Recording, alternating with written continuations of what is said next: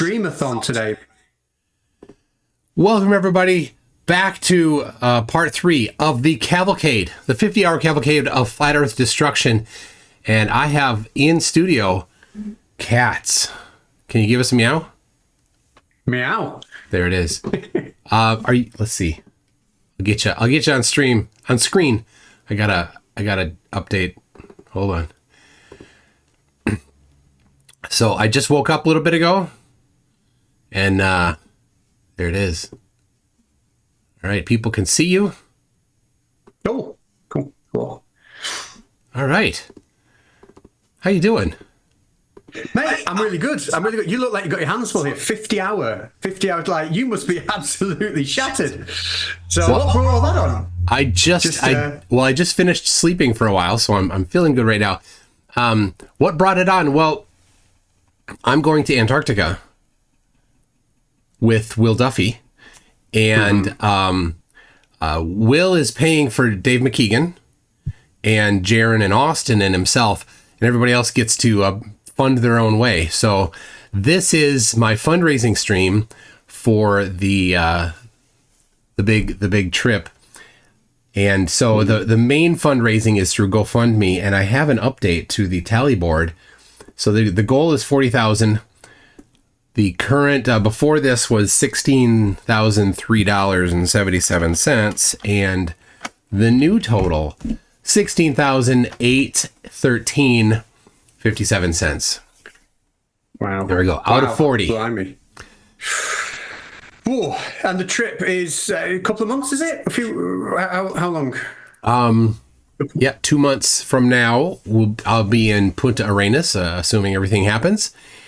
And then, the December 14, we fly from Punta Arenas down to the Union Glacier camp, which is about 80 degrees south latitude.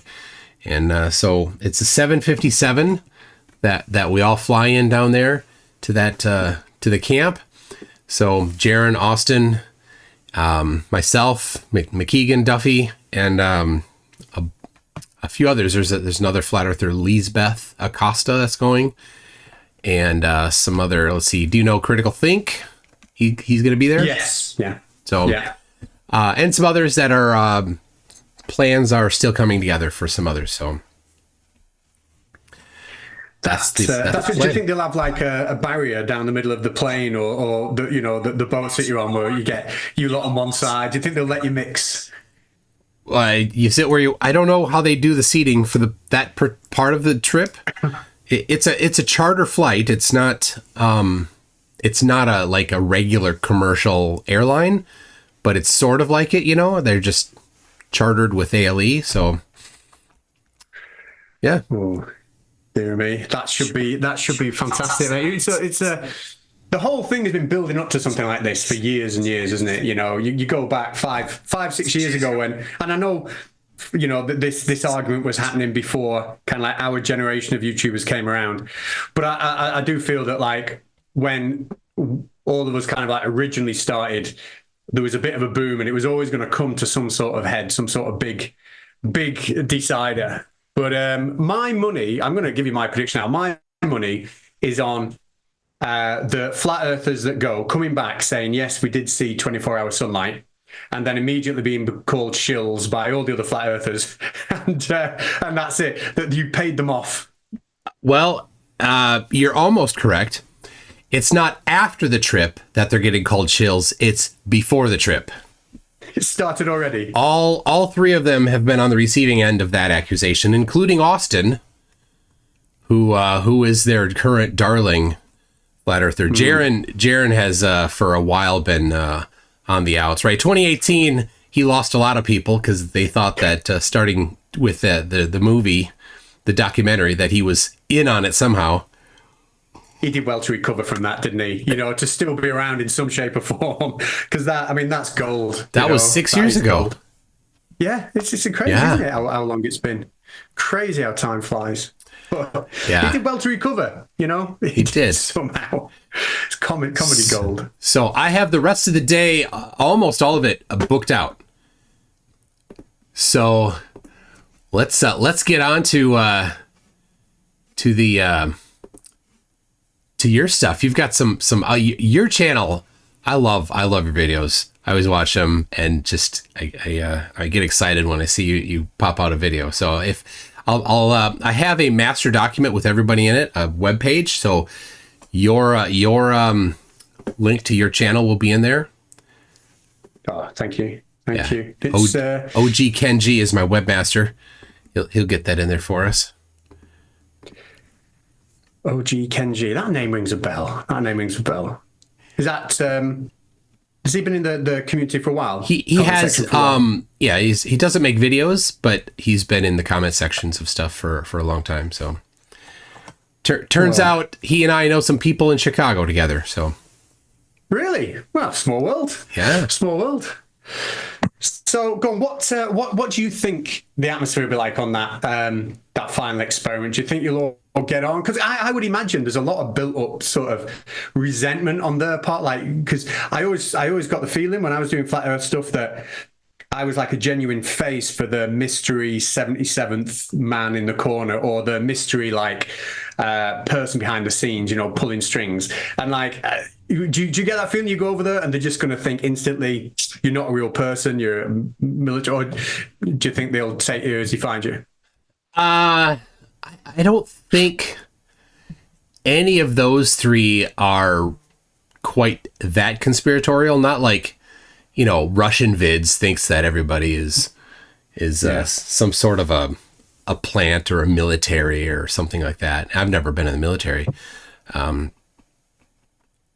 So yeah, Jaren is the most sensible of the group. I think Lisbeth is actually pretty solid too. Austin, I think, is crazy, completely crazy. So I don't know how it's going to go. I mean, somebody sent me a video yesterday. Was it Icy Spin?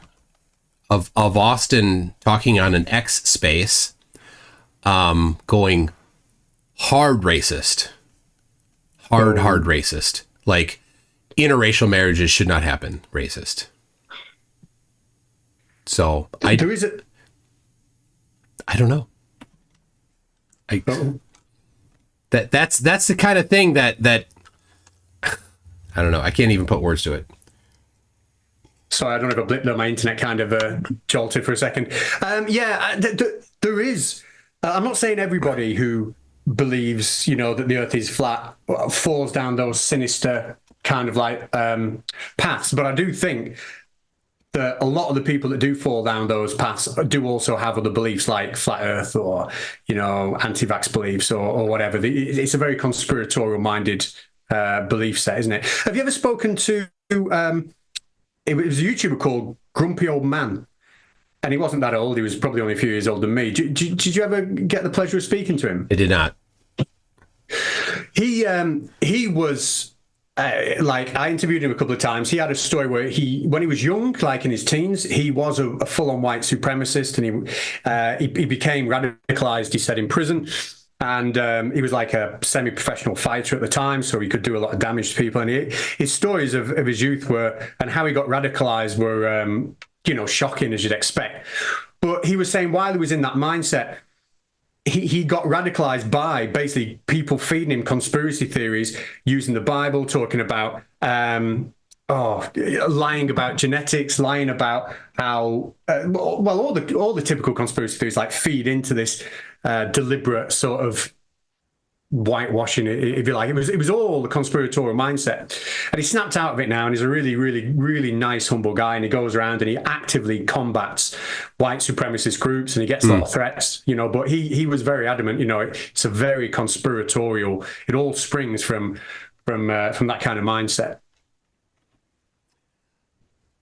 It's interesting how a lot of the people that do escape those things turn out to be, when they get out, all of the stuff falls away. So much of it. So Ranty, Ranty Flat Earth, used to be Ranty Flat Earth. He snapped out of it, and I mean, so many other things just fell to the side. I don't know, maybe not everything, but he snapped out of it. That was cool. And for a while he did some debunking, and of course he's moved on to other stuff. And similar for Raichi 50s. And man, she's on fire. She's killing it. Oh, I know. Big fan of Rachel. So, yeah, Sean-G, Yes. you know, he gets a little into some stuff every once in a while, but he's out there fighting against flat earthers, you know. So, yeah. It is good to see. And like you say, the other things do fall by the wayside. Because I think if you genuinely believe the Earth is flat, then you genuinely are going to believe that anything to do with space or the ISS or moon landings just cannot have happened. You know, you're going to believe that anything to do with high-level government control and censorship and you know, brainwashing must be real. And then when you realize the Earth isn't flat, then suddenly you've got no reason to pin those things, you know, into your thought processes anymore, have you? And it's like, oh, okay, you know. So it's, yeah. I wonder how long it takes, you know, for that. Because I don't think it's an instant snap, you know, for everything else to come back. You know, I know from speaking to Ranty and STST, it does take time, you know, but I wonder how long. Yeah, I remember STSE short Seek Truth, Speak Truth. He shortly after he's like, Earth is a globe. He's like, I don't know. I'm still about the moon. I don't know about the moon landings. And I guess I don't know where he is now, but you know, he like also just dropped a whole bunch together eventually, but he came around. There was that process, but it was relatively quick, right? For somebody that's been years in it to over the course of weeks or months come out and like, so. Yeah, it was nice. See, I went to his wedding, you know. I went down to see him the week before, and we had it wasn't really a stag do. We had his proper stag do before, but we went and had a few bevies around Suffolk. Sorry, Norfolk. He'll kill me if I say Suffolk. No, it was Suffolk. Let me get wrong. Oh yeah, you don't get Suffolk and Norfolk mixed up around here. There's a bit of a rivalry. Oh, so we I don't know. Yeah, we went out of. I support West Ham. There's worse teams. Yeah, love them Gunners. But the problem is you always try and walk it in, you know. Yeah, I know. What was Wenger thinking, sending Walcott on so early? There'll be people in the chat now thinking, what the hell are you talking about? I should have said it in a football voice. But I don't have the pronunciation guide or the pronunciation. I can't even say it right. Never mind. Oh, dear me. But no, he was a good guy. We had, met him, met a couple of other people down at the wedding, and he was just totally, I don't know, totally happy and settled. So when he was, before Flat Earth, he was dating somebody, and then that kind of fell apart while he was in Flat Earth, and then afterwards, is this the same one that he married? Yes, it is, yeah, same woman. So everything fell back together, and so, I mean, I say it all the time in Flatties, they get super angry. Flat Earth ruins lives, it ruins relationships. People typically wind up estranged from their family and have very few in real life friends. And STSE is a testament to that. And then after getting out, he got married to the person that it fell apart with when he was in the Flat Earth nonsense. Such a great story. It's always going to cause damage to families, any kind of belief like that. Like I'm doing a lot about anti-vax belief and stuff like that in a minute. Whatever your thought process is, like if you truly believe it, and you truly believe that, you know, because you've got that belief, you justify your actions through that belief, then, you know, you can justify going to your families and your neighbors and telling their kids and telling their friends all about it. And, you know, of course, when you're talking absolute nonsense, you know, it's like, don't be speaking to my kids about stuff like that. You know, it's always going to cause friction, isn't it? And you're always going to feel as if you're the person everybody's laughing at, and, you know, odd. All right. So you have some stuff you've been working on, and we got about 40 minutes. So whatever we want to do. Okay, I'll show you some stuff. Just the biggest story that's happening over on my channel at the minute. I'll just find the video and screen share it. Okay. But basically, you've got like what's he called? Is it RFK? Is it Roger, the anti-vax politician you've got over there? Oh yeah, RFK Jr. What's just so I'm finding this. What's his deal over there? Does he get a lot of support for his views, or? I have no idea. I mostly paid attention to him when he was talking anti-5G stuff, and to my knowledge, he isn't talking that so much at the moment. I did see, I think somebody screenshotted a tweet of his that was a chemtrail tweet, like an actual kind of, prominently well-known person talking about chemtrails. So dumb. So incredibly stupid and gullible to think that chemtrails are real. I mean, you lack any critical thinking skills. Well, I'll see whether we've got a politician that can match it. People in the chat from Britain will be aware of who Andrew Bridgen is. I don't know if you ever heard Andrew Bridgen. Does he get mentioned in America? Nope. Outside of anything you've ever mentioned, I wouldn't know. Well, in that case, then let's have a look who Andrew Bridgen is. I'll get him up here, and I'll just talk you through what I think is the funniest, the most ridiculous thing that's happened in British politics for a long time. Am I able to share screen? Yeah. Yep. Right. Okay. Application window. Option share sound, and I'll hit share. There it is. Can we see him? I see him.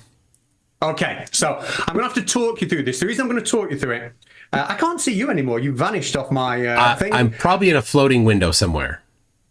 Yeah, I installed a third monitor, and for someone that can barely work one monitor, it wasn't a very good idea. Now you're somewhere hidden somewhere. Never mind. Anyway.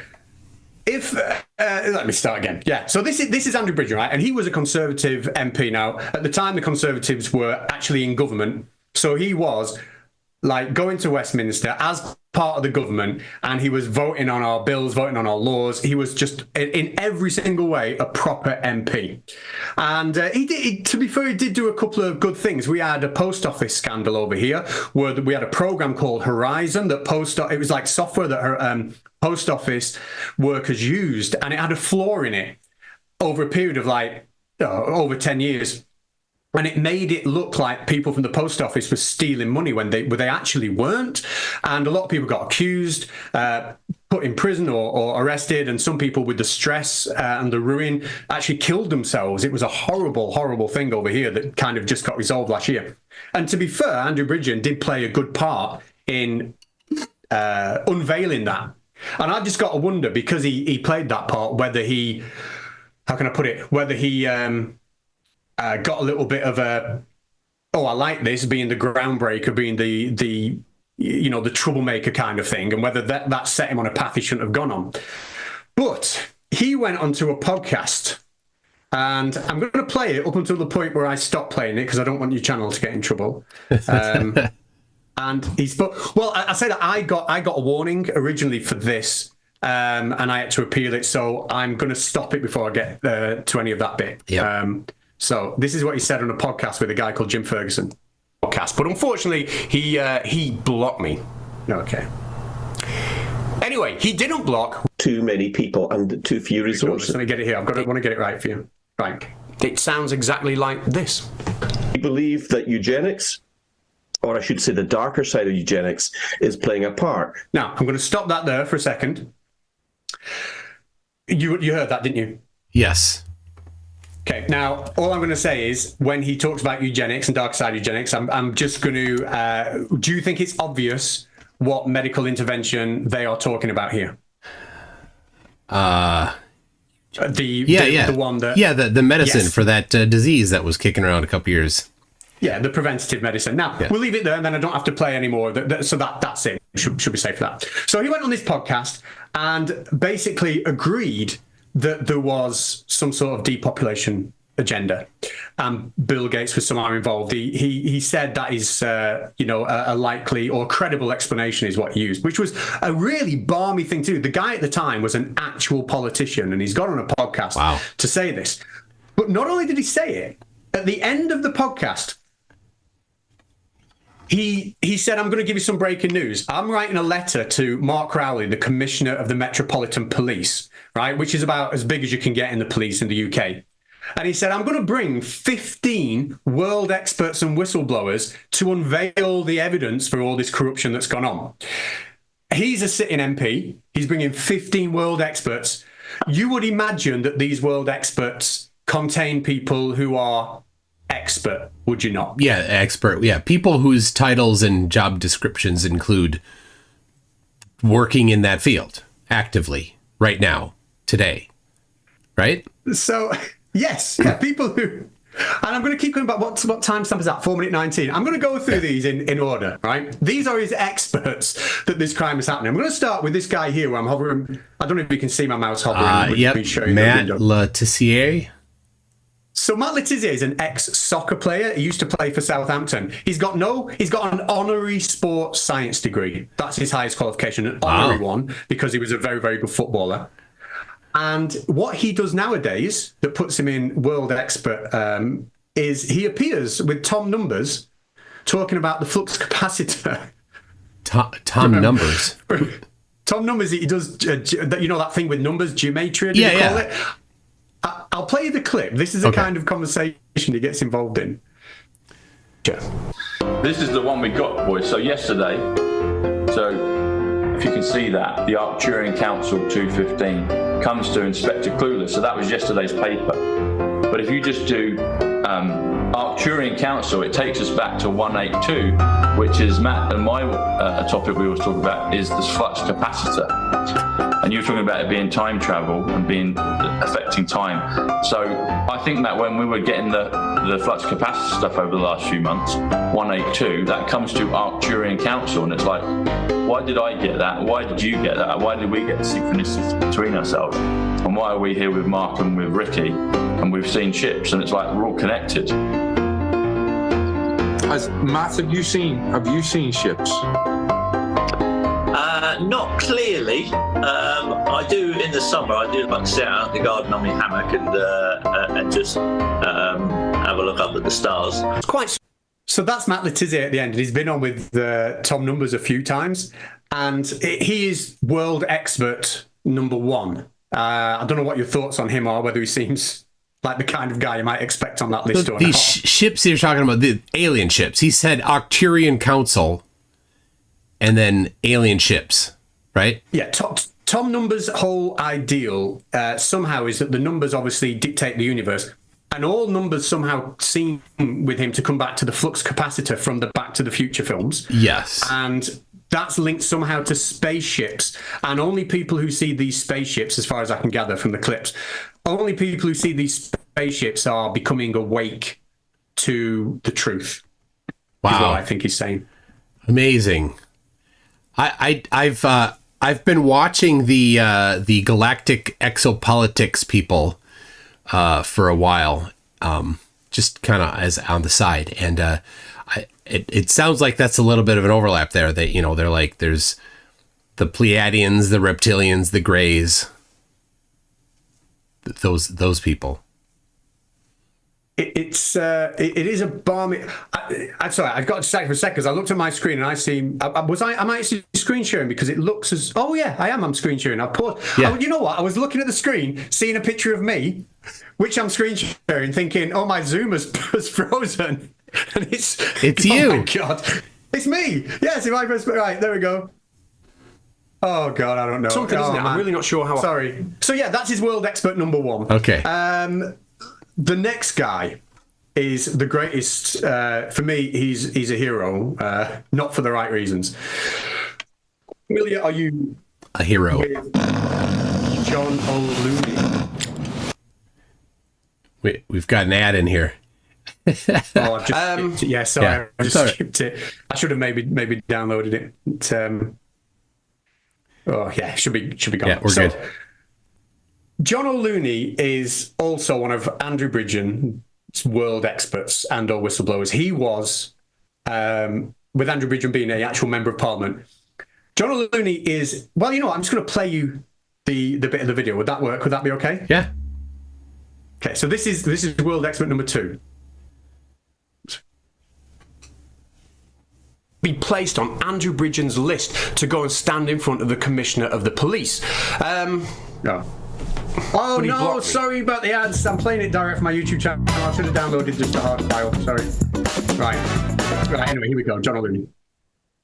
So next up is Milton Keynes funeral director John O'Looney. He is exactly the type of person I would expect to see on Andrew Bridgen's list of experts. His credentials are fantastic. For example, when the COVID pandemic first started, he claimed COVID wasn't real, until he then caught it and ended up in ICU. Since then, he's made some fantastical comments, such as this one here, where he claims he's going to buy a UV torch because COVID vaccinated people for some reason might just illuminate that it might be the mark of the beast. And at this point, I've just got to confirm that however this sounds, I am not taking the piss. This is genuine. A real world member of parliament wants to take Matt Letizia, the retired footballer who's now into numerology, John O'Looney, a man that thinks that the mark of the beast is shown by COVID vaccinated people illuminating under UV light. He wants to take these people and put them in front of the commissioner of the police to uncover a global depopulation agenda that's being driven by Bill Gates. This is actually happening. Now, I will admit that this does make me a little bit more nostalgic for the old days when I used to just look at silly conspiracy. But yeah, this tweet become legendary. I mean, take a look at that. He tweets so much stuff, does John O'Looney. And he's actually blocked me now because every time he tweeted, I posted a screenshot of this tweet underneath and asked him to expand on it, and he got sick of me after about 3 months. Just blocked me. Illuminate under a UV light. So they just anything. They'll just believe anything. So, all right, he's a funeral director, and he's on the list of experts. He's a funeral director who, when COVID came out, said it wasn't real until he caught it and ended up in intensive care. Yeah. And then he posts out. I mean, this is just one of his most, his ridiculous things. He was on a podcast with some guy called Mark Atwood, where he agreed that the people who are actually running the world, if you like, are literal non-human entities. Literal non-human entities. Yeah. Like aliens or some other. He mentions like feeding off energy and maybe that's so non-specific. Yeah. Okay. Not non-specific. Wow. So, and he's an expert on Andrew Bridgen's expert list to go in front of the Metropolitan Police. That's number 2. I don't know if he's better or worse than the footballer. Yeah. Let's find number 3. Who's this? Oh. Now, number 3 is Dr. David Cartland. And I've got to be careful what I say about Dr. David Cartland because he's got a hearing on Monday where he might potentially be struck off the General Medical Council for harassment. So I won't say maybe too much about him at the minute. I don't want him whinging that he's getting that I'm kind of poisoning the well before that happens. So let's go on to this lady. Right, and the final one I'll show you today is a flat earther. His other expert is an actual flat earther. Mark Sexton? I'll play you that. Mark Sexton. You know what? I like Mark Sexton. Mark Sexton is a retired policeman over here. And I genuinely think his heart is in the right place, but he's just clueless. And he, I mean, I don't even know what his role is other than to tweet out videos telling people that this letter's been ignored. That's all he seems to do. No, this is Jackie Devoy, who is speaking to allegedly Dave in a minute. Do you remember allegedly Dave? Allegedly. So this is his other expert. My surprise, she didn't block me. Yes. I know. Check out Jackie Devoy has all of the qualities that we will come to expect from somebody who is named as a world expert on Andrew Bridgen's list. Anyway, Jackie Devoy, like I said, has her own show, and recently she brought a certain allegedly Dave on to talk. Allegedly Dave, the legend himself. Here he is, coming on right now. Hi, Dave. Hello, all right. Now, if you don't know allegedly Dave, he's quite the figure on the internet. I first came across him when he was carrying out a breatharian challenge, which basically means living off the air and not eating or drinking at all. Although I can't remember quite how that worked out for him. Hello. So, day one of the Great Breatharian Experiment. Oh God, sorry. I don't know why there's so many ads on this. Sorry. I should have downloaded the hard file and played it rather than sharing. I don't know why that's happening so often. Sorry, mate. All right. So.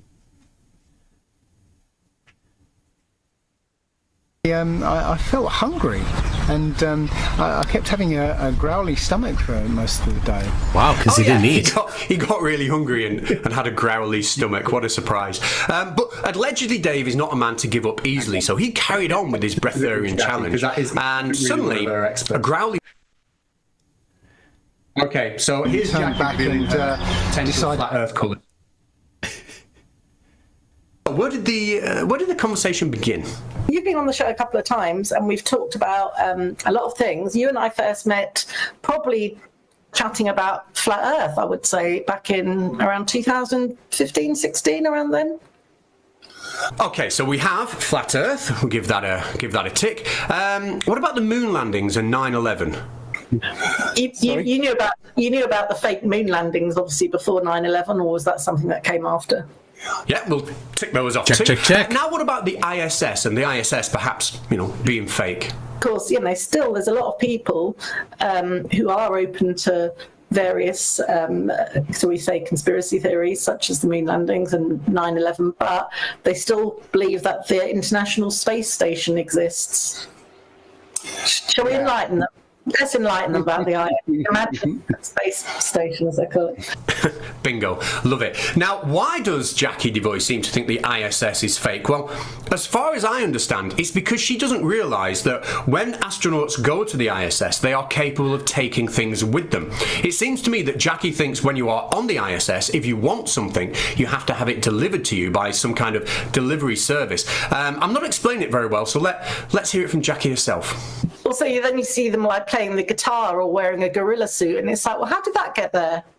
Who posted that? What kind of delivery service delivers to some machine that's going at 17,000 miles an hour? Yeah, I'll stop screen sharing just for a bit. But that is it. Yeah. So I don't know what you think RFK is, but those are three people that a actual member of the government at the time wanted to put in front of the chief of the Metropolitan Police as world experts to uncover some kind of that lady. Seeming, that lady. Everyone I've just shown you there, who condescendingly says, "Should we educate them on the ISS?" Because she knows, and her education was, what kind of delivery service? Wow. She's fantastic. I won't say too much about them here, but to follow all the Twitter accounts, like Jackie just the other day posted out a tweet saying, has anybody noticed that time isn't running at the same speed lately? How did she determine that? Amazing. I wonder if she means that it's darker for longer now in the evening because we're getting towards winter. She thinks maybe the days are going really quick. I don't know. It could be. It could be a woman of that age who just discovered that the daylight cycles get changed throughout the year. Oh man. So that's kind of what I'm looking at the minute. A few other things, but that is the craziest story over here. What about yourself? And obviously I know you're doing the final experiment. But kind of which is huge. But aside from that, what's been your favorite kind of story of the year? Beside that is that. So Will and I started talking about the final experiment back in, I think, late March. He told me that he was the one behind it. Before I went and spoke at his church. So he had told me shortly before that. I don't know exactly when. So that's been since March. That's been big since then. And I had not planned to go until several weeks ago. I was figuring that I wouldn't be able to go. And then, I don't know. Austin was waffling. Austin missed a deadline. I'm like, all right, you missed the deadline. Forget it. I'm going to throw my hat in the ring. So, yeah. I don't know what else I've done. Since then I've looked into a few other things just as kind of a hope. Really, Flat Earth should die. This should end it. Yeah. Right. Because this map, it has nowhere to go after December. And what other map do they have? That none of them. Every map that they have other than that is has a Pac-Man happening. So, so what else? I don't. If it all goes away overnight, then do I just hang it up? I don't think so. I think like you, I'll. It's a target-rich environment for nutcases. So. Absolutely. My worry. Oh, sorry. Go on. So yeah, chemtrail is just so simplistic, you know. So there's not much there. They're just dumb. But I like the alien people. I like the 5G nutcases. Gematria, weather modification, all those crazies are out there. So, I know you've seen the footage because I sent you, but you've done stuff on Mark Steele, haven't you? Oh yeah. And I actually went and met him and met his brother. Went to one of his conventions. Did a video on that, sneakily record. Well, I didn't sneakily record it. You know, before he started his speech, I went up to his brother, who seemed to be coordinating, and I said, "Are we allowed to take pictures?" And he just turned around to me and went, "Take pictures." He said, "You know what? Film it and stream it onto YouTube." That was the first thing he said. We need to get this out there. And so I was like, bingo. Like, you've just literally given me permission to do the thing I was going to try and sneakily do anyway.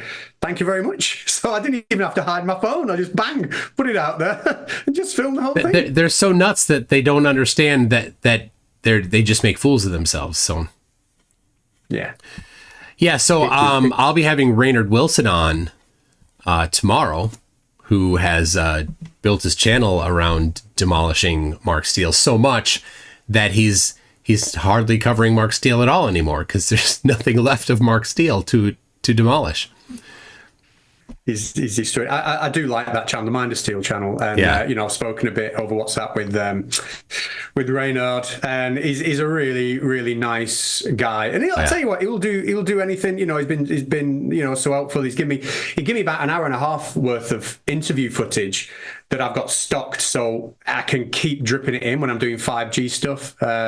He's a good guy. I like him. Yeah. I like him. But I was going to say with the final experiment thing, my worry is, you are right that once they see there's a 24-hour sun down there, anybody with any kind of intellectual honesty will be like, oh, that stings. You know what I mean? They should agree. But you'll have people like Del from Beyond the Imaginary Curve who will sit there and say, well, this isn't a problem for me because that's not my model. I don't subscribe to that map or model. So what has this debunked? It's debunked nothing for me. And that'll be it. That'll be the way he handles it. Or people, I think a lot of people handle it, because they won't try and rationalize it or actually try and think spatially and hang on, how can this all fit together? It'll just be a case of, I never said that was the map. Done. And then he'll just carry on. Well, Dal actually said that he doesn't even consider himself a flat earther, which is ridiculous because of course he is. His first videos were named Flat Earth. I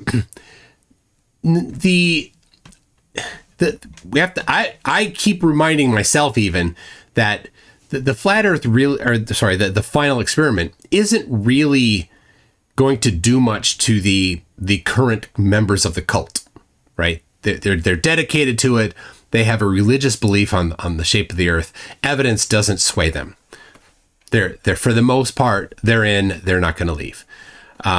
But once this map can't be brought up as something useful, because you can say flat earthers went to this part of the map, saw the sun due south when the sun was up here, according to this map, then new people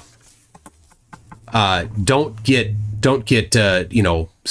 lured into the cult as easily.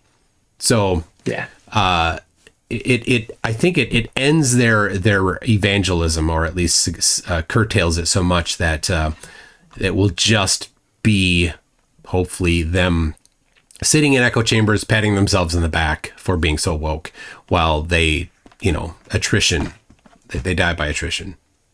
Yeah, I agree. That's always been my thought on it. Whenever I've made videos on creationism or flat earth, anything like that, I've always had the same thing, that they are, especially if it's driven by religious belief, they're so locked in. Because especially if it's religious belief, it doesn't matter what the science says, because, to them, well, the science can say what it wants because that's how God makes it look. But actually, that's their mindset, and, you're not going to get them out of it.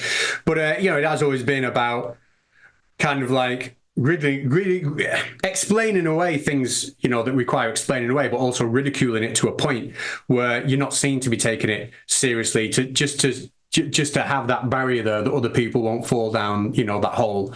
I agree with that. And this will be a nice little stamp there. But Will Duffy, I was going to ask you, because I keep hearing him referred to as Pastor Will Duffy, and I know you said you've been to his church, so I take it then he's a full-on pastor. Has he got a religious flat earth belief then? Is this why he's doing this? Or? So he is, well, he's not a flat earther. He's not a okay. He's not. I'm pretty sure he does not have any sort of a pastoral certification. I don't. Typically, to be a pastor, you need to have a Master's of Divinity. That's kind of the entry level, at least in Protestants in the U.S. I don't know outside the U.S. or out in Catholic or other things. So he was attending a church. He was heavily involved in that, and then the guy that was the pastor died. And Will, being wealthy outside of this, said, I'll take over. So he took over. He doesn't take a salary. And so he is the pastor there out of passion. So. Oh, cool. Yeah. Cool. And he seems a nice guy from the clips I've seen of him, but I haven't involved myself too much in that side of it. Just, so busy with other things, my focus has been elsewhere. So I'm probably not as educated on exactly what's going on and all the participants and those who've declined and stuff. Probably, is there anybody notable who has been asked who's just gone, no, I'm not going? Oh, yeah. The first one to be asked was, Will said, I will pay for your trip, Flat Earth Dave. And Dave instantly rejected it. And Dave has said that there needs to be 24-hour sunlight in the Antarctic, isn't he? He has said that. Yeah, he has to pivot. Yeah. He absolutely does have to pivot. And so Dave has since then said, that's not a good experiment. The real experiment would be to get a bunch of people on a plane, two planes, fly from Chile down to Antarctica, land there, walk around, and then get on two different planes and go opposite directions, following the coastline about 1,000 to 2,000 feet elevation on these planes, and then meet up on the other side. And it will be cheaper.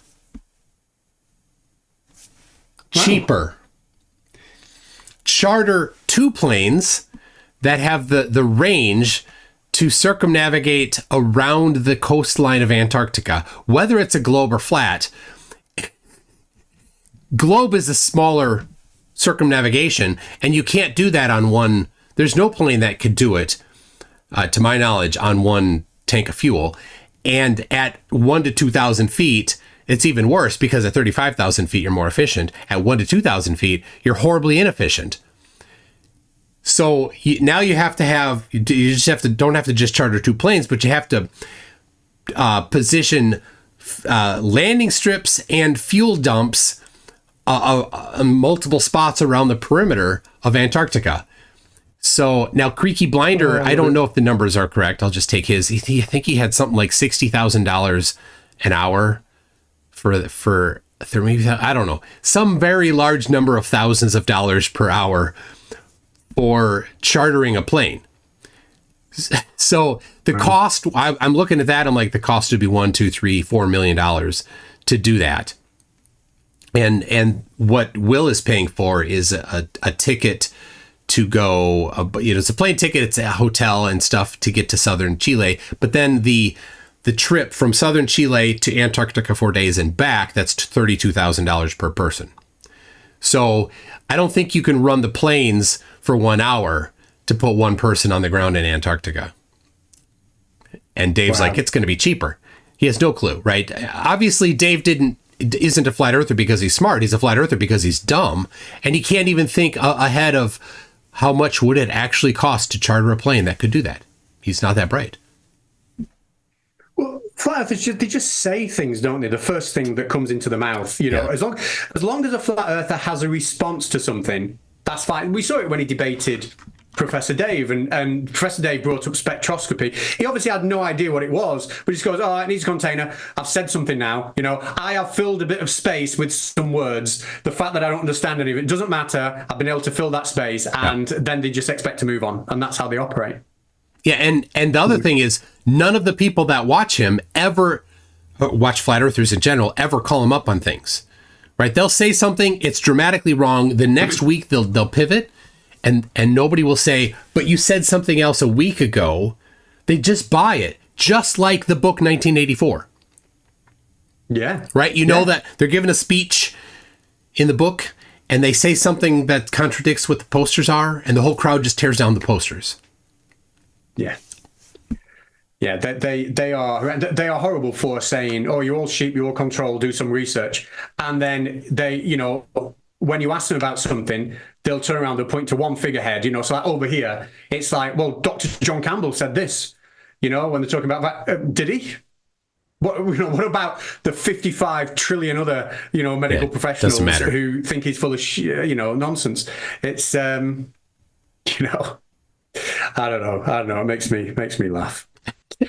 It makes me laugh. But more so now I'm out of it a bit more. I can giggle at it a little bit more, but man, that thing drives me nuts. Let me see if we've got any questions. If anybody has a question for Cats here, I'll read a couple of previous super chats in the meantime. Rick says, for $10, priming the pump for the new stream. Thank you for that, Rick. Ernie Matthews with his 10th super chat says, "Go south, young man, go south." It was west was what it was, but that's good. I'll go south. Peter Collings with a G says, "What is a rectal in your ear lens?" Anyone? Rectilinear? Rectal in your ear. Who says it like that? Well, I mean, if you put the right pauses in. Rectal in your ear. I thought a flat earther had read it that way when he said that. I thought I've missed, like, somebody's actually read it that way. Yeah, I don't know if I mean, flat earthers generally aren't going to know what that is. They'll just, you know, a lens is good if it supports their conclusion, and it's not good if it doesn't. That's all. That's all they know. Exactly. Nick Ann says, "Did Oakley shave his head so he could look like his favorite YouTuber, Cats?" I hope he doesn't look like me. Too. Have you seen him? I have seen him with the shaved head. Yeah, with the shaved head. Yeah, he looks like he's just come out of prison, doesn't he? He looks very different. I played, so when I slept, I played a playlist of videos, and the very first one was one of your videos, your earliest videos talking to Cats, and when he used to have hair, like an actual head of hair. And I'm watching that, like, as I'm getting ready to go to bed, and I'm thinking, wow, he really has gone downhill.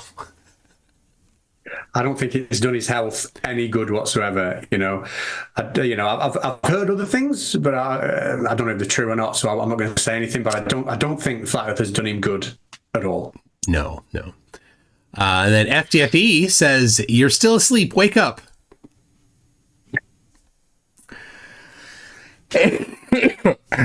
Oh, Zumi wants me to show you Ferengi Oakley. Let's see. Can I get that up quickly here? That's Zumi. Zumi Tomato. I know Zumi.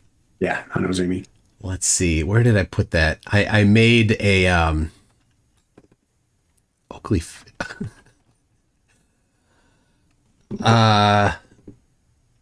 Nope, that's not it. It might be in a different folder. Hold on. I've got I've gotten so many different places where things sit, you know. I have a folder for videos and the thumbnails go in there. So the thumbnails, there it is. Nathan Oakley. Balls in your mouth. Nope. Slappy the Clown. Nope. Darn, that's not in here either. Where did I put it? I don't know. All right, well, never mind. Dressed up as a Ferengi. No, so with the bald head, it was just a little too easy to just take a Ferengi head and toss it on him. And wait, all right, hold on. I know. There it is.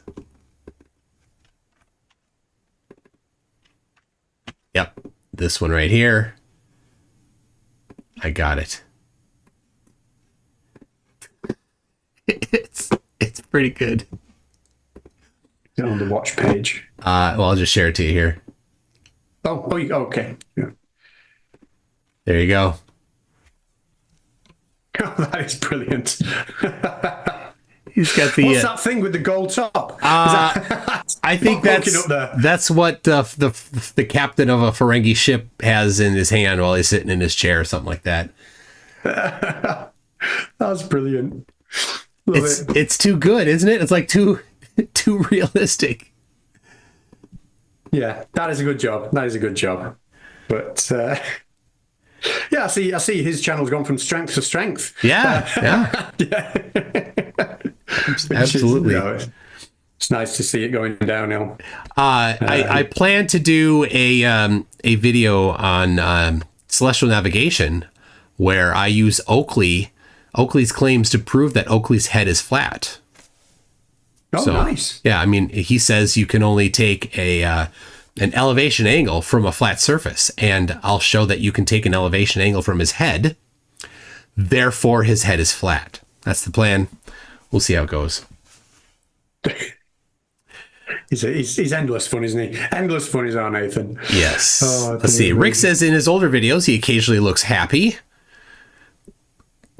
Mauricio Corbin for $10 has a super chat, but no message. Thank you very much, Mauricio. Feel free to tag me on a comment and I'll read it out for you.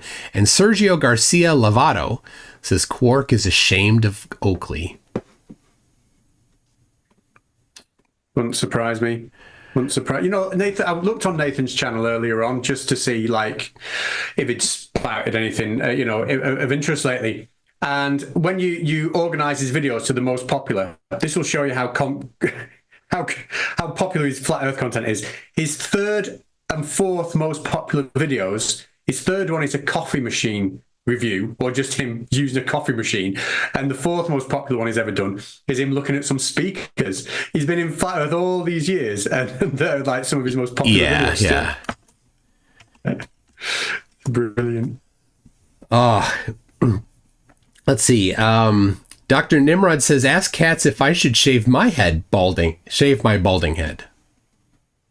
Dr. Nimrod's wondering. Mine's not even bald. I can actually grow my hair and I shave it. It's just low maintenance. Like, I could grow my hair if I wanted to, but I choose this. So my answer is always yes. Shave your hair, because then doesn't matter if you go out in the rain, doesn't matter if you're stuck in the rain, doesn't matter if it's raining, all these rain-related advantages.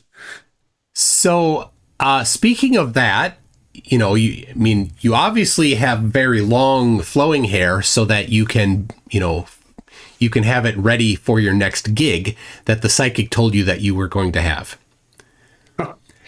Well, speaking of the psychic, nobody knows what we're talking about if they haven't seen that video. So I am going to shout that one out because we're reviewing it tomorrow on the 8 out of 10 Cats channel. But I had a psychic come on my channel last week and give me a reading, like a half-hour reading, knowing it will be filmed, knowing it will go out on YouTube, and knowing that it will be torn apart for accuracy. So there's a live stream.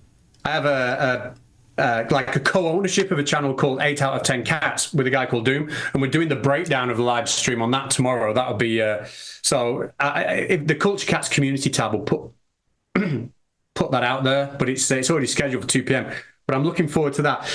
Did you see much of what she said? And if you did, how much do you think was so generic it would apply to you? I saw everything she said, and then I got to work.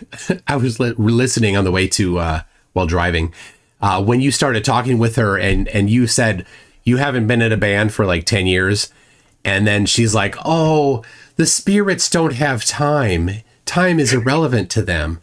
Like, but no, she was very clear. You have an upcoming gig. It's going to be really big and it's going to be successful. But then later when she's called out on it, yeah. So, and she only knew that you were in a band because you've got those guitars behind you. Right. She was just riffing off that. Yeah. Obviously. It's fair to be a strong hint, isn't it? Yeah. So I was thinking, you know, I'm not in a band. I've never been in that kind of band. I was in band in high school, right? But like I could do the same thing with the psychic, have guitars hanging up behind me, and they would probably say the same thing. Oh, you're obviously in a band and you've got a big gig coming. Like, nope, those were all just to throw you off, and it worked. Yeah. It was. So yes. So when I was listening to that, it was very vague. Most of those things that she said, outside of what she got from looking at your environment there, could apply to anybody, right? Oh, you want to move around all the time. You're whatever. So, all right, we're at an hour. I got another slot coming in. Anything you want to say as we're wrapping up here? Just listen. I hope you get where you need to be with the GoFundMe, and I hope that the final experiment is every bit of success as we all hope it is. And I hope you enjoy yourself when you get there. All right. Thanks a lot. All right.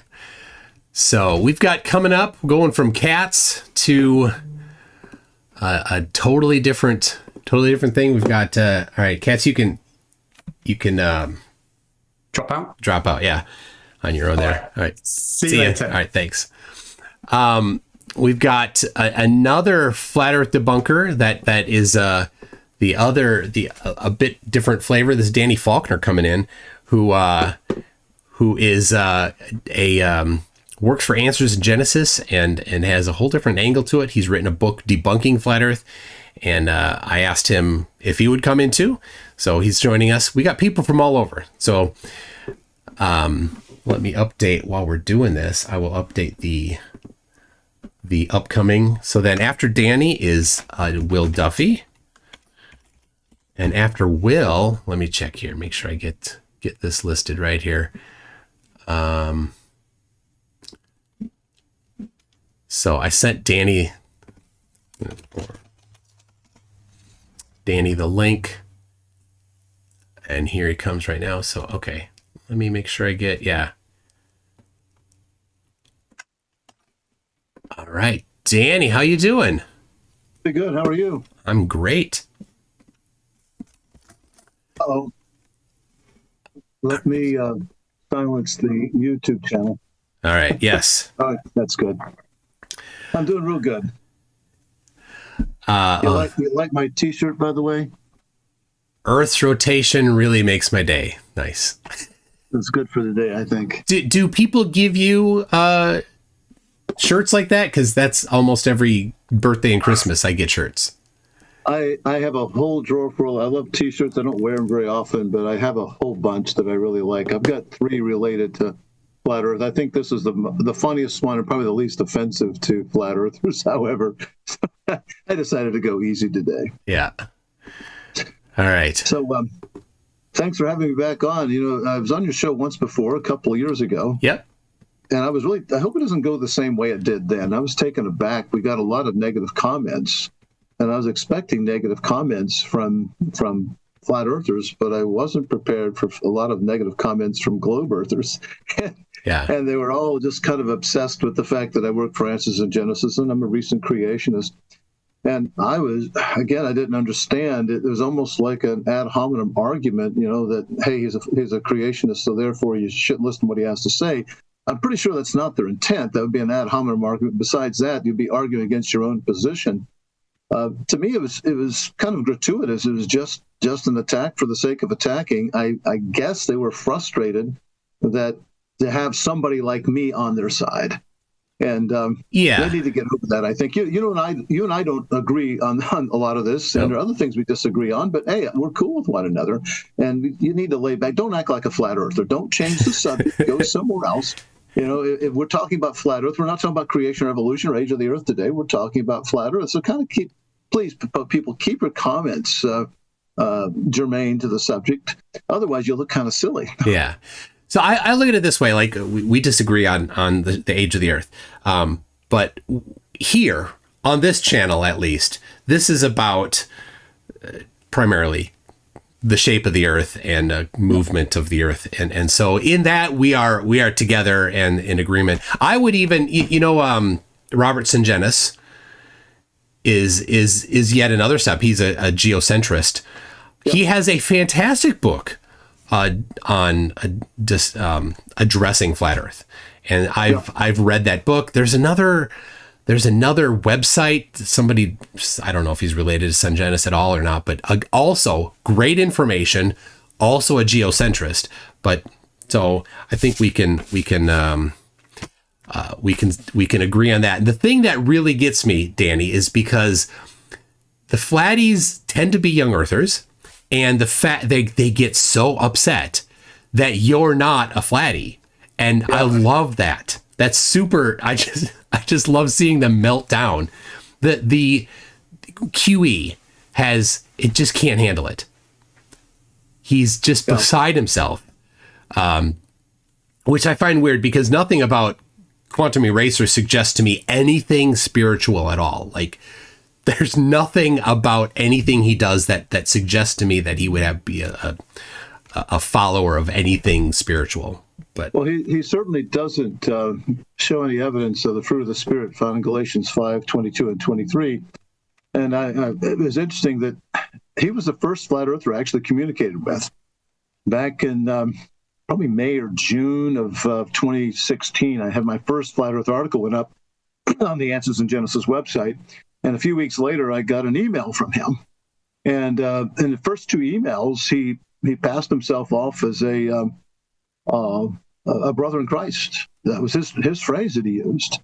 And I've been baffled because in the intervening 8 years, he's treated me anything but as a brother in Christ. Yeah. And there's so many things about his attitude that I'm shocked, and I have serious doubts about him because was he lying to me about that, or does he really think he's part of the flock? I don't know. I'm just mystified by that approach. But he's got problems beyond galore, not just that, a number of other things. It's indicative of endemic. I don't know. There's a word about flat earthers that they tend to.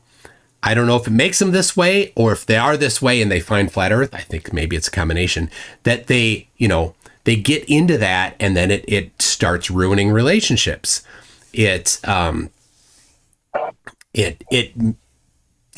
get estranged from their family.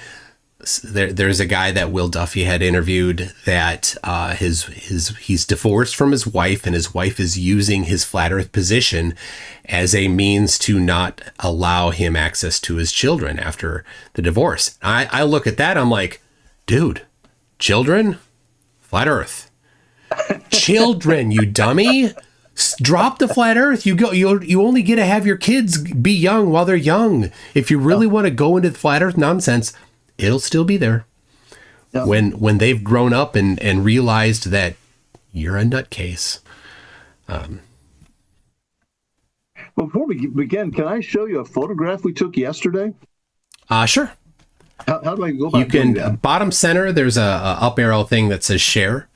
If you move your bottom center up arrow that. If you're in the Zoom client, it's easier than if you're on the web client. I don't know what I'm in. So I'm looking. So move your cursor around over the screen. Make sure it's focused. Okay, there we go. Okay. Yeah. Thank you. I'm looking. I see video, participants, chat, react, share. There you go. Share. Yeah. Okay. And then I just click on this and then share. Okay. There you go. And you can see there, I'm on the left, and on the right is Rob Webb. He's one of my fellow employees here at Answers in Genesis. And we've done some flat Earth programs together. Now, don't blurt it out, but can you identify the name? Instantly. I've been emailing him. Very good, very good. Should we tell who it is, or should we allow some of the people? Let's see if people can the chat can identify him. Yeah, let me know when the first one comes in to identify who that is, okay? I'm just curious. But, he came to visit yesterday. Really? Rob and I gave him a tour through the Creation Museum. I spent some time with him, and he and his family are at the Ark today, Ark Encounter. So super guy. I've met him before, but I really got to interact with him a lot yesterday and his family. I actually went on a raft trip. I do an annual raft trip in Grand Canyon a week long. It's one of the terrible things that make me do here at Answers in Genesis as part of my employment. And he was supposed to go this past year. I had his son and 3 of his grandsons on the trip. One of them took his place, and they were concerned about his age and not doing very well. But I said, I wish you would have told me and talked to me about it, because the first trip I took for a week on the Grand Canyon raft, I had a badly sprained ankle. I couldn't even walk. So I think anybody can handle it if you can get around at all. Any comments about who it is? Yeah, we've got Christian Hoge, says Charlie Duke. Very good. And then Iwan Thomas. No. And those, yeah. So, yeah, Charlie Duke. So, we have something in common. He's from Lancaster, South Carolina. That's where he grew up. And Lancaster is my adopted hometown. I didn't grow up there, but I feel like I did. So he's a big man there. Everybody really respects and likes Charlie quite a bit. And he really is a wonderful guy. And, he is a born-again Christian. He really is. If you meet him, talk to him, know his family, hear his testimony, read his book, it's very clear. And I know 2 other Christian astronauts. They didn't walk on the moon, but one of them is Butch Wilmore. He's one of the 2 astronauts currently stranded on the ISS. He went up for an 8-day mission, and he's turned at least 8th month. In fact, he was supposed to. He's actually speaks. He's visited here a number of times. He's spoken at a number of our meetings we have internationally. I've shared a platform with him in Mexico speaking. He was supposed to speak in Panama a few weeks ago, and about a month out, they realized he wasn't coming down anytime soon. So they asked would you take an astronomer instead? So they took me down there to Panama. Oh, wow. His loss was my gain. Had a wonderful time, and he's again the real deal. If you meet him, he's a Christian fellow, loves the Lord. And then I've met Jeff Williams. I've interviewed Jeff Williams. Took more photographs of the Earth from the ISS than anybody. And he's written a book called In His Hands, and it's talking about God's hands creating the world. So I have 3 Christian astronauts who tell me they've looked at the Earth from above the Earth, orbiting the Earth, and they tell me, yeah, it's a sphere. And, the biblical standard is 2 or 3 witnesses. And I bring this up with people sometimes, Christian people, professing Christian people, and they immediately say they're liars and deceivers. And that makes me angry. I mean, they're accusing people of lying, deceiving, without any evidence other than the fact that they happen to disagree on the shape of the Earth. And, of course, you have to just flamethrow people if they disagree with you, kick them off the cliff. And that's wicked. That is sinful. They need to repent of that. And it's just indicative of the flat Earth is a movement, as a cult. You get in there and you protect the cult at any cost. That's what happens with people. So I have no patience for people who will say those sort of nasty things about 3 people I know, Christian men that I respect very much. So I knew you would recognize Charlie Duke, and I knew some of the other people. That's great. So a good man. But I wanted to share that before we get started. Yeah, that's awesome. And I want to make this a conversation today, not a lecture, so you can interrupt me, ask me questions, go off in different directions. But what I wanted to talk about today is I gave some thought, made a list of, I think, things that flat earthers generally, and by the way, I need to be very careful. I want to say generally, I'm not saying this is absolutely the situation in every case, so don't get on my case for being stereotypical about things. But I've noticed that flat earthers have some problems understanding certain things, and consequently, they kind of get things wrong because of that. So unless you have something else you want to say before we get started, I'll just jump right in. Let's see it. Well, I've noticed that they have, flat earthers generally have a difficulty entertaining more than one thing at a time. A good example of that is they don't understand that you can have more than one force acting on a body at one time. They ask, well, for instance, if gravity pulls everything down, then why don't clouds fall to the ground? Why don't helium balloons fall to the ground? How do bumblebees fly? How do aircraft stay up? Well, if you've studied any physics at all, you know that you can have several forces acting on something simultaneously. Yeah. In the case of an airplane, there are 4 fundamental forces. One of them is a downward force of gravity. Oh, excuse me, weight. I'll just say weight. Okay, there is some. I think we can agree that there's something pushing or pulling things downward. I won't call it the G word. Just say weight. And so the plane's being pulled downward.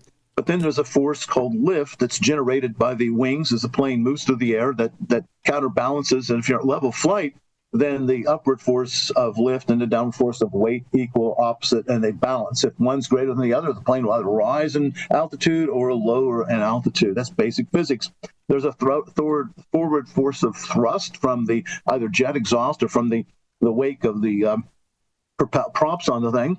And then there's a drag going back the other direction. And if those two equal, then the plane is moving forward at a constant speed. Yeah, no acceleration. That's no acceleration, yeah. So that's an example. In the case of a helium balloon, yes, the helium in the balloon has weight. It's being pulled downward somehow. But there's also an upward force of buoyancy, and we understand that. It's called hydrostatic pressure. If you understand physics a little bit and you go through this, it's pretty easy. You can do a diagram showing the different parts. There's also the weight of the balloon itself. There's also the weight of any payload on you have to throw in there. But if you don't throw in the weight of the gas that's lighter than air, then you're going to get the wrong answers on these things. Now, how do I know that helium has weight? Well, you can get a helium tank, say a 20-pound tank, and it has 20 pounds of helium inside. And then as you use the helium, the tank will get lighter and lighter and lighter as you do that. I've never actually weighed helium tanks, but I have felt them, and I can tell when one's empty and when it's not. Yeah. I have weighed air compressor tank. If you start off with a valve completely open and it's just got normal air pressure inside, and you pressurize that air, if you weigh it before and you weigh it after, it will weigh more afterwards. So all gases have weight. This is interesting because QE is part of the Oakley tribe of flat earthers, and so generally they don't accept that gases have mass. Yeah. At all. And if they understood physics at all, they'd know better than that. Yeah, well, yeah. It's a given that they don't understand physics, but even people that... Do they say it doesn't have, the gases don't have mass, or they don't have weight? There's a difference, you know. There is, of course. They generally don't know the difference either. Right? They're flat earthers that don't understand physics. Therefore, mass and weight are, to them, nebulous concepts that are approximately equal. So yeah, they say, well, since helium goes up, then that it can't have weight/mass. Yeah. and again, it gets back to the fact that it can't comprehend that there can be more than one force acting on objects simultaneously. That's the crux of the problem right there. They think if it's going up, then it can't be going down. And yeah, you can have forces acting in opposite and equal directions. Yeah, and that's, the memes that they like to post. They're like, how can the Earth's oceans be held down by gravity and a butterfly not? It's so strong that it holds down the oceans, and so weak that it can't hold down a butterfly without. Again, it's the misunderstanding of physics. Yeah. The force is applied proportional to the weight. So it holds down the oceans because the oceans have mass, not weight. It holds down the oceans because the oceans have a lot of mass, and it doesn't hold down the butterfly because the butterfly has a very small mass, and the butterfly is able to produce lift.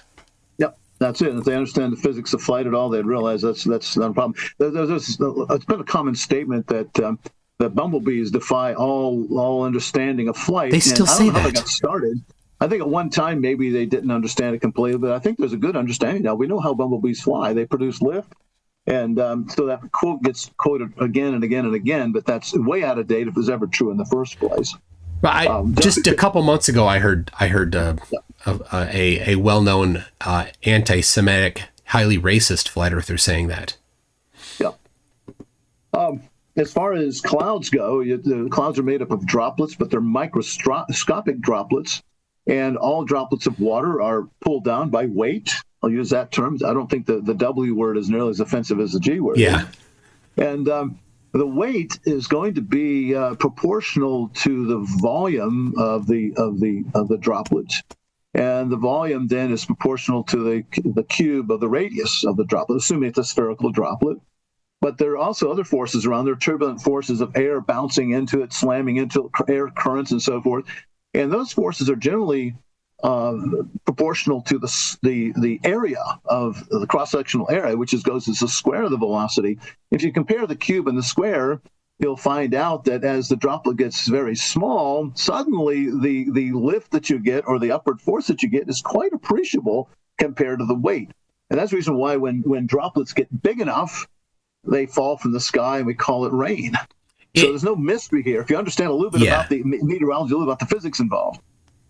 The interesting thing is how it's one is the weight is based on the cube, and the lift is based on the square of the radius, and how at some point those two graphs essentially the it's not the graphs, it's that the force down and the force up, they cross at one point, and so things on the other side of where they cross are held aloft in the cloud, and things on the not other side fall. When that clicks, when that clicked for me, I don't know when it was, a long time ago, right? I'm like, oh wow, that's how clouds work. Amazing. Yeah, and again, the problem is not appreciating the fact that more than one force can act simultaneously, and that's the real problem that they have here. Another problem they have is envisioning more than one motion taking place simultaneously. They have a hard time with two or even three or even more motions occurring. A good example of that is the claim that the Earth's shadow or the thing that's on the moon causing a lunar eclipse moves in the wrong direction. And what happens is you look up in the northern hemisphere, the moon's daily motion, whether it's due to it actually moving or the Earth moving, rotating, doesn't matter at this point. There's a daily motion the moon is observed to follow, and it goes east to west. It takes about almost 25 hours for doesn't be less than 20, almost 25 hours for the moon to go around once that way. And that's what I call the daily motion. And it's east to west. In the northern hemisphere, we're typically looking to the south, and so it's left to right motion that we see. But if you watch a lunar eclipse, the shadow seems to overtake the moon in that same direction. The moon is moving from left to right, that is east to west, and the shadow seems to be moving faster and overtaking it from left to right. And I think, well, if the moon's moving left to right, why is the shadow coming in and overtaking it? It should be moving in, and the shadow should move right to left across the moon. Yeah. And what they don't realize is that there's a monthly motion going on as well. The moon has got a monthly motion. It takes about a month to move once through the whole sky with respect to the stars. And it doesn't matter what's causing that, if it's the orbital motion due to its gravity orbiting the Earth, or it's just something else going on in their own cosmology. But they need to recognize that the moon moves from west to east in a monthly manner. And you can see that readily right now. We've had first quarter moon 2 nights ago.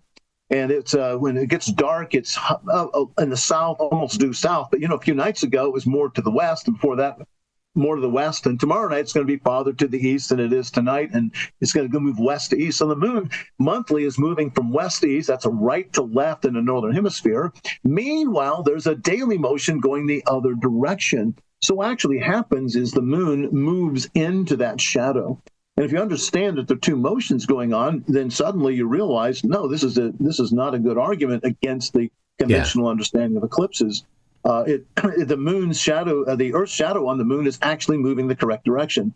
But if you don't understand you have two motions going on, you'll never figure that one out. It's like, this is a common thing. They're like, I figured something else out that they missed. Like, as if all of the generations and generations of people that studied this never thought about that before. And they're the very first ones. Sorry, you dude that didn't do well in science class, barely passed geometry. You're not the first one to think about this. But also, it doesn't help them when they're like, this disproves whatever. Like, the same thing happens on flat Earth, right? The same observation happens. How does that happen for flat Earth? They don't have an answer for that either. So you're not pointing out something that supports their point anyway. No. Okay, so I've got a comment from Rick that says that back to gases having weight or mass, that says, I seem to recall a test with seashells and hydrochloric acid in a bag, weighing before and after letting the CO2 out of the bag, something like that. Oh, that's clever. It's a good way to test it. Yeah, that would work. So it would weigh more, and then when you let the air out, it weighs less. Where did the weight go? What happened? Yeah. That's Or I mean, a compressor, right? An air compressor. A lot of people have them sitting in their garage. You can weigh them before and after. Yeah, I've done that, and it works. When it's full of air, it weighs more than when it's empty. Let's see. I got a couple more. We got Alejandro says, it's just some older stuff. Says, hey, Toon, I missed your Choose Your Own Adventure because I was asleep and I'll be indisposed most of the day today. Will there be another Choose Your Own Adventure? There will be. I'm not sure exactly what's going to happen, but there will be later. And then Janusz Takas said 336 people watching. Each donate $69 to complete the goal. There you go. I'll get there. If everybody donates $69, we're in. All right. All right. You got another one? Another comment or? Nope, that's it. Okay. Yeah, interrupt me anytime like that between. Okay, another thing I've noticed, and you've noticed too, is that flat earthers look up a definition of a term or a word, and they latch on to one definition. It becomes the definition, the only definition. Oh, yeah. And so many words have multiple meanings. Like if I just threw the word jack at you, what do you think of? Jack, a card in a deck of cards. A card jack? Yeah. How about a playing card? That's what I said. Queen and 10? Yeah. I said a deck of cards, not a jack for a car, but car/card with the D. Yeah, it's okay. Okay, car and card, either one of them works. Yeah. And then also there is a toy that you play to drop a little rubber ball and you pick up a jack. And you can also have a friend named Jack. Those are four that come to mind readily. Yeah. Which one's meant? Would you ever insist that no, if you're gonna talk about a jack, it has to be a playing card? Well, that doesn't do any good if you've got a flat tire or you're showing your kids how to play a little game. Hopefully not with cards, but with a ball or something. So it's a real problem when they latch onto one word and that's the only one you can have. And I know you've dealt with this a lot. The word level. Yeah. And can the word level mean flat? And I think in some cases it can. Yeah. But that's not the only meaning it can have. And I love that definition you've always pull up, having the same elevation above the mean surface of the earth. Yeah, matching the curved portion of the liquid the liquid something of the earth. That's it. I mean, it's in Webster's dictionary. I have a I have a hard copy. Yeah. You need an exhaustive one to get there, but it's there. So many times, not always, but many times flat earthers will grab one definition of a term and make it the definition of the term. And when obviously there are other ones that apply. And so sea level doesn't mean the earth is flat. It means that definition you just mentioned. Yeah. How about horizon? I know of at least 3 definitions of the horizon. The first one I would go to is the one that's near and dear to me. It's called the astronomical horizon. The astronomical horizon is the plane passing through the observer that's perpendicular to the zenith being the point directly overhead. So if you're standing on the surface of the earth, that would be a tangent plane at that point. If you remember high school geometry, a plane and a sphere, surface of a sphere, or a sphere itself will be the tangent in one and only one point, and that gives you that astronomical horizon. And by the way, the navigational charts, the navigational tables are based upon the astronomical horizon. That is a standard that they use for those. Now, you also have what's called the geometric horizon, and that would be the all the lines from the observer to that surface of the perfectly spherical Earth that you'd have like over ocean or something. Yeah, the line that touches tangent. Yeah. At the point far away from you. Yeah. And if you spin that around completely, it's going to be a cone basically at that point. Conic it's not section. Much for being a plane, but it's going to be a cone.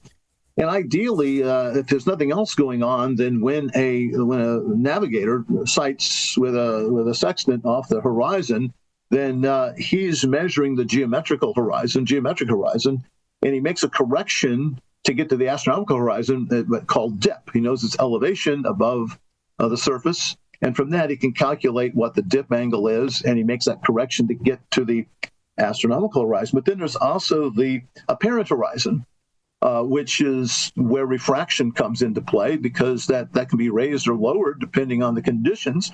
And you can assume standard refraction, but if you take temperature of the air and such, you can actually, they've modeled it quite nicely in the past. So when you make your measurement, you're going to take that observed elevation of the star, the altitude of the star, you're going to correct it to get the geometric horizon, and then you're going to correct it again, first of all, with using atmospheric refraction to get it to the geometric, and then you take your dip angle to get it to the astronomical horizon. Then you're ready to actually go to the navigational charts. And this is far beyond what flat earthers are capable of doing for a host of reasons, one of them being the fact that they're hung up on the geometric horizon, and the rest of them you don't care about. And not being able to differentiate between geometric and apparent. Yeah. They think that they have to be one and the same. Yeah, and they can be, but usually in general they're not. And that's the rub. Well, it depends on how many significant figures you need. Right. Yeah, true. And then another term that they like to latch onto one meaning is rakia. That's found in the day 2 account, verses 6 through 8 in Genesis 1. And it was translated firmament by John Wycliffe, translating from the Latin Vulgate into English. He didn't know what to do with the word, so he just transliterated firmamentum out of the Vulgate, the Vulgate into English. Created an English word, by the way, and the later English translations, you went with that, even though the early ones, such as Geneva and the original 1611 King James Version, had a margin note that said expanse or extension. They knew what it meant. Yeah. And so for reference, that I don't think maybe a lot of people know the Geneva Bible, the King James Bible, and the years, and Wycliffe too. So was it Wycliffe? Was 700 years ago. Yeah. Then Geneva, then King James. Yes, the King James, everybody knows 1611. The Geneva was about 50 years before that. Yep. And what's interesting, there was a Spanish translation of the Bible done about the same time the Geneva Bible was done. I think it's 1559, I think. That's 50 years before the King James. And the Spanish word there means extension. And it's interesting that while the English translations were getting it wrong, the Spanish first translation of Genesis actually got it right, which is sometimes people claim that we've kind of backdated and said it's a modern idea that the word rakia means expanse, and it's not that the case at all. It's been around for a very long time. If you look in lexicons and word books and so forth of the Hebrew language, you will find several descriptions given for it. And some of them will, I think, out of Brown Driver Briggs, for instance, it says one of the things about the definition of the lexicon, it says thought of by the ancient Hebrews as being a solid dome, something along those lines. Well, that's not a definition. That's telling you what 19th and now 20th and 21st century men thought that ancient Hebrews thought the word was talking about. It's not defining the word at all, but yet flat earthers latch on to that one description in pounds and lexicons, and they say, this is what it means, and they ignore the other definitions given, and expanse is one of those major definitions. And if you ask a Hebraist, he will tell you right out, it means expanse. That's what the word means. So Max lives in Uruguay and is wondering, do you recall the actual Spanish word? No, I don't know a lot of Spanish. I would have to look it up, but I've had someone show me this. So we have a man who head up our Latin American ministry. I've made a lot of trips to Latin America with him, and he showed me in the Spanish Bible, and he says this word, and he translated it in English for me. It means not expanse, but extension is what he says. Best translation into English. All right. So this is for reference. Yeah. So for reference, Max is good at doing his own research. being a not flat earther. It's prior to 1560 at some point, right? About I think 1559, I think, is the year it was done. And, all right, and the verse. What verse would that be? It'd be in Genesis. Verse 6 would be the first time it appears in Genesis 1:6. There you go. First appearance of it. You can look it up and get back with us and translate it in English for us. But I've been told it means extension. I'm not fluent in Spanish. I can converse a little bit. Ask where the restroom is and that kind of stuff. I can even point out stars in the sky and planets, and they can understand me. Oh yeah. Que Estrella, es no Estrella, es Jupiter. Es no Estrella. Nice. Yeah, that star's not a star; it's Jupiter. I just said. So they understand me when I do stuff like that. Yeah. So, moving on. This is one that Austin Whitsitt gets talks about quite a bit. Doesn't get, but he talks about it a lot. The in-body problem. He often says the three-body problem, and so he frequently talks about the three-body or in-body problem being this problem in physics. You can't this is the confusion of the word problem. The word problem has several different meanings. Sometimes you say something's a problem, it means you've got a real issue here you cannot actually handle, you can't explain. It's a devastator argument against your position. But also the word problem means a proposition or other numerical thing that you have to solve. In math, you do problems all the time. They can be rate problems, they can be volume problems, they can be algebra problems, they can be calculus problems.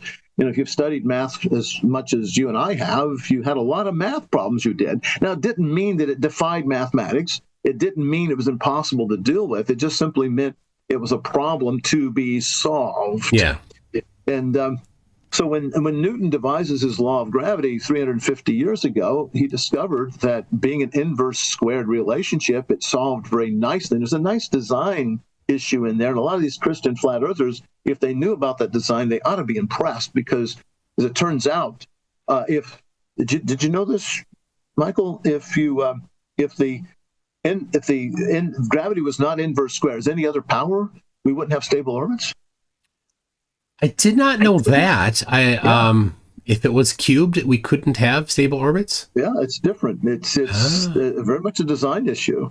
And someone might say, well, that's because it's a consequence of the space having three dimensions. Yeah, but maybe that's the design to make it work. You're simply shoving the design down the road, but you don't get stable orbits if you don't have that inverse squared. I don't think it's an accident that it's like that. So flat earthers are just throwing that one away without even realizing what they're doing. But the thing is, if you take two bodies like the Earth and the Moon and you treat them, you will get a nice closed algebraic solution to the thing, and you can actually predict in the past and the future where the two bodies were. It's very nice and neat and tidy. And to a good approximation, we can do that with the Earth and the Moon. We can do it with the Earth and the Sun if we want to.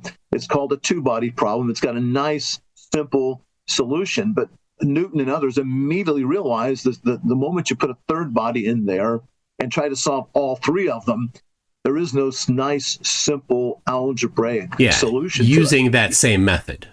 Yeah.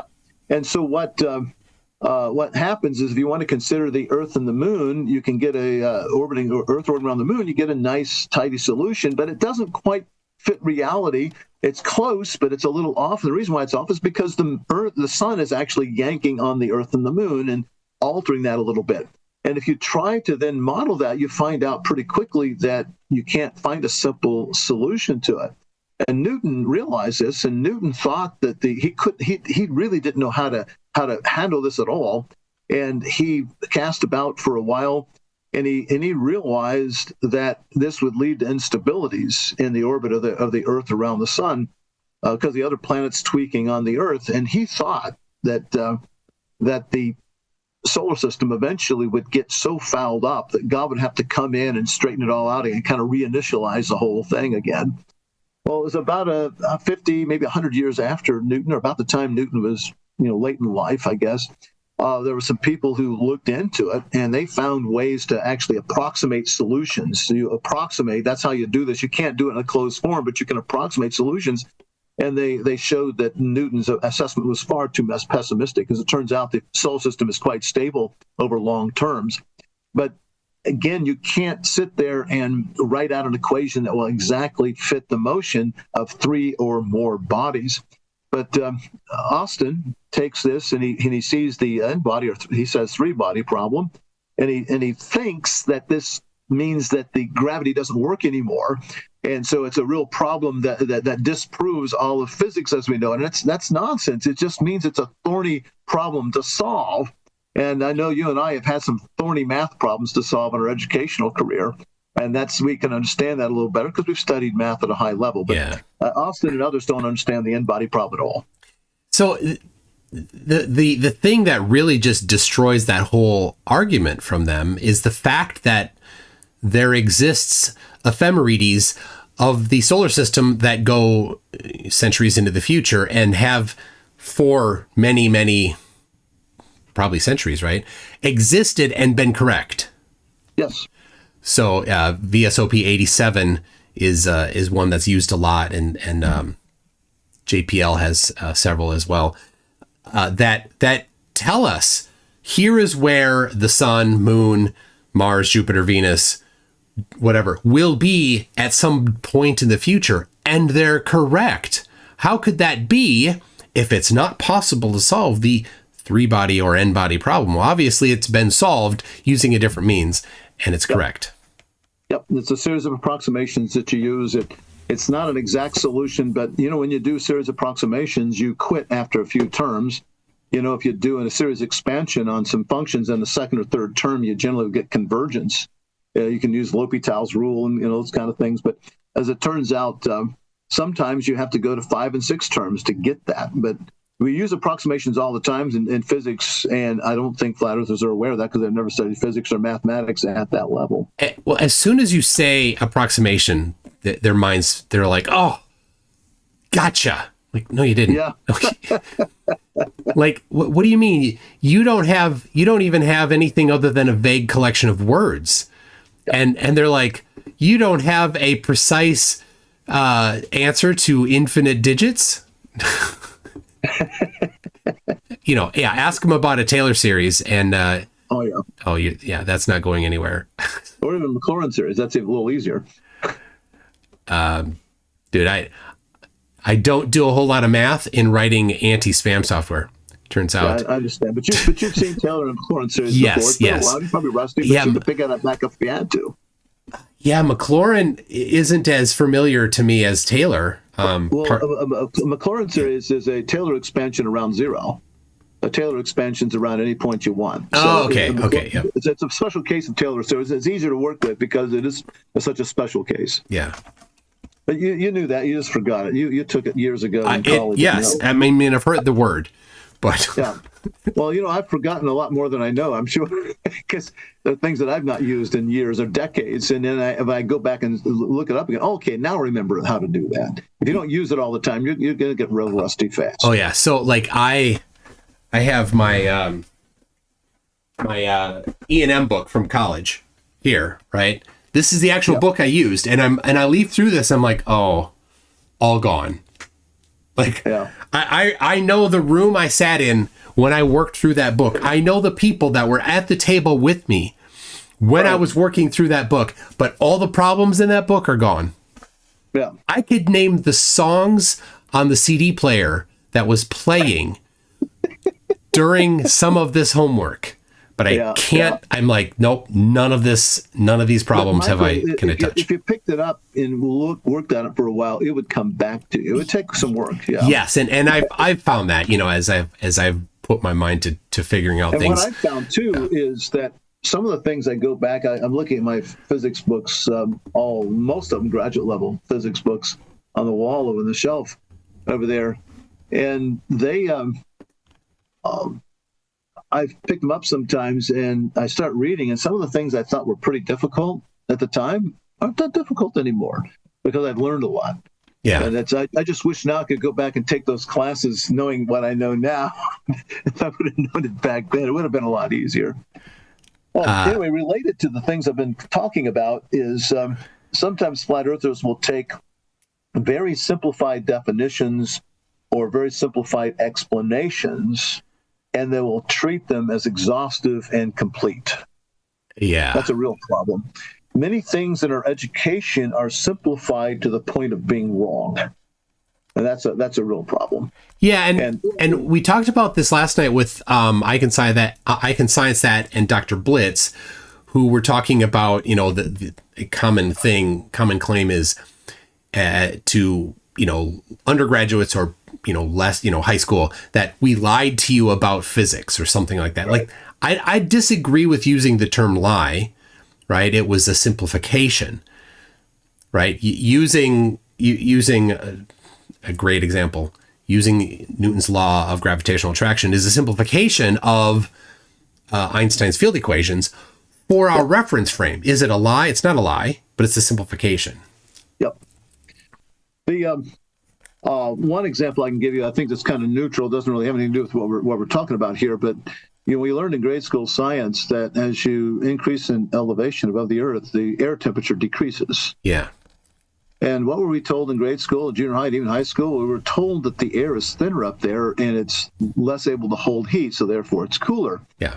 Well, that really isn't correct because it has less density, so it has less material, but that means its heat capacity per volume is so much less, which means it will cool down quickly, but it also will heat up quickly. And that doesn't fit at all. Yeah. As it turns out, you have to consider raising a parcel of air, and we did this in thermodynamics. I used to teach my students, but you raise a parcel of air from one, say, ground level, raise it up like this, and you do it adiabatically. Now try explaining what you mean by adiabatic to a bunch of sixth graders. No. And as you do that, you're not doing work on the thing, and the temperature cools because it expands, the density changes. And if you take the adiabatic relationship, which was pressure times volume raised to the gamma power, as a constant, and that gamma it depends on if it's a monatomic, diatomic, or a polyatomic gas. You got to define all those terms to sixth graders to make it work, and you got to know is it 1 1/3? What is it you've got there for gamma?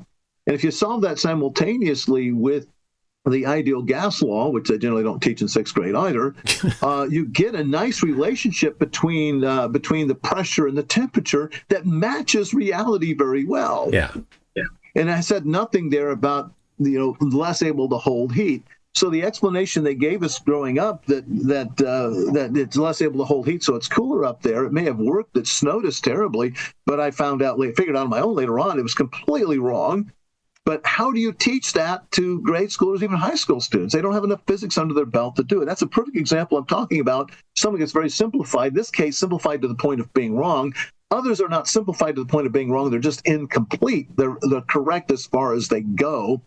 And I'll drop you one right here. This is a definition that comes in, say, oftentimes in chemistry class, and it leads to a statement you've heard many, many times. I've heard Nathan Oakley use this a lot. He says, a container is a necessary antecedent to gas pressure. You heard him say that over and over and over again. It's one of their mantras. And where it comes from is they go back to their education at some point, and they say gas pressure is defined as the force per unit area, or the pressure, they might even say, that the container exerts on the gas. And there are many chemistry textbooks and physical science textbooks that do indeed define gas pressure that way. Now, most physics books I've ever used didn't define it that way. They define it differently. But chemistry textbooks often will define it that way. Now, think about that for a second. If gas pressure is merely the force per unit area exerted by a container onto the gas, suppose you got a container sitting here, a cylinder of gas, it's under pressure. Well, the wall is over here. It's not in the middle. The walls are on the side in the middle. And if it's the pressure, the force of the wall on the gas, then there must be pressure here, but there can't be any pressure in the middle of that container because the wall isn't there. There's no wall.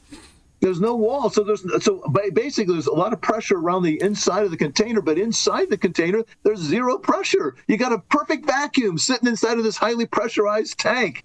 And it doesn't make any sense when you really analyze it that way. There's something wrong. It's good enough if you're talking about a piston or something, or cylinder in a chemistry class that you're containing it. Well, fine, the pressure will be that exerted by the walls of the container, but it will be transmitted throughout the gas inside of that container. That's what's missing in that sort of definition. So they take a definition that is incomplete, they treat it as complete, and they're off to the races saying, well, you must have a wall or container with a wall, otherwise you can't have gas pressure. And I would say, well, apply it to the middle. You don't have a wall inside the middle of the gas, so therefore they have zero pressure inside the gas by that reason. Yeah. Well, it gets even worse than that for them, because they'll take things like, try to pull in all of the different gas laws that, all kind of funnel into the ideal gas law, partial pressure law, Dalton's law, things like that. And all of those have some fundamental parts of it that we don't experience in the air here. Yep. Constant pressure. And we can confirm that pressure isn't constant with almost any smartphone if you just install a barometer app, because most smartphones now have a barometer in it. And you can see in just, over the course of a foot that the pressure changes enough for the barometer in your smartphone to register it. So whatever gas laws you're talking about are obviously have to be idealized. They're not complete. Because the pressure isn't consistent. And so if somehow there is a dome, it doesn't work. You can't say any of the things that they like to say, because between here and 100 kilometers up, which the dome certainly isn't there, the pressure goes from normal pressure here up to almost zero, certainly less than 1%, way less than 1% of pressure here. How did that happen? You can't have pressure next to a vacuum, and that's a vacuum. According to them, right? Michael, the problem is it's not, you said it's almost zero, but it's not. It's not the infinite vacuum of space, you see. There's something magical that happens when you hit zero pressure. Which doesn't actually happen either. I know that, and you know that, but telling a flat earther that. No. They don't seem to me, when I taught physics, and I studied physics, you generally concern yourself with what the forces were acting in different parts of the gas. That's the way to do it properly. But they want to just short circuit that because they just want to jump ahead and get their conclusion. But you're right. I mean, that's a problem going up in the atmosphere. If you get high enough up, somewhere close to the dome, you're going to have zero pressure essentially up there. And so why doesn't the air at the surface of the Earth go rushing up to meet that? They don't know. They don't need to answer that for their model. Yeah. It's the dual standard. They never have to answer anything for themselves. Yeah. So, okay, a biggie on this front about simplified explanations. I would include with that the Coriolis effect. Again, we learned about this. I remember learning about it in sixth grade a long time ago. And often the description is, well, you've got this thing up in the air, and the Earth turns underneath it.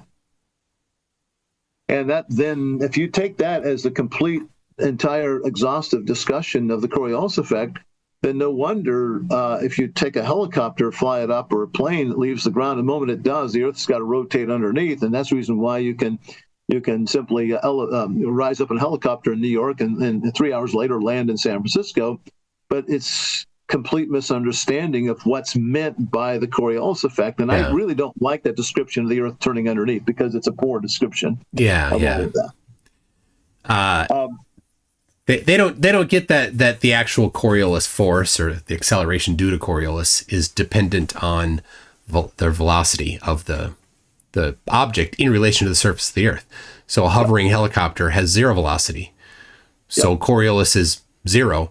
Or a balloon, an air balloon, or a hot air balloon, is moving at a rather low speed relative to the surface of the Earth. So the Coriolis force is exceedingly small, much smaller than wind. Yeah.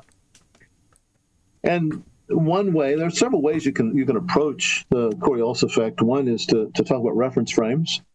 The spinning Earth is spinning spherical Earth, I'll talk about in this case. Is not an inertial reference frame. There are odd forces that arise. They're very feeble. They're very small, but they do arise.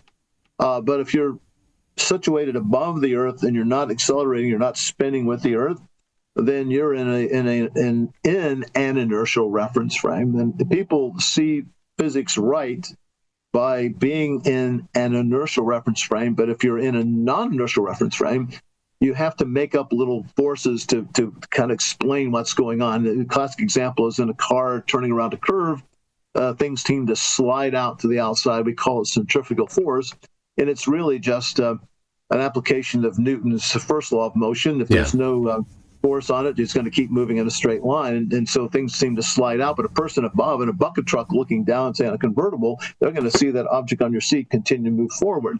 At any rate, so we start talking about reference frames, and Nathan Oakley used to talk about this an awful lot. I don't hear him so much anymore, but he used to talk about objects leaving one reference frame and entering another reference frame. You've heard him talk about that before?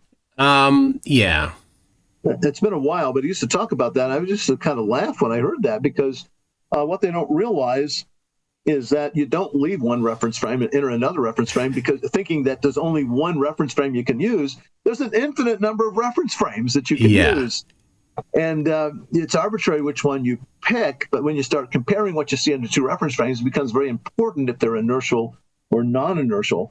So when he said, you leave one reference frame and enter another, I just realized he has no clue what he's talking about.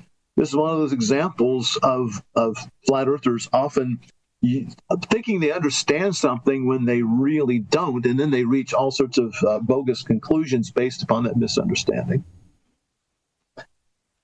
So another one I've written down is the scientific method. This is something that Nathan Oakley likes to talk about. QE likes to talk about quite a bit. In fact, flat earthers in general, but they seem to be the leaders in this front. It's weird, because even though they have these different tribes, and many of the different flat earth tribes just hate each other. Even before the final experiment started coming along, they hated each other. But the misunderstanding of the scientific method came from Oakley, and it seems to have been infected all of the other tribes, even though they don't like the Oakley tribe. Yep.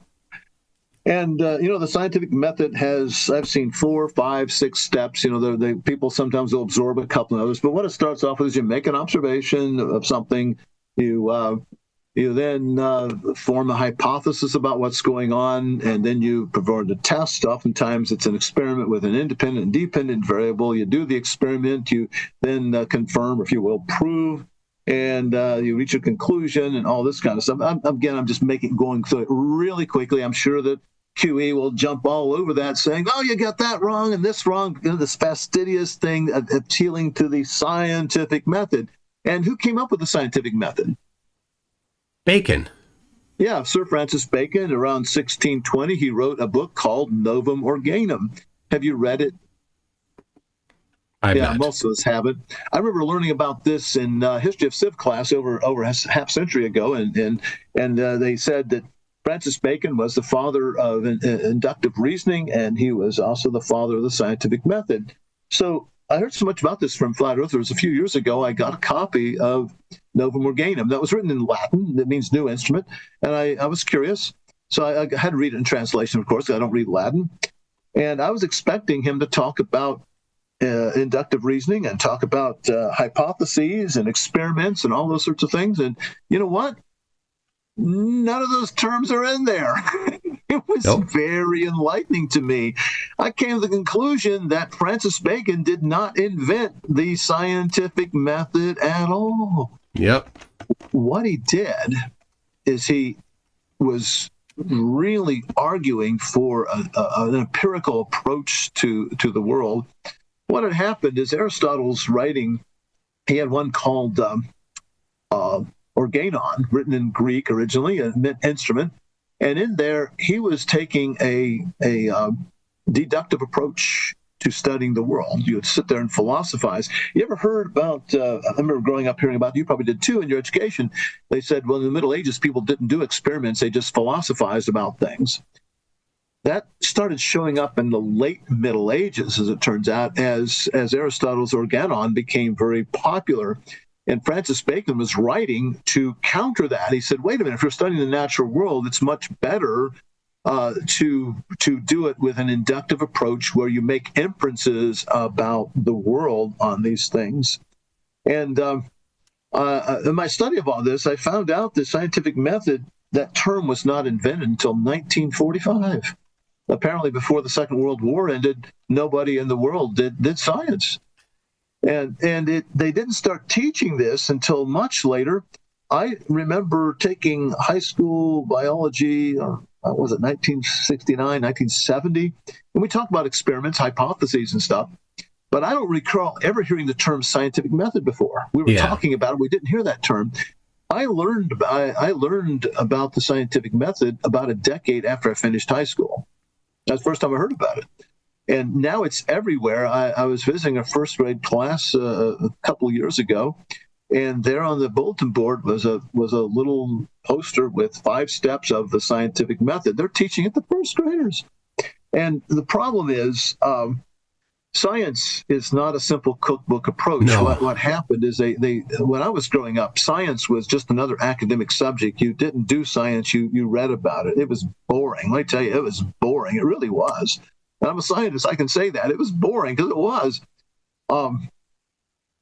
But they got this idea, and more in the 70s, they said, instead of having the kids read about science, why don't we get the kids involved in doing science? But to do that, you got to make it simple, and you got to do stuff, and you then have them go through this cookbook approach to do these things. That was this whole thing came about. It was just to get kids to do science, but in a very structured way. But science is not so structured. And a lot of it's based on observation. When I was growing up, I had a paper route in an apartment complex and newspaper delivery, and they built some new apartments, and they had all this soil cleared away, a big construction site. And every time it would rain, I'd go over there, and I would see where the water had run down and cut little gullies and deposited little alluvial fans and deltas and such. My friends all thought I was daft, and they thought I was stupid. But I was curious about it, and I looked at it, and I was drawing inferences from it. It wasn't until years later I realized I was doing science. I was learning a lot about fluid flow and about erosion, about deposition. I'm not a geologist, but those are terms that geologists deal with. And I was making observations and reaching inferences. And I was really using the Baconian method that Francis Bacon himself advocated. But I wasn't testing hypotheses. I wasn't doing a controlled experiment. I wasn't worried about an independent and dependent variable, and on it goes. Yeah. Now, to show you how bad this is, QE and Nathan Oakley and others, but they're the primary the ones I see doing it. They will grab these quotes from this university and that university about how the scientific method works, and they then say, well, wait a minute. What experiments do you do in astronomy? Well, you don't do any experiments. Therefore, astronomy is not a science. And they go down the list. By the time they get done, hardly anything's a science anymore. They don't like theoretical physics. They don't like all these other things. And if QE or Nathan Oakley would go to these universities and talk to the professors that they're quoting, they would say, you misunderstood everything I said, because astronomy most definitely is a science. Theoretical physics is a science. Well, astronomy is said to be the first science. Yeah, that and agronomy probably.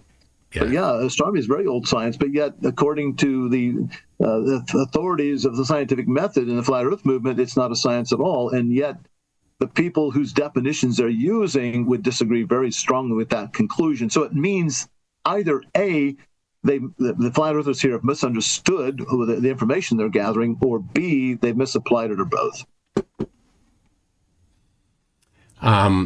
They like to say, and they have some quotes that they can point to say that if you don't follow the scientific method, then you're doing pseudoscience, which is definitely not what actual working scientists can do when they're evaluating other people's work. They don't go get the checklist and say, oh, well, did you do this? Did you do this? That's not what they're doing. They're saying, is what you did making sense? Yeah.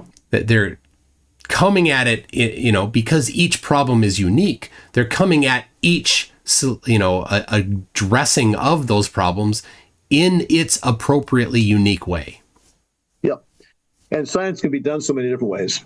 And there is no single scientific method, one-size-fits-all cookbook approach, which is what we hear over and over and over again from so many flat earthers. And they misunderstand what science is. Yeah, and of course, if you do look at how they apply it, nothing is acceptable then in the end. Oh, yeah. Because there's very little science left. Yeah, well, they're like, water boils at 100 degrees Celsius. But that doesn't even get very far, because 100 degrees Celsius is the definition of the temperature at which water boils, right? They're going the other way around. No, right? actually, water doesn't boil at 100 degrees. It boils at 212 degrees. Depends on your units, right? Or maybe 373, I forget, something like that. What about in Rankine units? Oh, I love Rankine. That's great. That's you never see that anymore. I used to see that in high school and really? Physics. Oh yeah, it was. I've never seen it. It was still being used back then, but it was on its way out. And within 10 years, see, I'm older than you. Yeah. So within 10 years, it was, you stopped appearing in physics books. But in high school physics and even my general physics at the university 50 years ago, I saw Rankine being used, and some of the units would be in Rankine. I don't know if the audience knows. Rankine is so Celsius to Kelvin. Rankine is Fahrenheit to Rankine. It's and the absolute zero is minus 456 Fahrenheit, I believe. So therefore, the 0 degrees on the Fahrenheit scale is plus 456. I'm trusting my memory here. I might be wrong, but if you're right, well done on that.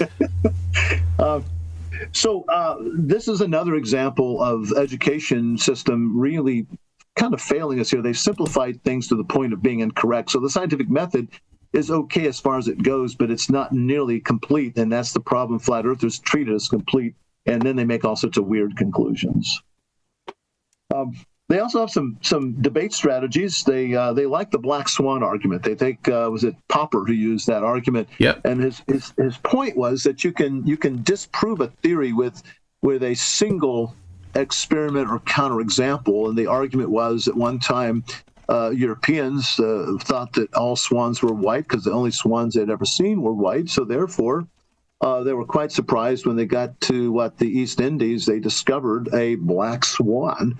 And so that disproved, in just one observation, disproved the conclusion that all swans are white.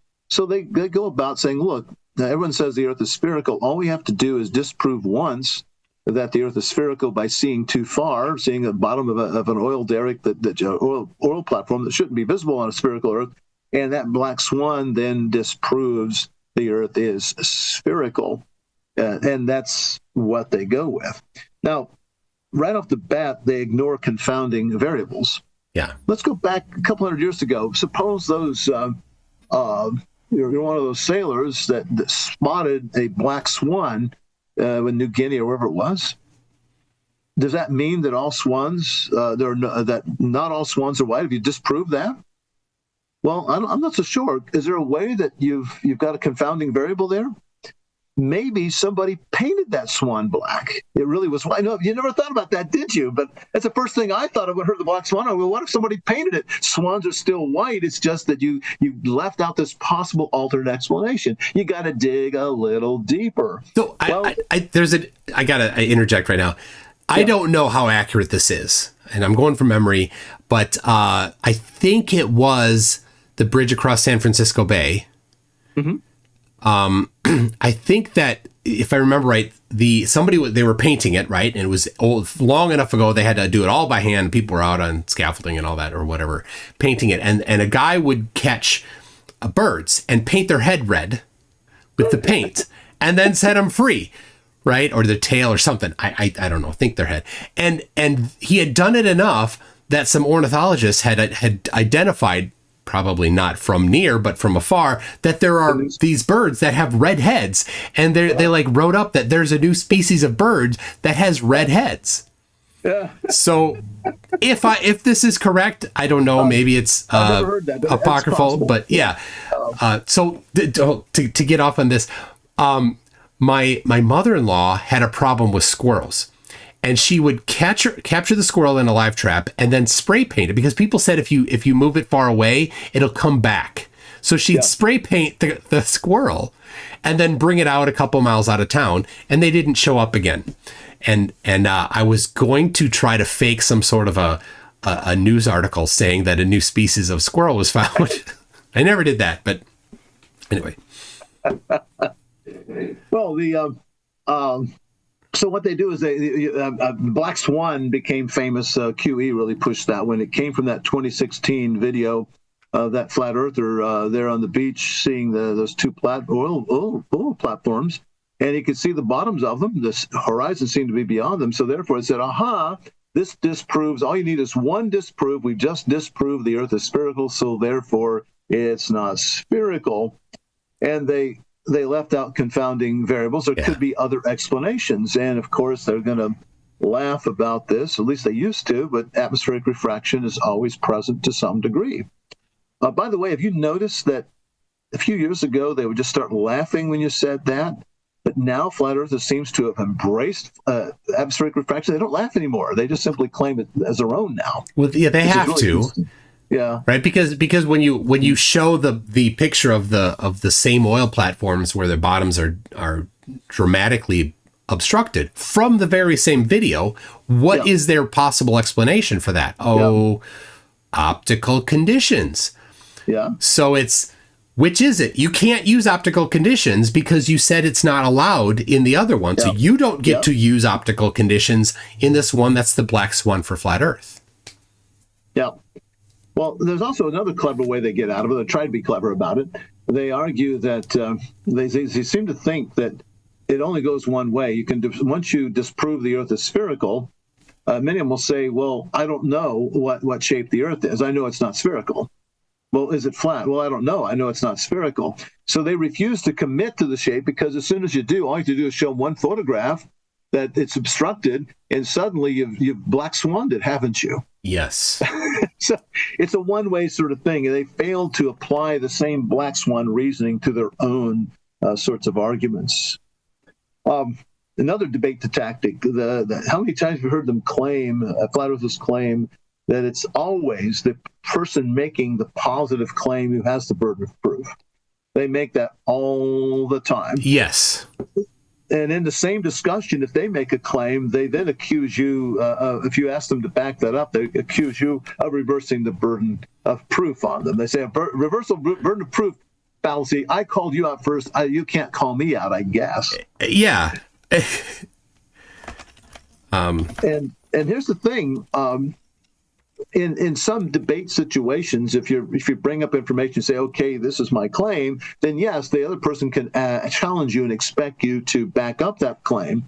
However, it's also understood that if a person is challenging the status quo, they have the burden of proof. And the flat earthers never want to admit that.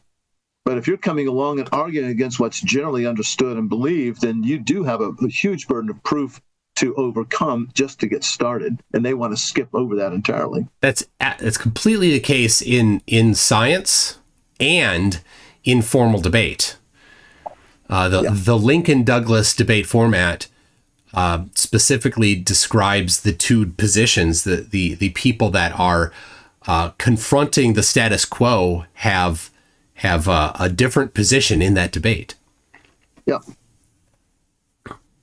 Let's see. Oftentimes they refuse to accept and hence engage with contrary evidence.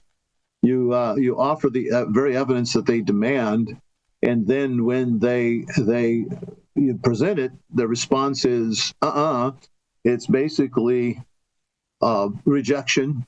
It's fake. It's CGI. You're making it up. Whatever. And that's, Michael, that's one reason why I've got a number of reasons why I don't debate flat earthers, but that's a biggie. It's very frustrating for me they give me evidence I'm supposed to engage with and refute it, but when I would offer evidence, they're just and they're done.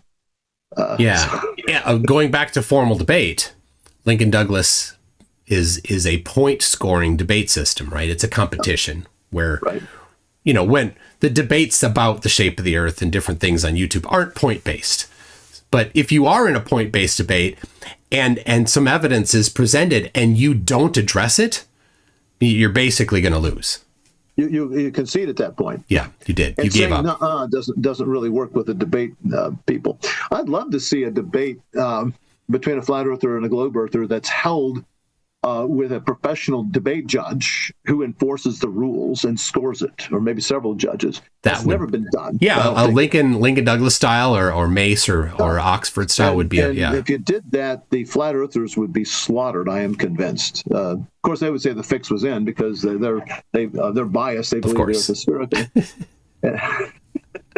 So they would never agree to it, but it would be interesting. But it's when I watch debates of various types, yours and many other people, I get very frustrated because I'm thinking, well, how would I react if I just got nuh-u'd? And it would really, I would be beside myself. And I just don't want the frustration. You do it for entertainment. I can't entertain that way. Well, it's more than entertainment when I do it, right? Yes, it's entertainment for intelligent people. They hate it when I say that. But and that's why I say it. But also it is to shine a spotlight on them, right? Because although we're not debating for points, the observers are observing and seeing, here's evidence presented, and here was their response. That's not a good response. So although there's no points assigned, it's very clear, which way that interaction went. Yep. And if you can't address anything at all, then it shows that your position is extremely weak. Yep. I am in one social media discussion group. I was invited to join a number of years ago, and I was reluctant until I found out it was started and moderated by non-flat earthers. And I engage with flat earthers there. I get frustrated sometimes and just shut it off with them, but I engage. And one of my purposes for engaging there is I'm not trying to convince the flat earther. I do know that there are silent people, there are lurkers there that are watching but not commenting, and I'm pitching to them. I'm not trying to convince the flat earthers. Oh, absolutely. I'm trying to answer questions that people have there. Yeah, I do that on Twitter too, or on X, right? Yeah. I'm not trying to convince the flat earthers. I'm just pointing out for the people that are silently watching how incredibly double-sided they are. Yep. Many of the outspoken flat earthers out there are I think, basically self-professed masters of logic, and they logical fallacies being identified.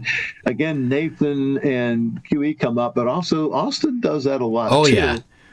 And they like to say reversal of burden of proof. They fallacy. They keep saying, well, you have the burden of proof, and then when you ask them to provide evidence for their claims, they claim that you're reversing the burden of proof, but you're not. You're simply asking the same thing of them that they demand of us.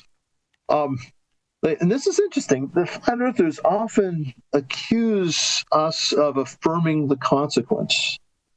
And I've noticed that with Nathan and QE, it's usually hurled against the globe earther who's setting up a test for globe earth. Yes. Using an application of testing a hypothesis.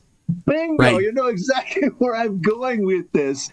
If you're going to test a hypothesis, you have, for the sake of argument, and hypothetically, you get the word hypothetically, you have to accept the premise of the hypothesis, or otherwise you can't do it. Well, you don't have to accept it. You put forward, here is the hypothesis, here's the premise, we're going to test this thing. So you're not affirming that it happens, you're checking to see if it does happen.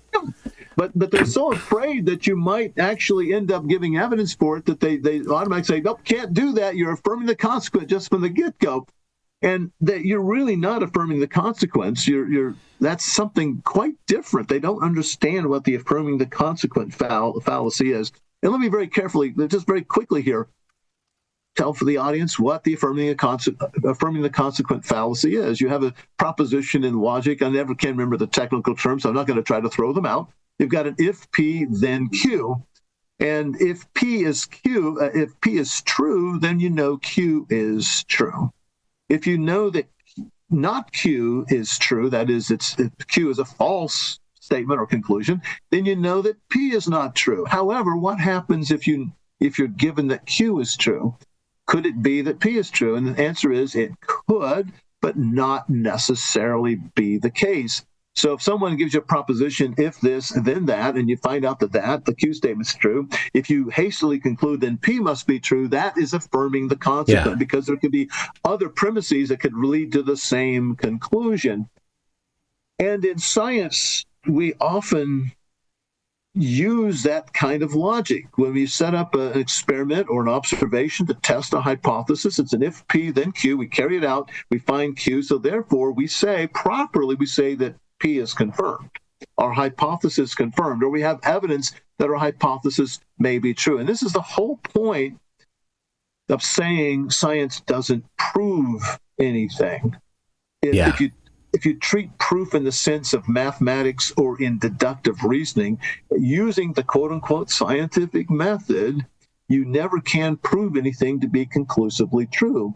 we sometimes get sloppy and we say it's been proven scientifically, which really means you've given evidence that it may be true. And I just think it's funny that flat earthers, they really worship at the feet of the scientific method, and then they scoff at us for saying that science doesn't prove anything, all the while accusing others of affirming the consequent. If you believe that the scientific method proves things, then you are affirming the consequent every time you do that. Yeah, and what is the process that they think outputs proof at the end of it, right? Because Oakley and them do say proof is possible, but they can't actually really give you a solid answer to that. No. Nathan debated Jaron on this maybe about a year ago, and it was very informative because Jaron kept pressing Nathan on, well, when, because Nathan's like, you do a test, you know, because they're all about cause and effect too. They narrow down what science can do. Right there, it has to be cause, and you have to prove the cause. That's what they think you're doing. And Jaron's like, well, did you prove the cause if you did it once? And Oakley's like, no, you have to do it systematically. Oh, well, when have you gotten to the point where it has been proven? When you've done it systematically. Okay, how many times? Oh, don't know. No answer. Nathan got upset. Yeah, of course, it was making Jaron May looks pretty silly, didn't he? Yeah. Maybe Nathan understood where it was going, and he was caught. He couldn't go back. Yeah, and then Nathan left. But it's really annoying with me because they again and again they say you can prove things, but then they using the scientific method, but then it's affirming the consequence, which they hurl around. The gross inconsistency here. And I don't know if they're that, I'll use the word stupid, they don't get it, or do they know what they're doing and they're doing it anyway? I don't understand. I don't know. It's such an obvious blunder. It really is. Neither is a good look. If they know what they're doing and they're intentionally doing it wrong, that's not good. And if they're not smart enough and they're doing it wrong, well, that's not good. Neither of them is a positive for them. Yeah. And another one that, again, Nathan Oakley is really bad about this. He talks about ad hominem arguments. They call people out the moment there's even a hint of an ad hominem argument. They identify it quickly.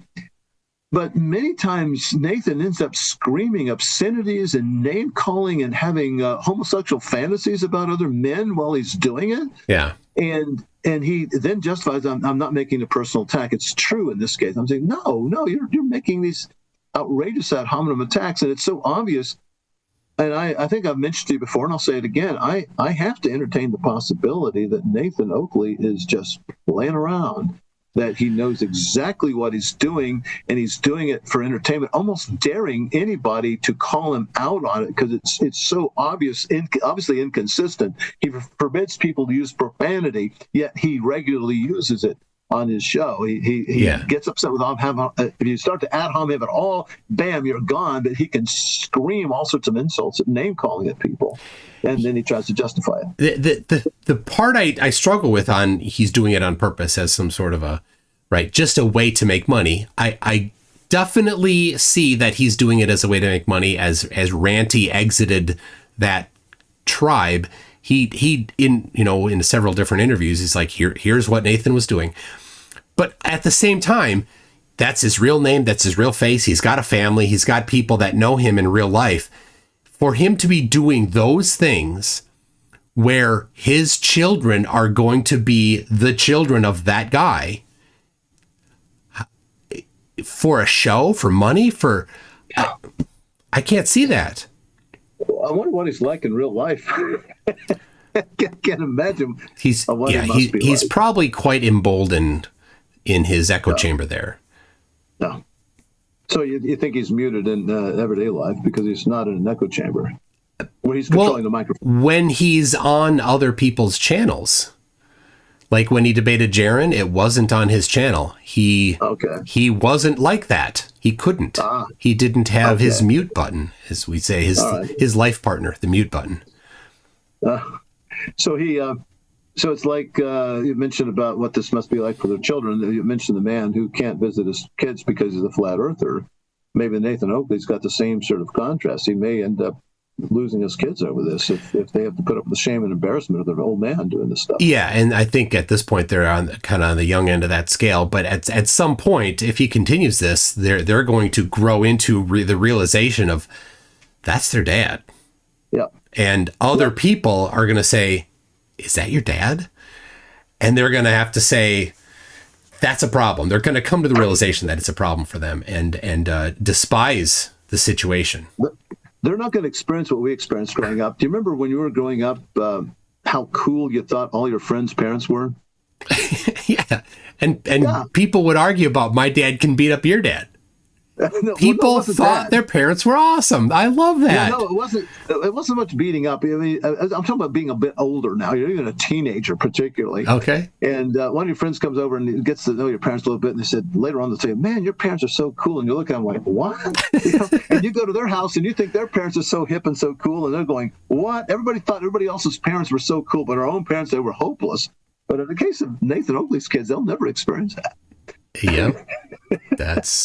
That's the case. How many times have you heard him hurl category error around?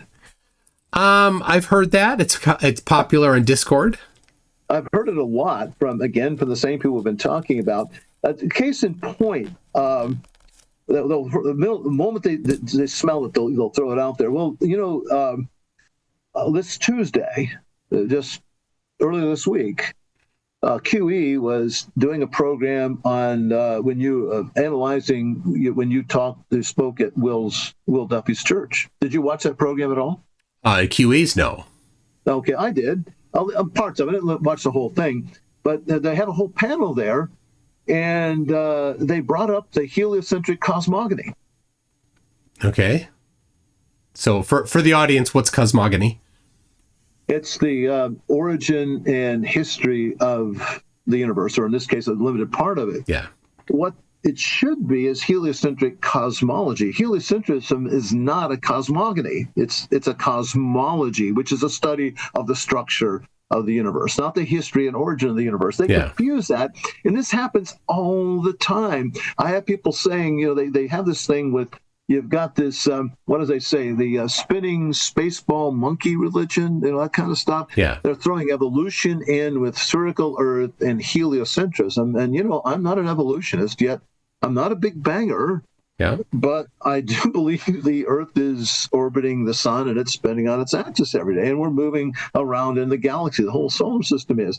The heliocentric model has nothing to do with where the world came from. And I see them make this mistake over and over and over again. It's a category, a classic category error.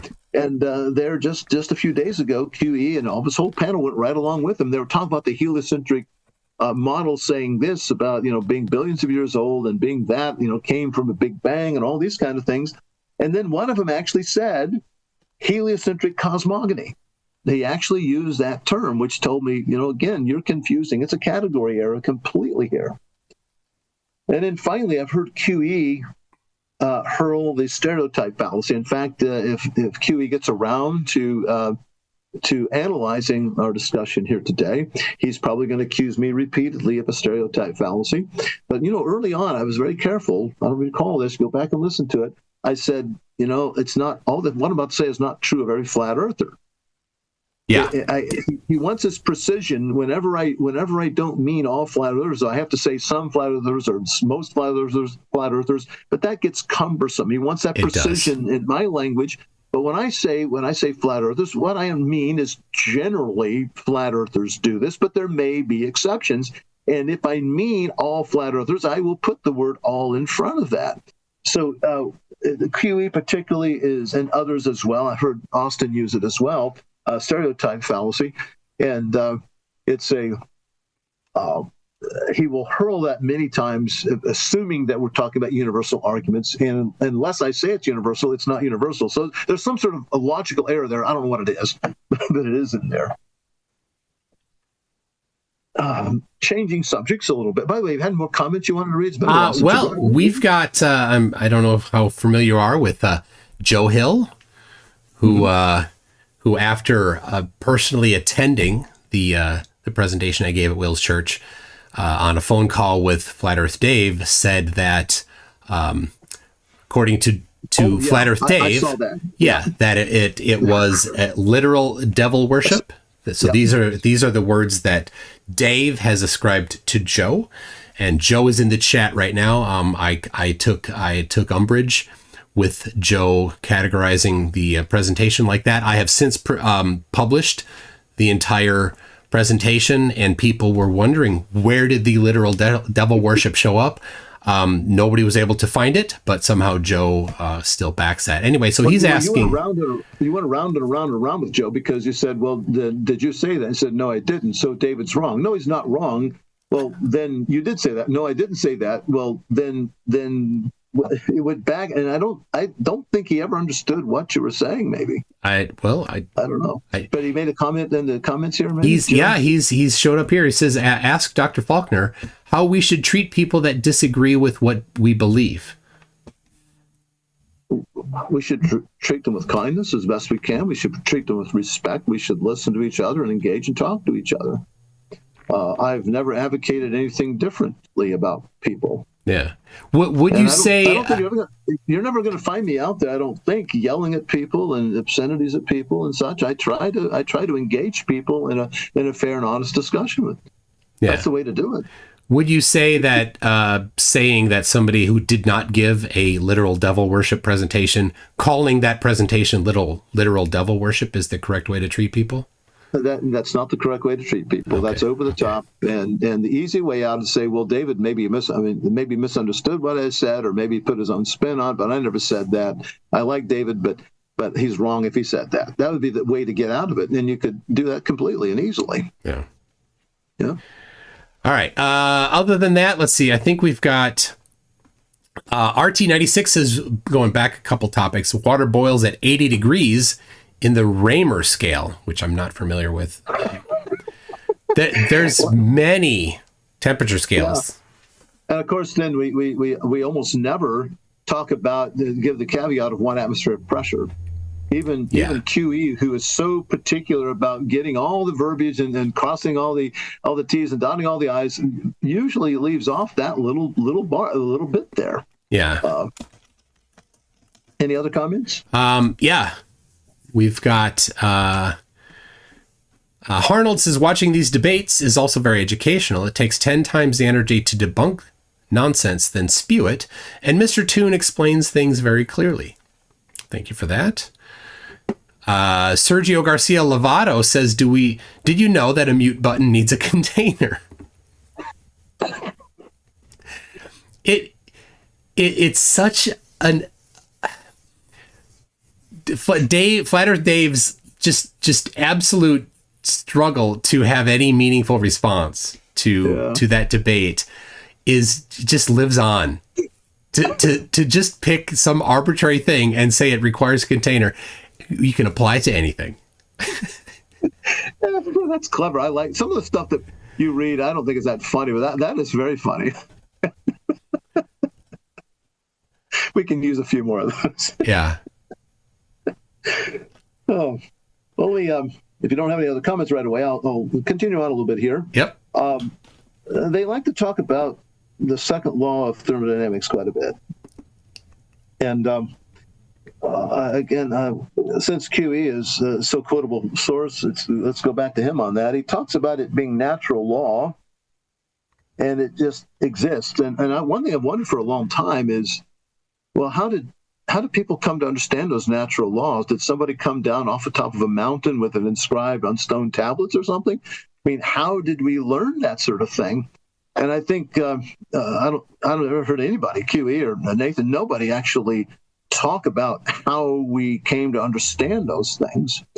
And I think if you really pressed them on it, they say, well, it's what is. Well, how did you figure out what is? Well, you observe the world and you're reaching inferences, which is truly the Baconian method now, isn't it?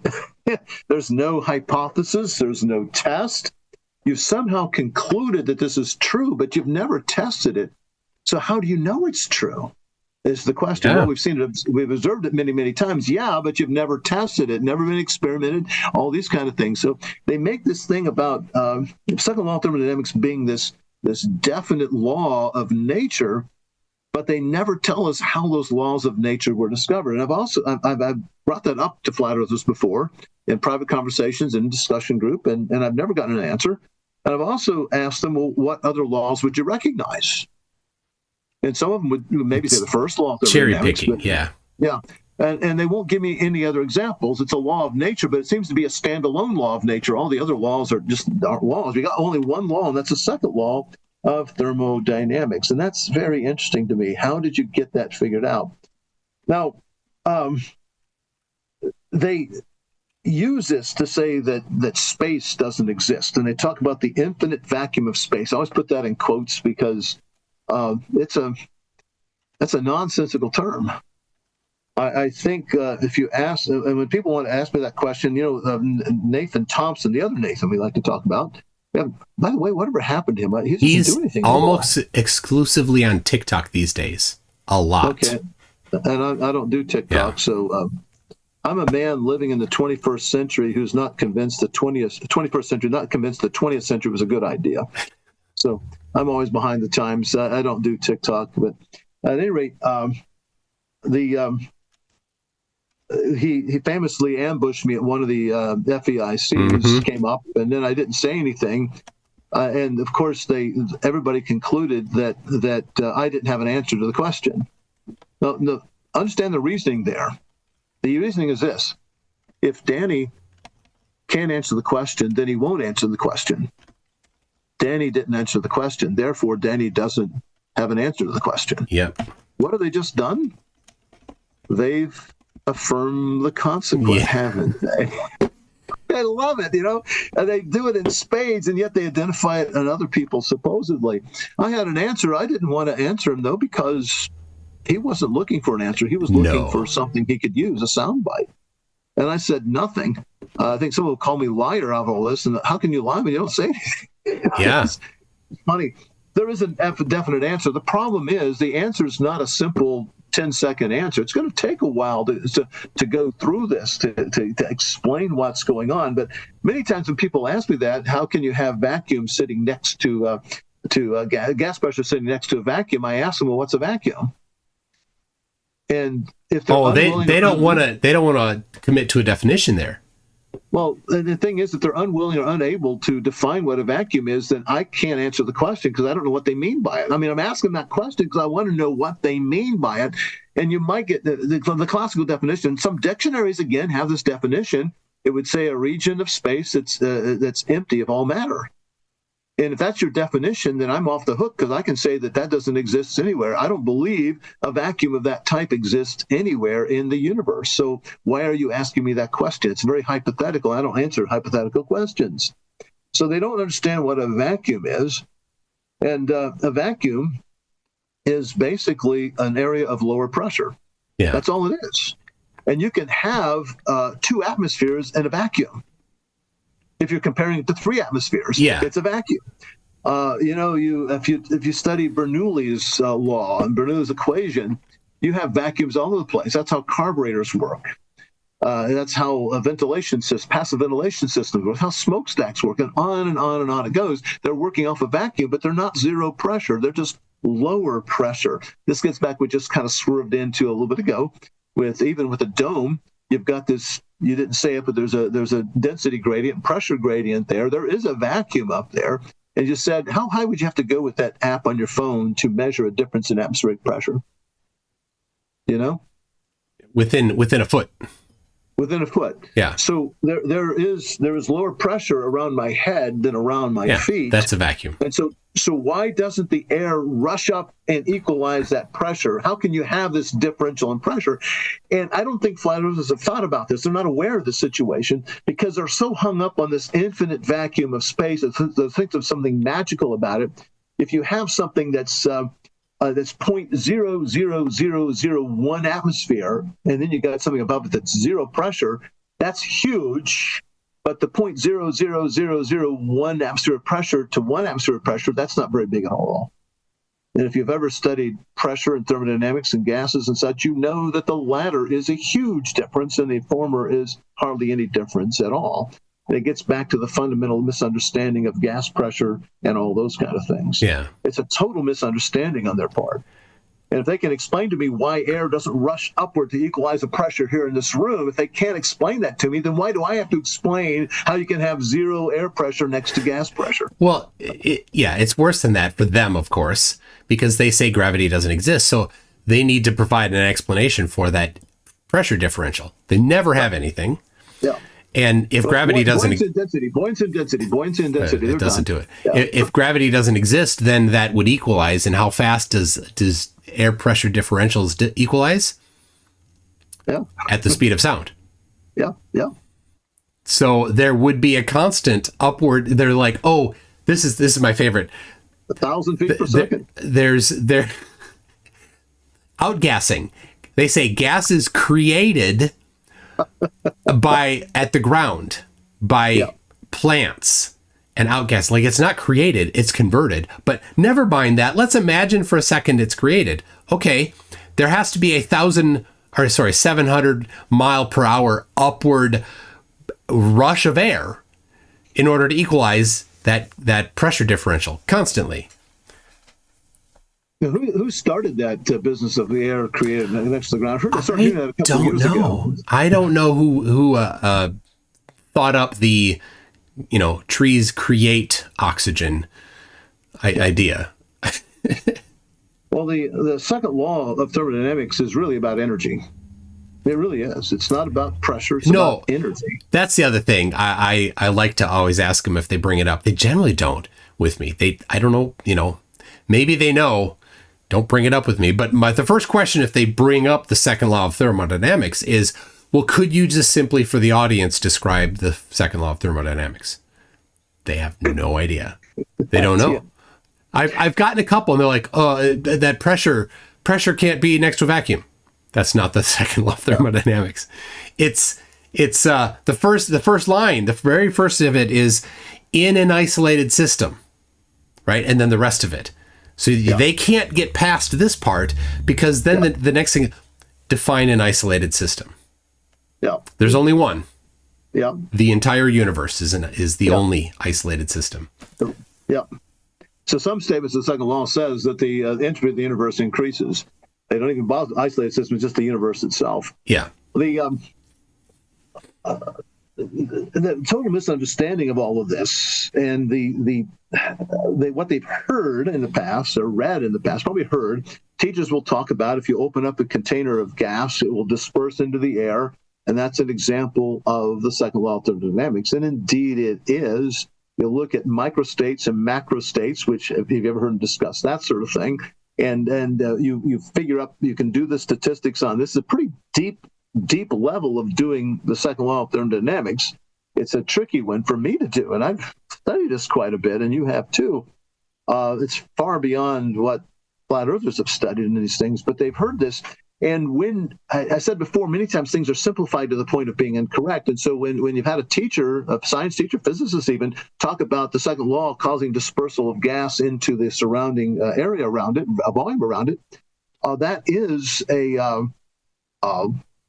almost correct, but not entirely correct, because it didn't include other things such as a pressure and density gradient due to a downward force acting on all of the gases involved. And if you don't believe that gases are pulled down, or the gases don't have weight, then you're going to fail to understand that completely. So if you really want to do a proper treatment of why you have this temperature gradient or pressure gradient in the atmosphere, you have to take into account that downward force that's there. Call it weight, call it whatever you want. If you factor that in and then apply properly the second law of thermodynamics, because it is about energy, and a downward force will produce energy or release energy because of the way energy and forces are interrelated with one another. And if you don't do that, then you're not doing it properly. And that's the problem. And that's way beyond, right? Because they don't even know what it is. They just think it deals with pressure, which it's at a very distant level it does. But all right, we got So for reference, we got Will Duffy coming in just over 15 minutes. Between now and then, I've got a couple super chats and I've got to hit the bathroom. So Okay. for our scheduling here. All right, just tell me when we're done. It's gone by awfully fast, and I've got a lot more material I want to talk about, but I prepared more than I needed so we wouldn't run out. Yeah, that's good. We got to do this again sometime when we get a chance. All right, so where are we at now on the list of things flat earthers get wrong? Well, this kind of swerves into gravity because when you properly assess the atmosphere, you've got this thing pulling down. I'll call it gravity, but we can call it weight if we want to. And that density gradient comes about as you go higher and higher up. You have a vacuum at every layer, and eventually it disappears into almost zero, but not exactly zero, but very close to it. Nothing magical about absolute zero pressure up there. And they have a gross misunderstanding of gravity. I heard many times flat earthers say that they understand our position better than we do, and I'm thinking, no, you don't at all. And they always picking at different things. Like, for instance, I've heard several flat earthers, not many, but a few, refer to a supposed dichotomy between Newton's formulation of gravity and that of Boy's a little 130 years ago now. C.V. Boy's, you know about what he did? I'm not familiar with that. Introduced the gravitational constant big G. C.V. Boy's did that. Oh. Originally, when Newton formulated his gravity, it was done in proportionalities. Yeah, he didn't have the force is directly proportional to the masses and inverse proportional to the square of the distance. He didn't have a constant of gravity thrown in there. And that's where it remained for a couple of centuries, actually. And they did at some point put in the density of the Earth to make it work out. That's another way of formulating, make an equation out of it. But the original one was a proportionality. The first equation involved the density of the Earth. It was C.V. Boy's, I think, by 1890, who introduced this concept of introducing the constant proportionality, big G. That's the way we teach it today. So when the flat earthers say, well, you're not teaching Newtonian gravity when you teach gravity in the physics classes. Well, they actually technically are correct, because whenever I taught physics, I did it for many years. I did not teach it the way necessarily that Newton did it. I did it the way Boy's formulated, because it's more convenient and easier way to do it. But we're continually reformulating things. Newton came up with what we call Newtonian physics, Newtonian mechanics. About 100 years later, a guy named Lagrange came along and reformulated all of this in terms of momentum. And I took a classical mechanics class in graduate school, and we learned what's called Lagrangian technique. Did you ever do any of that? I never did, no. Yeah. But you've heard of it, I'm sure. Yep. And Lagrangian technique is a very powerful way of taking some very complicated problems and simplifying them. And in this case, it's kind of a generalization and simplification of Newton's laws. And some problems that are intractable doing in direct Newtonian methods are much easier using Lagrange. But then about 50 years later, a man named Hamilton redid it again, this time in terms of energy. And he came with what's called the Hamiltonian, doing energy. And energy constraints are a powerful way to do problems as well. And when quantum mechanics came along, all they did to get the Schrodinger did to do get the Schrodinger equations, he took the Hamiltonian and he put the newly discovered quantum mechanical descriptions of it, and voila, out came the Schrodinger equation. It's simply the Hamiltonian applied to quantum physics. So we're constantly reformulating how we do things in physics, and so it's a false dichotomy to say, well, because we're not doing it the way Newton did it, we've changed it. No, we just simply refigured the way we want to do it. It's a different way of applying the same thing. Yeah, right. Same principles. Well, I've when I was at the university, I had some students my first year come by, and they were having trouble. They were taking a statics class and a dynamics class, but primarily a statics class. That's pretty standard stuff you took in engineering training, right? I took statics and dynamics as a single class. It was one of my least favorite classes. Yeah, that's not easy and not fun, I don't think. But they came to me and asked me, they were taking a distance ed and they were struggling. That's a poor way to take a class, but all they could do. And they said, could you help us with that? And I said, sure. And they loaned me the book, and I started looking through it to help them. And they were talking about moments, and I didn't know what a moment was. And I finally had to dig into the moments, and I found, oh, that's a torque. Physicists call it a torque, and engineers call it a moment. And it took me a while to figure out what they were talking about. And when you do, I tried to help them a little bit with their circuits class that they were doing. And they were doing the junction rule and the loop rule, but they were doing it, they called nodes. I had to look up what a node was. I didn't know what that was. And they were doing the same thing I would do with the loop rule and the junction rule using Kirchhoff's rules, but they were the engineering people did it very differently from me, but they got the same answers and they had the same methodology, just a different route of getting there. We do that all the time in physics, so there's nothing different at all going on. And of course, then there's the big Cavendish experiment, and they also say that the Cavendish experiment, they say, was they didn't actually get G. They were actually trying to find the average density of the Earth. And again, they're technically correct. But the big question I have is, so what?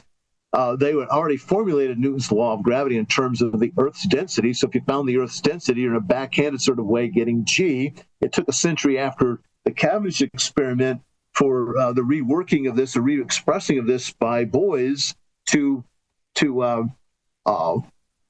put it in the context of doing G. So when they say the Cavendish didn't really determine G, they are correct in a technical sense, but they're not true, not correct in a practical sense at all. And then, of course, they're always talking about the mutual exclusivity of Newtonian gravity and general relativity. They did these quotes from physicists saying that's been totally superseded, totally replaced, and they totally misunderstand what they're talking about. It's not that we threw Newtonian gravity out. What we've done is we've taken general relativity, and we understand it as a more general, broader description. Yeah. And Newtonian gravity is simply a special case of that. And if you wanted to dot all the I's and cross all the T's, then you would do general relativity. But the problem is they are actually the same thing in the everyday world. And I've got a reference here by the book Gravitation from 50 years ago by Misner, Thorne, and Wheeler. I got a copy on my shelf over there. And on pages 412 to page 416, they do a derivation of where they reach what's called the Newtonian limit. And in that Newtonian limit, they show very, very convincingly that the GR expression converges exactly to the Newtonian expression. So it's simply a special case of the more general case. I have, and again, I don't understand it all. I have the PDF of that one on my website, MCToon.net/Einstein. Yep. So very good.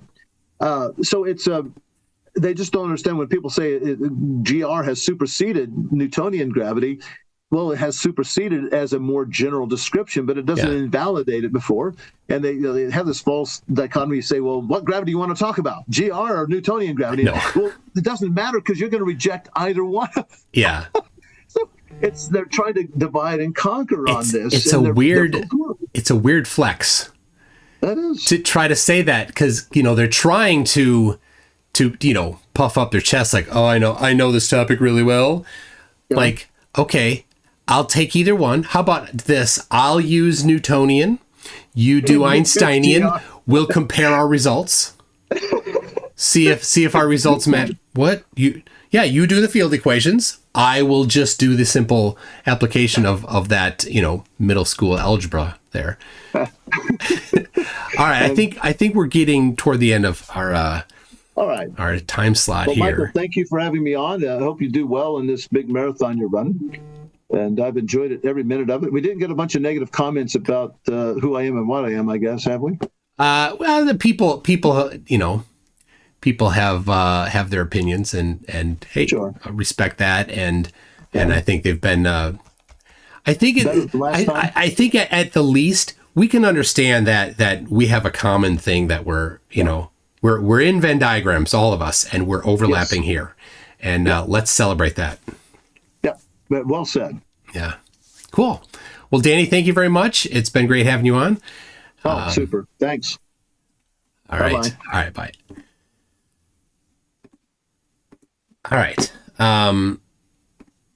So let me read a couple things here, and then I'm going to have to hit the bathroom.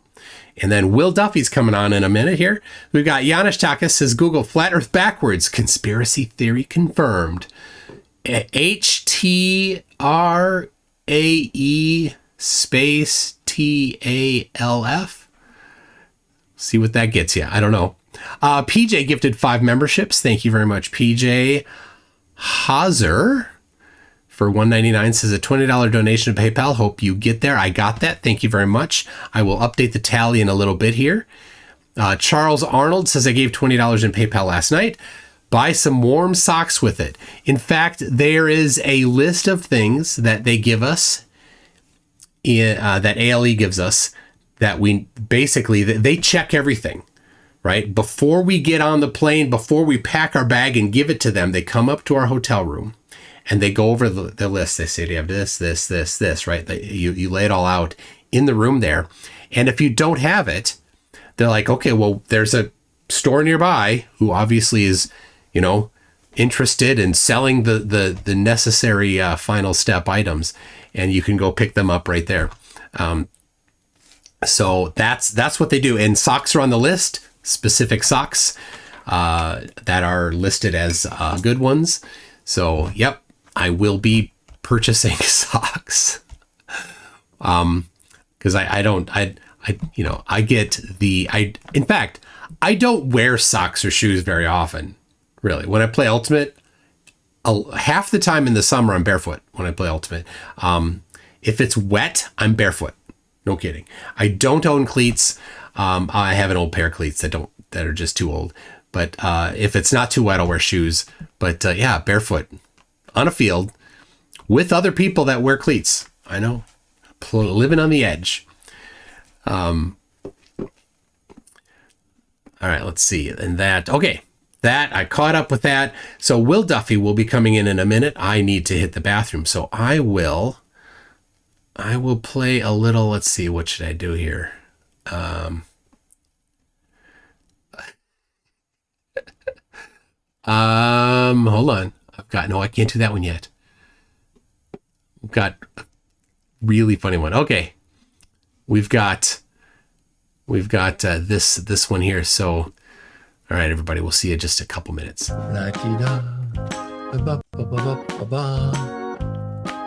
Yes, it is kind of interesting. SpaghettiOs.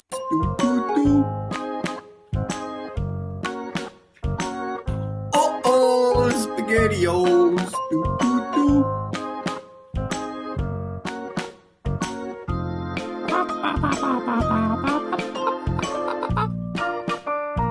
It's a little cold out tonight or this afternoon.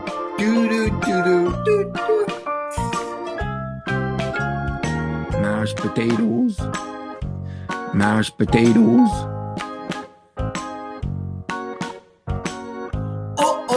SpaghettiOs.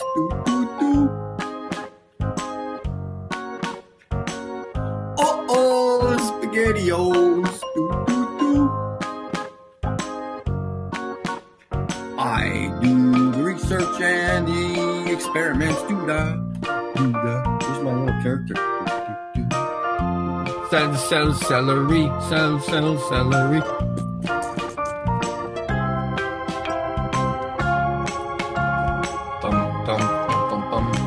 La la la la la la la la.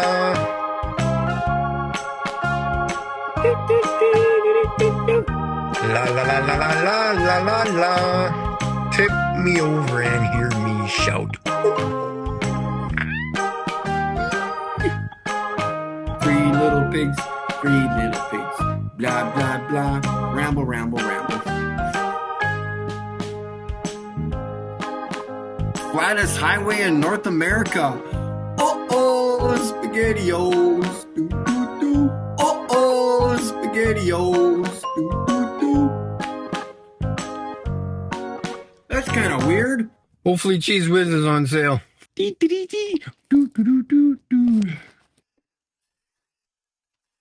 you very much, Mikey Smith, for that amazing rendition of SpaghettiOs.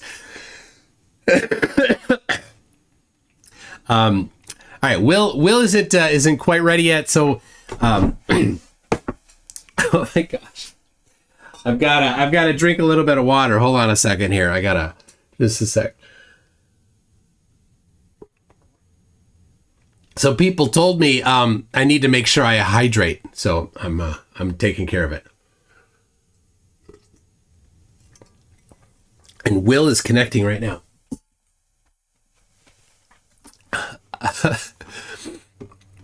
Let's see. I gotta make sure I'm on top of the name. Last night I was messing that up. Okay. Anyway, welcome to Will. How are you, Will? Pretty good, you? I'm great. I'm having fun. You've been going a lot longer than I have here. Yes. Somebody's asking, how are the kitties and the other animals? I just, on the way to the bathroom, I petted the dogs. They were looking at me and whatnot, but they get to stay in the sunroom for a little bit. Right. You know, I don't think I've had you on since like it was known that you were the one behind the final experiment. Yeah, it's been a while. I think it was last time was after the debate with that you had with Austin on Jaren's show. So, but we talk a bit. You know, on the Flatty Discord servers, they were aghast that you and I talk to each other. Like, what a concept! That's right? not allowed for some reason. I don't know.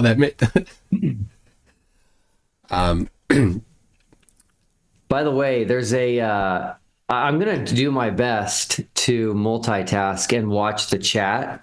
Okay. While we talk, and there's someone named whose name is GOV in the chat, and he's lying about me. So I'm gonna guess that he's a flat earther. Okay. What is GOV? Does anybody know? What is GOV saying? I see Will Duffy stays ready. Well, I don't know if that sounds legit. Or do you stay ready? Always stay ready. Like, I'm always ready. Yeah. Like the Boy Scout thing, I guess.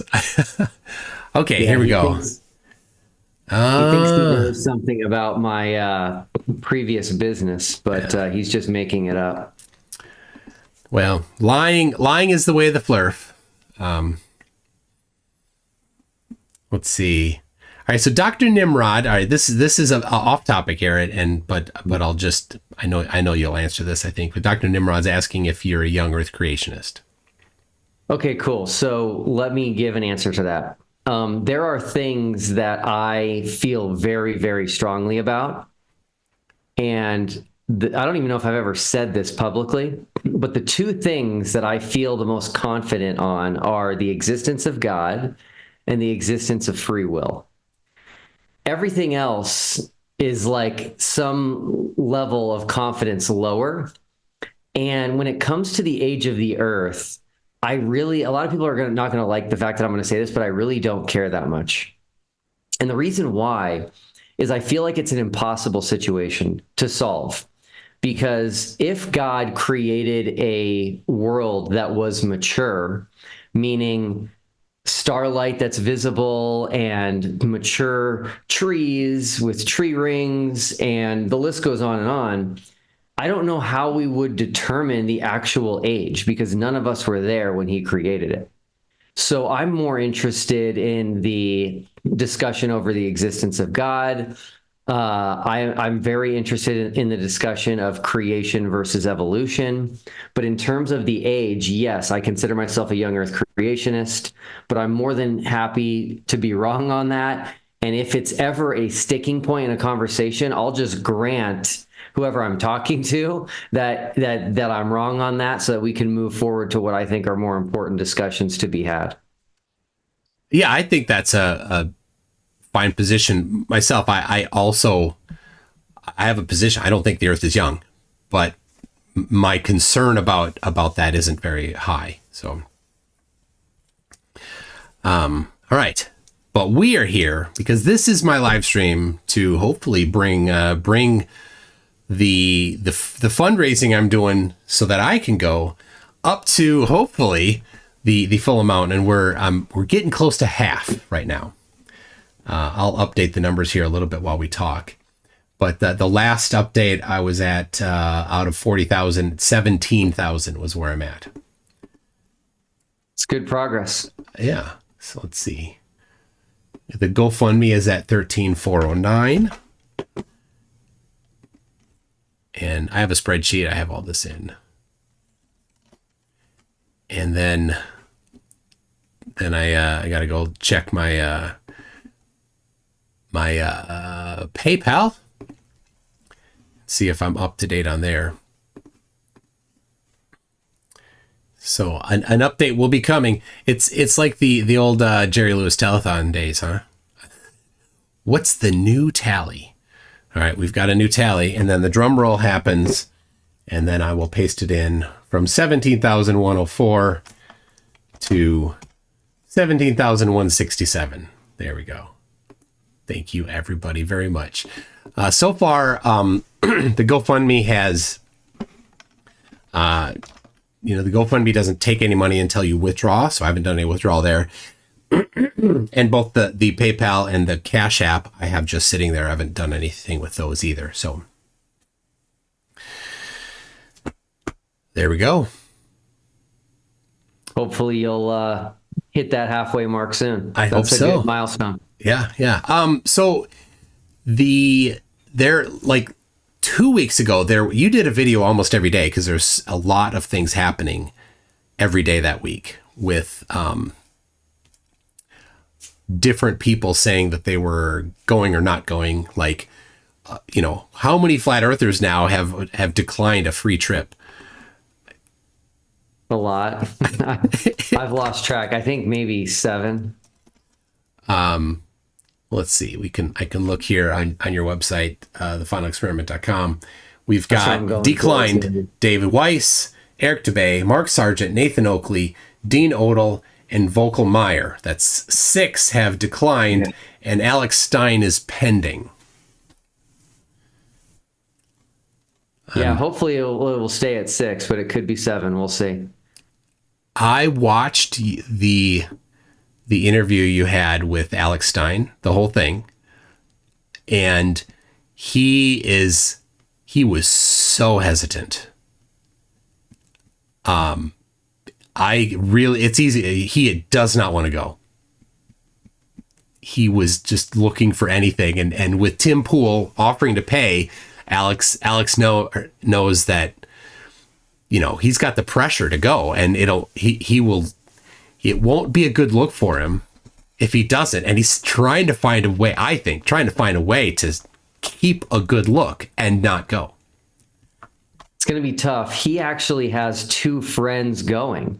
So not only would he have his trip paid for, he'd be going with friends. So he's friends with Mark Harmon, who's Candace Owens' director, and he's friends with Jaron. Well, and Austin too. Yeah. Yeah. So I don't know. The problem is, of course, he's just a big ball of chaos. So, what's his value in anything? His value is bringing chaos to everything. So how could it improve anything? I don't know if it could. That's his skill.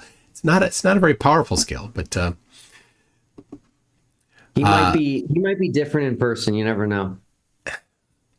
He could. All right. Sergio Garcia Lovato says, thanks, Will, for your kindness and generosity. Definitely. Yeah, thank you. It's been quite a trip. So I published the presentation I gave at your church this last week on my Conspiracy Tunes channel, and nobody was able to find the devil worship part of it. That Joe Hill said that he certainly thought was there. Maybe he can give a timestamp. Yeah, that'd be good. Of course we know he can't. People have now seen it and know how ridiculous his claim was. That his only thing was he didn't like it. He disagreed with it. So, so Charlie Welch is a big fan of Arwen. And I really enjoyed when you were on Arwen's show. Charlie says Duffy was a pro at keeping a straight face on the early Bird show when Arwen was explaining his looping model. Yeah. The Pac-Man Earth. Pac-Man's son that he has, and of course Awake Souls and Limitless, Jason Laufenberg and Ronnie whatever. I always forget his last name. That's going to be a tough one, I think, to get people on board with. It's got zero evidence, doesn't make any sense. It's really grasping. But they're super convinced, and I love the model that they stole. I forgot the guy's name, but I had when I saw that, we were talking a little bit. I think it was before you went on their show. I had found their little model, but they didn't say where they got it from. So I took a screenshot, I did a Google image search, and I found the website of the guy that did it. This whole thing's done in JavaScript that models the position of the sun in relation to the Earth. And they just show the one panel where it shows the city with the sun going over it, and then the angle to the sun being negative. And they're like, that's our model. Well, how's that your model? Well, because we want it to be. But I look at the JavaScript, I'm like, oh, that's just analyzing everything in three-dimensional space and then plotting it into this little limited area. It includes the radius of the Earth in that model. So how could it be their model for flat Earth if it has the radius of the globe? Yeah, I didn't ask a question that I wish I would have in hindsight, which is, in their model, the sun sets into the Earth, I believe.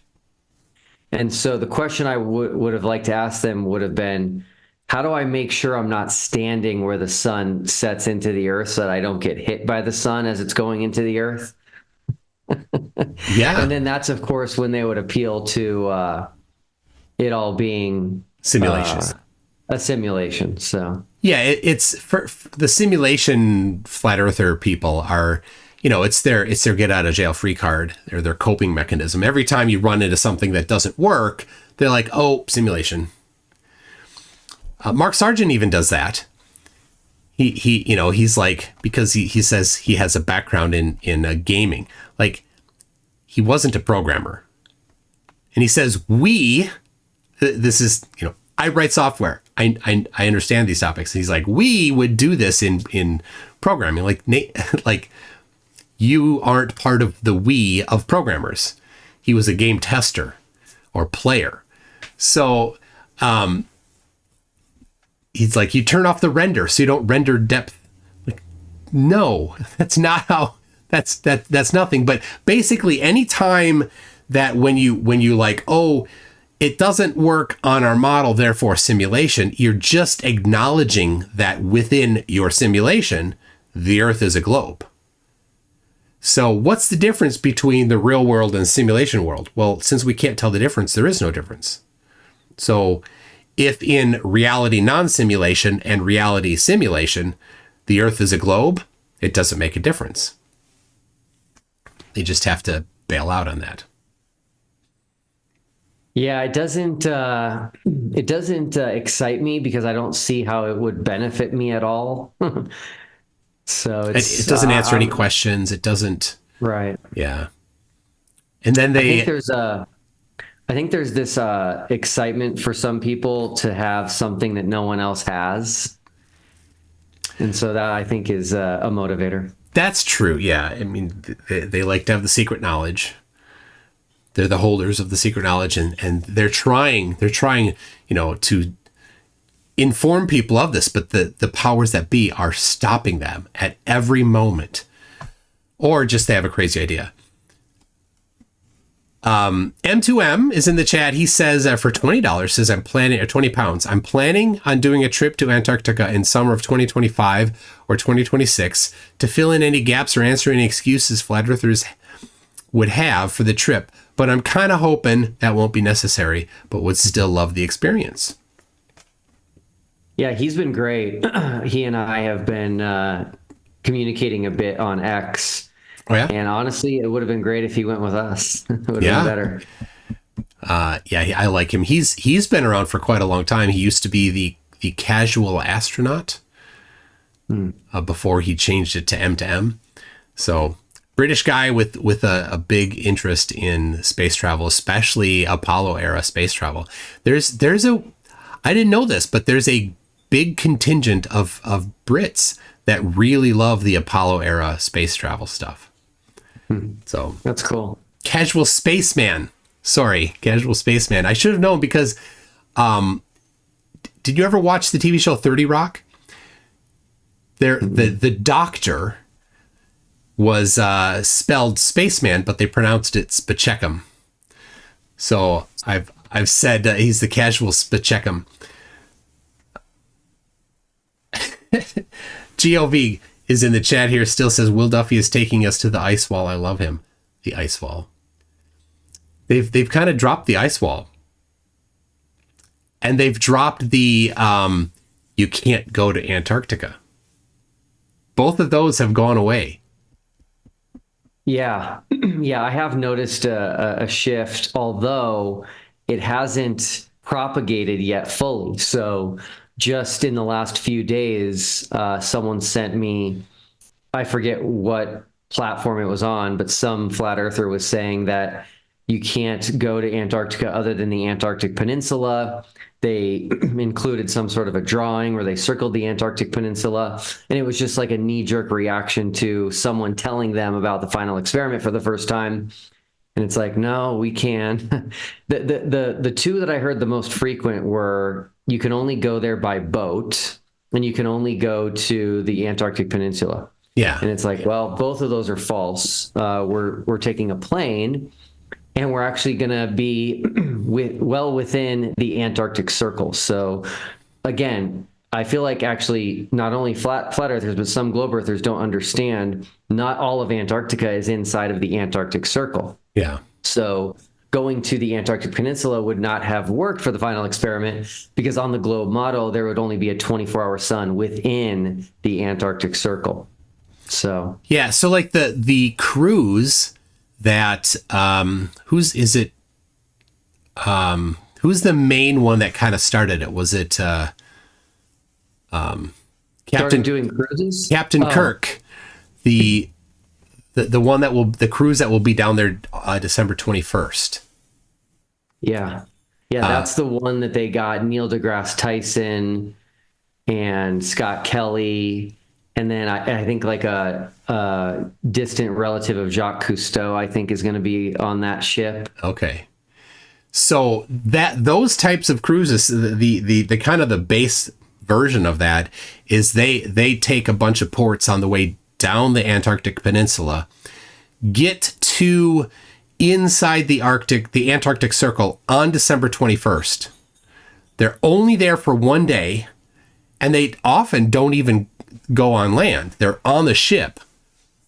I think there's different versions of it. They see that one day just inside the circle, and they see the sun up for one day. Not nearly as impressive as 4 full days where it's up, very much up. Yeah, I've actually been trying to get a hold of Scott Kelly. I'm not having much luck, but I have a friend who has a friend who knows Scott Kelly.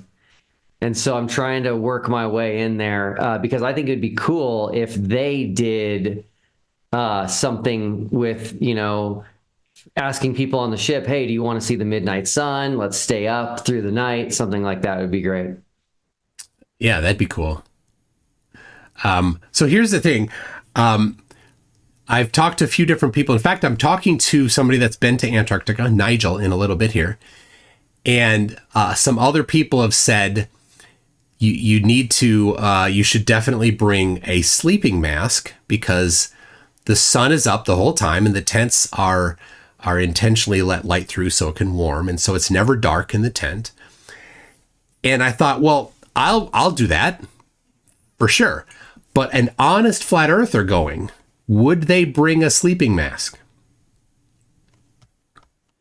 Oh, right. Would an honest flat earther put sunscreen on when they went to bed? Yeah, we'll see.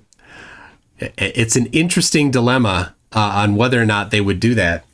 And so somebody said, Yeah, it's pretty serious if you don't, especially if you have sensitive skin, which I do and other people with red hair do. You can get some pretty severe sunburn laying there, unconscious all night, soaking up that UV light. Another rumor that has been going around, which hopefully is squashed, is people started saying that we were going to fly there. Once they granted us that, then they said, well, there's going to be no windows on the plane. And so you're not going to know where they're going to fly you to. And this is an interesting one that I actually think I figured out where it originated.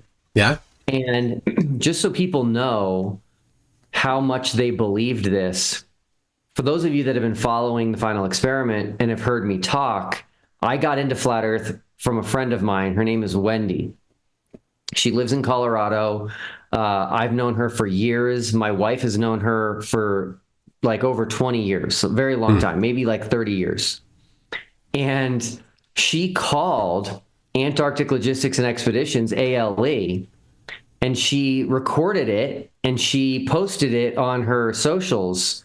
And she asked them, does the plane have windows? So she was thinking that this rumor is true and was hoping to like get ALE to admit it. And they're just like, no, it's a regular plane. Now, here's where I think it originated. And this is actually a fascinating story that I'm not sure I've told yet on any channel. Austin Whitsitt has said a dozen times or more, I've lost track of how many times, but I have all of the recordings saved, that he knows someone who worked for NASA who is a flat earther who has been to Antarctica and says there's no 24-hour sun. Now, people kept bringing that to my attention. I don't know if they were bringing it to my attention just for FYI type of a thing or if they were concerned. It didn't bother me, but I was like, okay, great. Who is this guy? Austin never says his name. I think Austin has said he's going to interview him, but he never has. And so I just kind of let it go. And then I was being interviewed by a Flat Earth channel called, I think it's Josh Monday. Yep. And last second, literally the last second, I think it's when I got onto the Zoom, Josh was like, hey, Will, I brought someone on with me. I hope that's okay.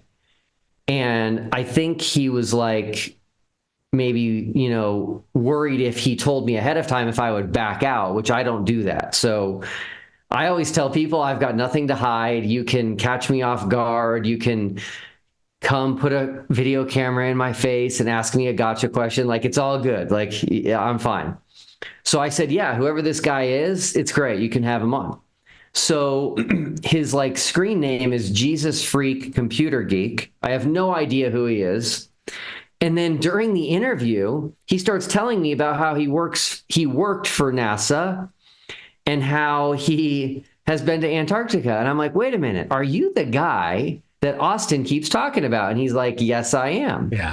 And I was like, okay, this is cool. Like, mystery solved. And then he had to fix what Austin has been saying, because Austin had been saying he went to Antarctica for a much longer period of time than he actually had, and all of that. And so, and he also said in this interview that he didn't pay attention to the sun. He didn't go outside very often. He was mostly working inside. And so anyway, we got to the bottom of that, which is good, but he was the one that took a plane to Antarctica that was a military plane without windows. So someone heard him talk at some point and heard that and just automatically thought, okay, this is part of the conspiracy. Yeah. These people that go to Antarctica end up in planes without windows. They don't know where they are. And so that's how that started. But we're going to be in, just so everybody knows, the plane we're taking is actually owned by Iceland Air, okay? This is a regular commercial 757 plane. Yeah, I've seen pictures of maybe it's the same, maybe it's a different, but it's a 757 that so somebody else who is a friend of the Dave Kirshner, he said a guy he works with has gone to Antarctica. So I emailed a few times with the guy he worked with. He sent me pictures. Yep, it's just a regular 747 with regular seats. regular windows. So, and so, yeah, this it's an interesting study on the mind of these people. That the one interview he had, or the couple things that he said, I don't know if it was one or multiple, sorry, that, he does not recall what time of year he was there. David Beverly Jr., right? Not the one that's dead, the one that's alive. He did not pay attention, so his opinion isn't super important. And but he did say it was never dark. Right? So Austin's position is dramatically exaggerated from what David said. And this is, it goes right to the mind of a conspiracy theorist, that they don't need to actually hear the information. They don't need to go and verify the information. They hear something that vaguely, sort of, almost kind of, but not really supports their position. Take it, absolutely. And when they repeat it, well, they can embellish it a little bit. And then the next person hears it and they embellish it. And the next person. And by the time you get done playing this game of telephone, well, David Beverly, he's a high-ranking person at NASA. He was in charge of all sorts of stuff there. He was actually just a contractor. I don't think he was an employee, as I understand it. And he definitely confirmed all of these things. None of that was true. Hey, sorry. I'm trying to read the comments here. Oh, I yeah. want to know if this GOV guy thinks that the sun's going to set while we're there. He just said David Weiss is going to love me after Flat Earth is proven. So I just want to understand his position. Oh my God. Yeah. I'm guessing GOV is of the opinion. Yeah, right there said the sun will set. So here's the question to GOV.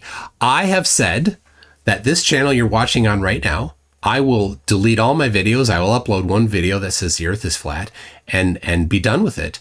If the sun does what Flat Earth predicts and doesn't do what the globe predicts. So if it sets, I'll do that. So GOV, will you make the same commitment? If the sun circles overhead for 24 hours a day, will you say that the earth is a globe and give up Flat Earth? I have the courage to do that. Do you? It's a great question. Let's see if he answers. Now, I do want to talk about Dave Weiss's app for a second. I'm a little slow on the uptake here, so please give me a little slack here, everyone, in the comment section. I didn't realize that if there's a 24-hour sun in Antarctica, that Dave Weiss's app becomes completely useless. So his app shows you what the sun is doing on the flat Earth. It shows you what the moon is doing on the flat Earth every single day. So you can just open it up and see exactly where the sun is, where the moon is, whether it's a full moon, a new moon, a quarter moon, a half moon, whatever, crescent. And so it occurred to me, if there's a 24-hour sun, that app really has to be thrown into the garbage, because that app cannot account for a 24-hour sun. When this hit me, it made more sense why he was so quick to say, I want nothing to do with the final experiment. I want nothing to do with going to Antarctica with you guys. And he's actually starting to push my buttons. I've given him so much grace and so much slack this whole time, but he's actually really starting to push my buttons. So I might actually have to do a video exposing him like I did to Nathan Oakley and Eric Dubay. Which, again, I don't like to do those, but if they're going to be rude and not cordial in all of this, then they're kind of forcing my hand. But anyway, yeah, so that's a big deal, because I don't even know where he'd start if his app has to account for a 24-hour sun. It just can't. Yeah. Well, it's the AE map, the Gleason map, the same thing. They sometimes try to make a distinction between the azimuthal equidistant projection from a globe and Gleason's map. They're the same map, but that's what he has on his app.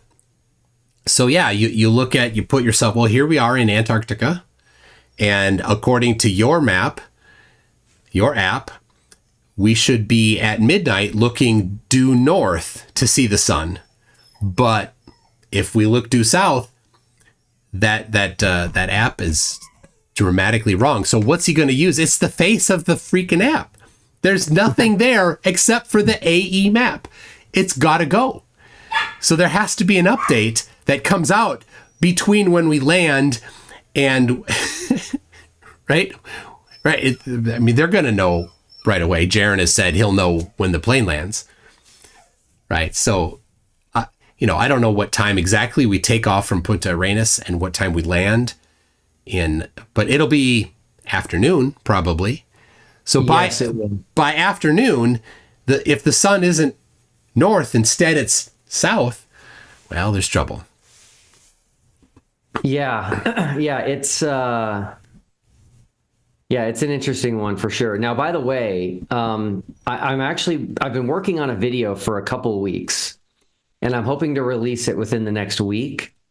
But I actually personally, you never know how people are going to react, but I personally consider it the most important video I've done since TFE started. And what's funny is I'm actually going to make everybody mad at me, I think. Both sides. But the the working title is There Are Only Two Possible Models. And I'm going to show in this video that the only two possible models that work are the AE map and the globe. That's it. The reason I'm going to do this video is because people are quickly, on the flat Earth side, are quickly abandoning the AE map.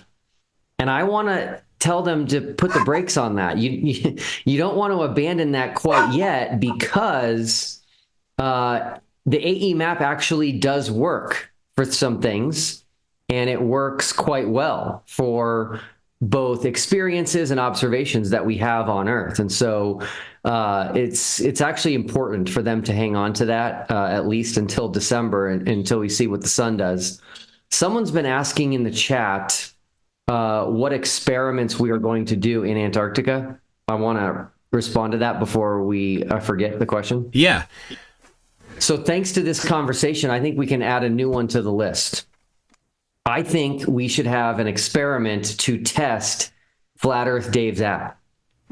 And I think this should be an official experiment that we do in Antarctica, which is live stream where the sun is based on where the sun actually is, and then show what his app says. Oh, yeah. And maybe if there's any flat earthers that are watching right now, maybe you guys can get Dave Weiss to pull his app and try to fix it if the app doesn't work while we are there. I think that would be a great experiment. I'm guessing he's already planning that. Okay. Okay. I have another experiment I hope that we can do there. It'll depend on my ability to get this packed into a suitcase. I'll share so you can see what I'm talking about. So this is a dip compass. This is the top view. This is my P1000 right here. So this compass here, red points north, blue points south. Already this shows a problem. Flat earthers always say that compasses only point north, but they're unaware that this side of the compass exists. I don't know why they don't see that, but anyway, so this is pointing north. So the room I'm in right now, my back is to the north. So what you do is you take this, and I'll hold it sideways so you can see what it looks like. This is the sideways view of it, right? So you take this, you rotate the whole apparatus so that it lines up. Now it's underneath this bar here, and then the whole thing rotates this way. Wow. And so, oh, thank you. Just a second. A little bit. Come back in a little bit. My daughter's here with the cat. We'll go later. Anyway, so now you can't see because the camera's above it. But what I'm going to do is I'm going to hold this right here so that when I turn it back, you can see. So this is the angle that the dip compass is showing. So this is a certain degree angle of the vertical component of the magnetic field. And since north is down, I'm in North America, north of the equator, we'd expect north to point down. Now, in the common, you've probably seen the flat earthers will take an AE map and then they'll put a magnet in the middle of it, right? They'll put a magnet there, and then they'll take a compass and they'll move that compass around the magnet, and they'll show, this compass is way too big, but they'll show how the middle of the compass always points toward there. Actually, I can get one. Hold on a second.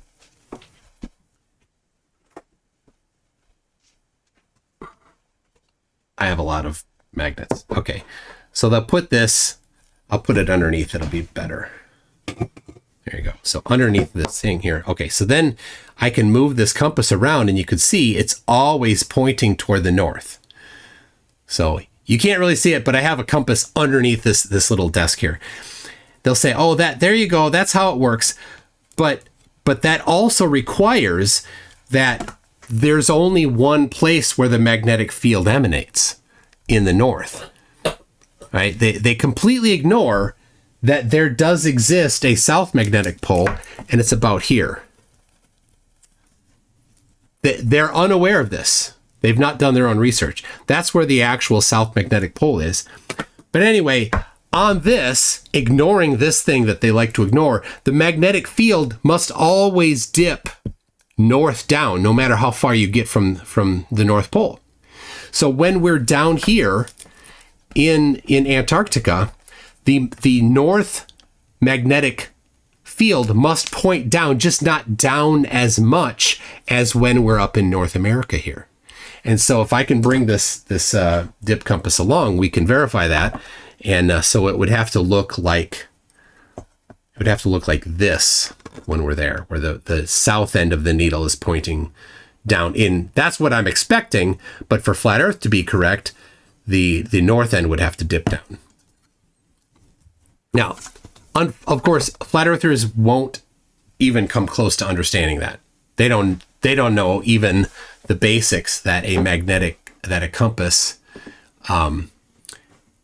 is a magnet. So. I was not aware of a dip compass. That is cool. Yeah. I like it. So whether or not I can get this loaded up without having it break on the way will be the issue. So obviously the main experiment we're doing is understanding the sun and its motion and whether or not there's a 24-hour sun in Antarctica. That's my main focus. Critical Think, that's the name of his YouTube channel. He's going to be doing his own experiment using some high precision weights and scales, which will include measurements in Chile while we're there, and then measurements in Antarctica. And then one thing I haven't said yet, but I'll be releasing a video on soon because we're kind of getting down to the end of the line here, is I'm going to need volunteers. So this will be my first time saying this. And so if you want to volunteer, please email me. But I need volunteers to do solar photography while we are there. So I need people to take pictures of the sun so that you can see the sunspots and see the kind of where they're at on the sun while we are there. And so I need people to volunteer to do that so I can make a list of, where you're at on the globe. Are you not north hemisphere, northern hemisphere, southern hemisphere? And then I'm going to try to arrange it so that while we are in Antarctica, there are times where we will all take a picture of the sun at the same time so that we can compare those. And I think that's going to be very helpful data from this experiment that I actually think will be pretty incredible. So if you already are into taking pictures of the sun, then you're qualified and would absolutely love your help.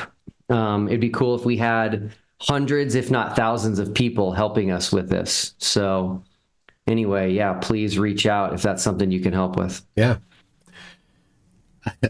Photography of the sun is right up Mikey Smith's alley. I'm surprised Mikey Smith hasn't contacted you. I'm amazed Arwen did. That actually is. How did that happen? I had people. Okay, so this is an interesting one. Of all the interviews I've done, I had the most people begging me not to do Arwen. Not to. Correct. Yeah. So when a flat earther announces they're going to have me on their channel, I get contacted by people and they're like, "Hey, Will, here, do you know who this person is?" I'm like, "No." They're like, "Okay, well, here's what I think you should know going into it." And with Arwen, people are like, "Will, I really think you should not go on there." And so I appreciate the warnings. I really just don't have anything to fear. And so I went ahead and did it. And I will give people credit. After I did that interview, they sent me an email and they're like, "Will, that was way better than I expected it to be. I'm really glad you did it." Arwen is such a strange one. But yeah, it was, I think that's one of my favorite interviews that you've done. The one that I think was, the host were rather disgusting was Awake Souls. What an absolute, I can't imagine his personal life. It's such an absolute disaster, has to be. Yeah, I don't get rattled very often or easily. I did get rattled in that interview, which is not the best, but hey, sometimes people just get to you. Yeah. Now I will say this, if anybody wants to give me any advice, and maybe there's nothing to know, but Nachiketa, am I pronouncing that right? I don't know. Something like that. Okay. That's a flat earther, and he has already interviewed me, but he wants to interview me again. And he specifically asked for 2 hours, which I normally would turn down. I usually limit my interviews to an hour. It's really all I can handle. But I agreed to do it. And I don't know, it's kind of a weird one. I don't normally get a request from a flat earther to go back on their channel. So I'm guessing there's going to be some sort of secret plan in the works, but again, it's fine because I've got nothing to hide. We're doing this experiment to figure out the truth, and so whatever you want to do, let me know. There has been an interesting theme though, and a pattern, which is that flat earthers interview me, and then afterward they say, "Well, Will didn't answer this question or that question or whatever," and it's like, "Well, you didn't ask me. Like, you had me. You literally had me." And one guy, I even offered, I was like, "Hey, if you want to have me back on, you can have me back on. Like, you guys, this is your opportunity. Like, I'm here live. You can ask me whatever you want. It's fine." So. Yeah. So I suppose coming around for a second go makes sense. But yeah, it sounds to me, if he's asking for that much and he wants a second round, it's like he's trying to do an ambush. But how could he ambush you? What is there to ambush you on? Yeah, and so some people this is a good example. This is, let me think. Yeah, this is pre-TFE when I was on Jaren's channel with Austin. Yeah. And people contacted me afterward and they were like, "Oh, Will, that wasn't fair. It was 2-on-1." And I'm like, "No, guys, it's fine. I don't care if it's 10-on-1 or 5-on-2 or 6-on-3. It doesn't matter. Like, it's okay. As long as both sides have the ability to speak. Like, when people start muting, that I hate, right? So, for example, that's one of the things that really rubs me the wrong way with Nathan Oakley, is he will strategically use the mute button to make it sound like he's smarter than the other person, that the other person doesn't have an answer. And it's like, no, that's deception. That's no good, right? So Nathan Oakley had a guy on, his YouTube channel is DOC Studios. I forget his name. Yeah.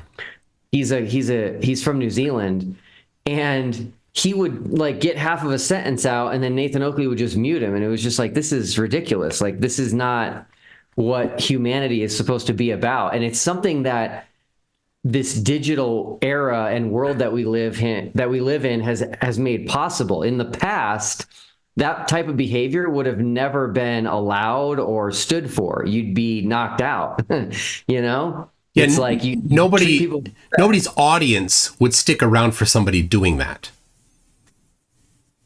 Right.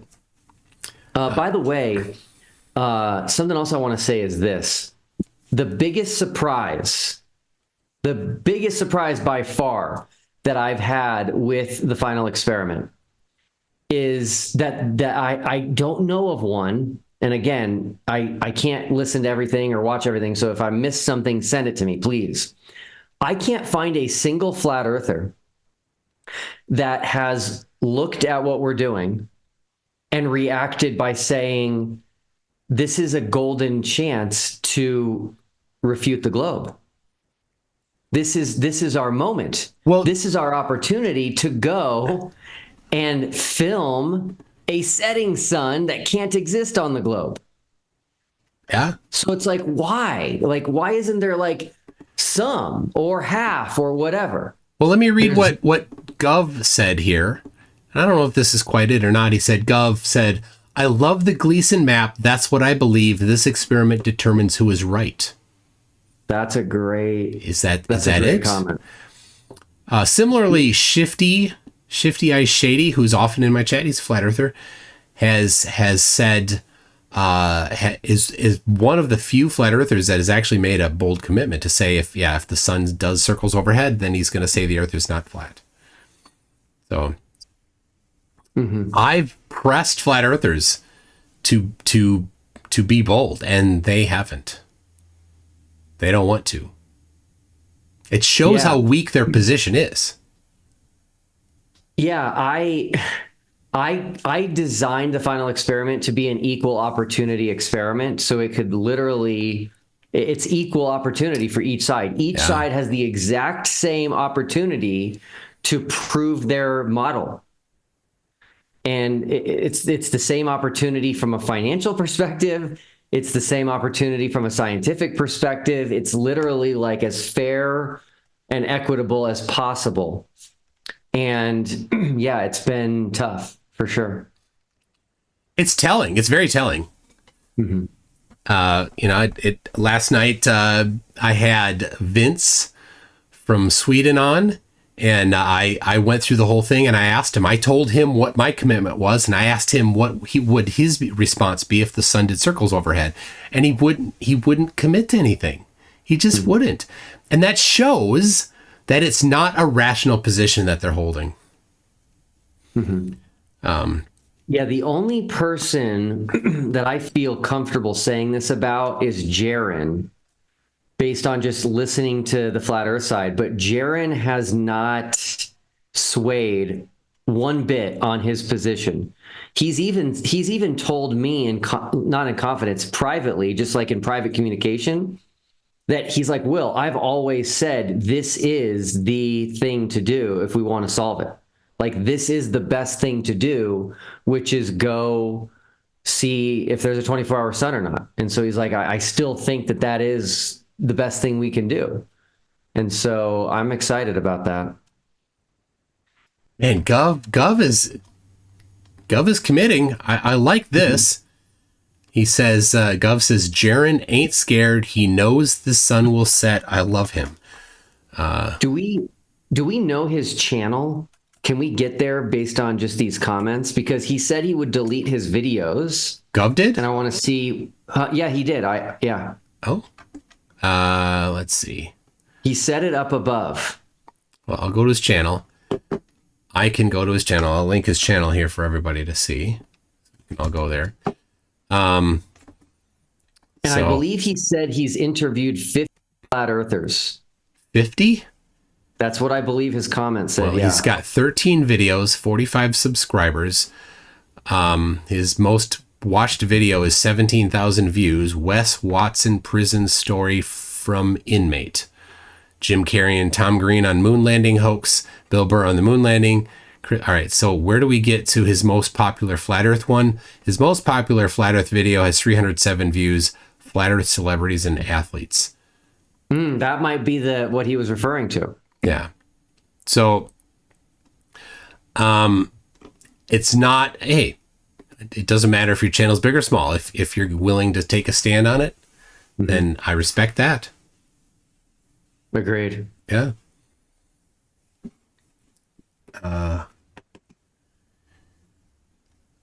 Let's see if we got a couple people asking.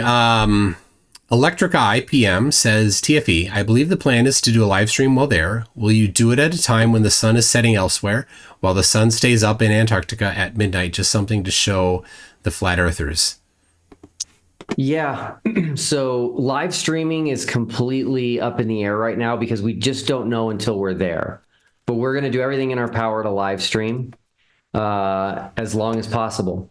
At the very least, I'd like to do a live stream at noon in the time zone that we'll be in Antarctica, and then at midnight in that time zone, which would have the sun be at opposite sides of the Earth on both models, right? Yeah. And so the one I'm most excited about will be when the sun is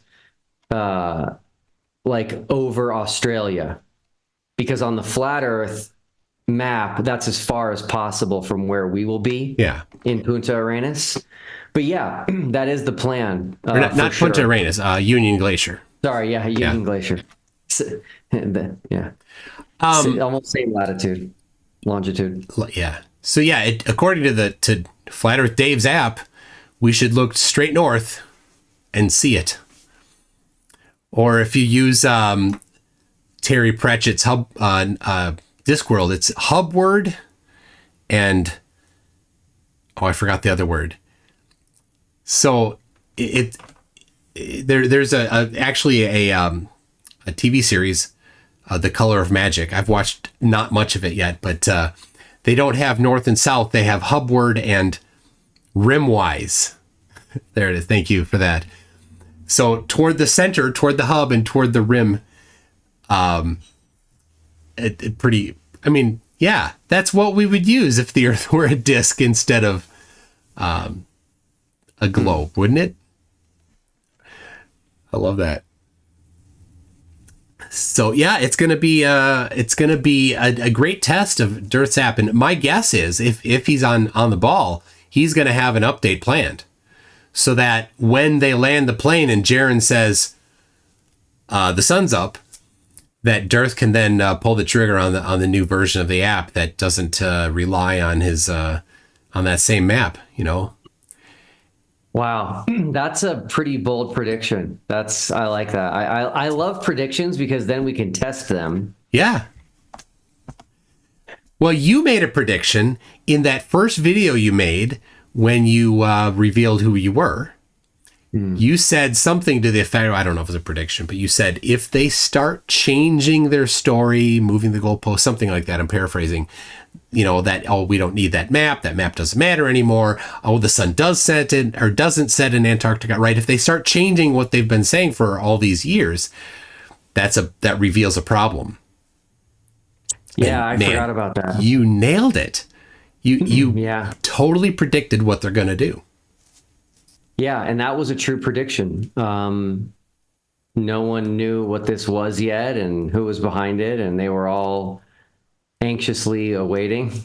It's funny because both sides were like excited about the final experiment, but also a little nervous, trying to figure out who was behind it. So that was kind of fun. It's a bummer though, because going into this, and again, I didn't know the flat earth community as well as all of you guys who have been in this for years and years. I really didn't know the community that much at all. I had a hard time finding 24 flat earthers and 24 globers to invite. The reason I chose the number 24 is because it's the year 2024 and it's a 24-hour sun we're looking for. So that number wasn't arbitrary. But anyway, there's so many more that I now know about, but I didn't know the community well enough, but I thought for sure once I outed myself as the guy behind it who was on the globe side, because I just wasn't willing to hide that from them or lie about that. I thought they were going to be super excited because they're the ones that talk about Antarctica and how important it is to go there and how they keep us out. And I was like, going to come in as like, hey guys, this is so cool. We can go to Antarctica. I figured it out. I'm paying for it. There's like no more hurdles to get there. And then it's just like been pulling teeth ever since. Again, another revelation of their position, that they're not excited for this thing that they've said they wanted to do, right? And both Dean Odell and Austin said before any of this came out, Dean said, we should go there and see what happens. But since then, he's been a little, I think, shaky on his position. And Austin said, about a year ago, he's like, we're planning to go. And then, but when he was saying we're planning to go, his wife was pregnant at that time. Right. Because maybe some people don't know, maybe Austin didn't know this, but it takes 9 months from when they become pregnant until the baby comes out, approximately. Sometimes it's shorter. So 9 months prior to the birth, it was after that point in time that Austin said, to my knowledge, unless I'm wrong in this, that he was planning to go to Antarctica this coming season. Mm-hmm. So then when you were on Jaron's and Jaron said, hey, I want Austin to come with, and you're like, okay, you didn't even hesitate. Right? Did you know he was going to ask that? Did you have any hint? I don't remember. I doubt it. Yeah. I doubt it. But you didn't wait to answer that. Okay, hold on. I've got a slinky animal here. Is that a ferret? This is a ferret. All right. I have not seen a live ferret in a long time. Wow. This is not just a ferret, but it's a albino ferret. So this is Tina. She's very nice, but she likes to bite feet.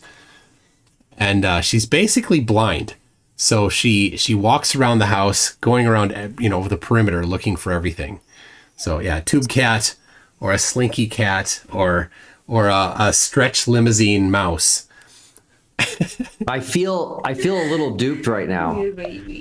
When I accepted that friend request of Tina, I didn't know it was a ferret. Tina Toon, my wife. No, that's not. That's not. I suppose you could say this was Tina Toon, but no, we don't say that. There we go. Okay. They're friends. Thank you. Oh. They were playing in my room earlier. They were what? Playing in my room earlier. That's cool. All right. I think the ferret's name should have been Giraffe. That's would have been my vote. I did not. Yeah, I didn't get to choose the name of the ferret. But yeah, the trend of naming our pets after other animals. I don't know. That might have been her name before. No, I don't think it was. She's older than Raccoon. She's older than Raccoon? Yeah. Okay. By the way, I want everybody on both sides, the globe side, the flat earth side, to do me a favor and try something, which is this, and it's going to be hard. Try to put yourselves in my shoes coming up with the final experiment, okay? So remember, I came up with it and I really didn't tell anyone. And then I went to this debate, the Dean Odell, Greg Locke debate in Tennessee. We didn't know each other yet. Yeah. We didn't even know each other existed. We didn't see each other or anything like that. That was a weird accusation right away. Yeah, I told people immediately, I said, if anybody tells you that they have a picture of us together or a video of us together, they're lying. Yeah. I can tell you right now, it does not exist. We did not know each other. And then here's what's funny. It took months, but I ended up, because I was looking for some content for something, I ended up watching Austin Whitsit's live stream of the debate, and I'm in his live stream. And you see me sitting next to Dominic Enyart, which is who I went to that debate with. Yeah. But anyway, so I came up with the final experiment in like October or November a year ago. And then I go to this debate in December in Tennessee. And again, I'm not telling anybody about what I'm doing because I know it's going to take a ton of prep before I can announce it. And I'm sitting there, and from stage, Dean Odell's like, here's how we can solve this whole thing. We go to Antarctica for a week and we see what the sun does. And I'm just like, this is amazing. I was like, I must be onto something here if the flat earther is the one suggesting this on stage at the debate. Then I don't remember the exact order here, so I might be getting this off, but I think I was preparing for my discussion with Austin Whitsitt on Jaron's channel, and I was watching some of Austin's lives, and he says on the live that he's planning to go to Antarctica the next December to see about the 24-hour sun. And I'm just like, okay, these are all signs that this is the final experiment. This is the right one. Then I go on to Jaron with Austin, and I ask both of them. Now, again, people have like given me a hard time for this. It's like, no, why? I already know what I'm gonna be doing, and so I just asked them in the Q&A, hey, would you guys ever consider going to Antarctica for this whole flat Earth debate? And they both said quickly, yeah, of course we would. And that was just a little bit of a test to make sure I'm not gonna spend all this time and money for nothing. And so I had 3 incredible things happen in a short period of time that were all like, yes, this is amazing, that this is the right thing to do. And so I moved forward with it, and now they're all kind of not as excited. It's the attacks that are so crazy. And, you know, it's not surprising. Once you've experienced flat earthers for a little bit, it's par for the course for them to go personal instantly. But yeah, you're doing what they said they wanted. You're giving it to them on a golden platter. And from when Jaron said, will you bring Austin, until Austin agreed to go was over 3 months. Mm-hmm. Right. So it was, I think, around 2 months from when Jaron said, will you bring Austin? You said yes, until Austin had you on his channel to talk to you about it. Like, who was dragging feet there? Austin was upset when I said that Austin's dragging his feet, but it was 2 months for that to happen. And then for that, even after you went on Austin's show, he didn't give you an answer. It was wishy-washy. So for a guy that was saying, I'm planning to go, we just need to figure out the logistics. The logistics are handed to him. And then he says, I don't know. Telling. Yeah, it was. I was starting to sweat it out a little bit, for sure, because everybody was chirping in my ears saying, Will, they're playing you, they're going to drag this out and then cancel and not go. And I was just like, man, I'm going to believe in them, because that's what I'm doing with the final experiment. That is the spirit behind TFE. And so I'm just going to see what happens. Fortunately, ALE gave a deadline of September 15th. I had told ALE that I have these people that are considering going, and I'm going to pay for them. And, you know, ALE sent them the paperwork and they weren't filling it out. And it's just like, so anyway, fortunately, they gave a pretty hard deadline to me for all these people that are just out there that I have mentioned that haven't filled out their paperwork and blah, blah, blah. And so that kind of made them be like, okay, we're going to do this. So they are signed up now.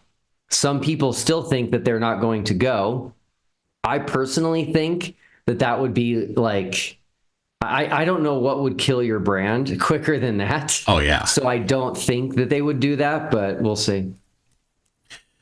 I'm pretty sure that no matter what, Jaron will go. Even if Austin at this point said no, if he backed out for some reason, which I don't think will happen, but even if that did, I think Jaron would still go. He's in. He sees this as the go, no go. So yeah. And I don't think Austin has a desire to back out. I don't think he would have agreed to go if he wanted to not go. So.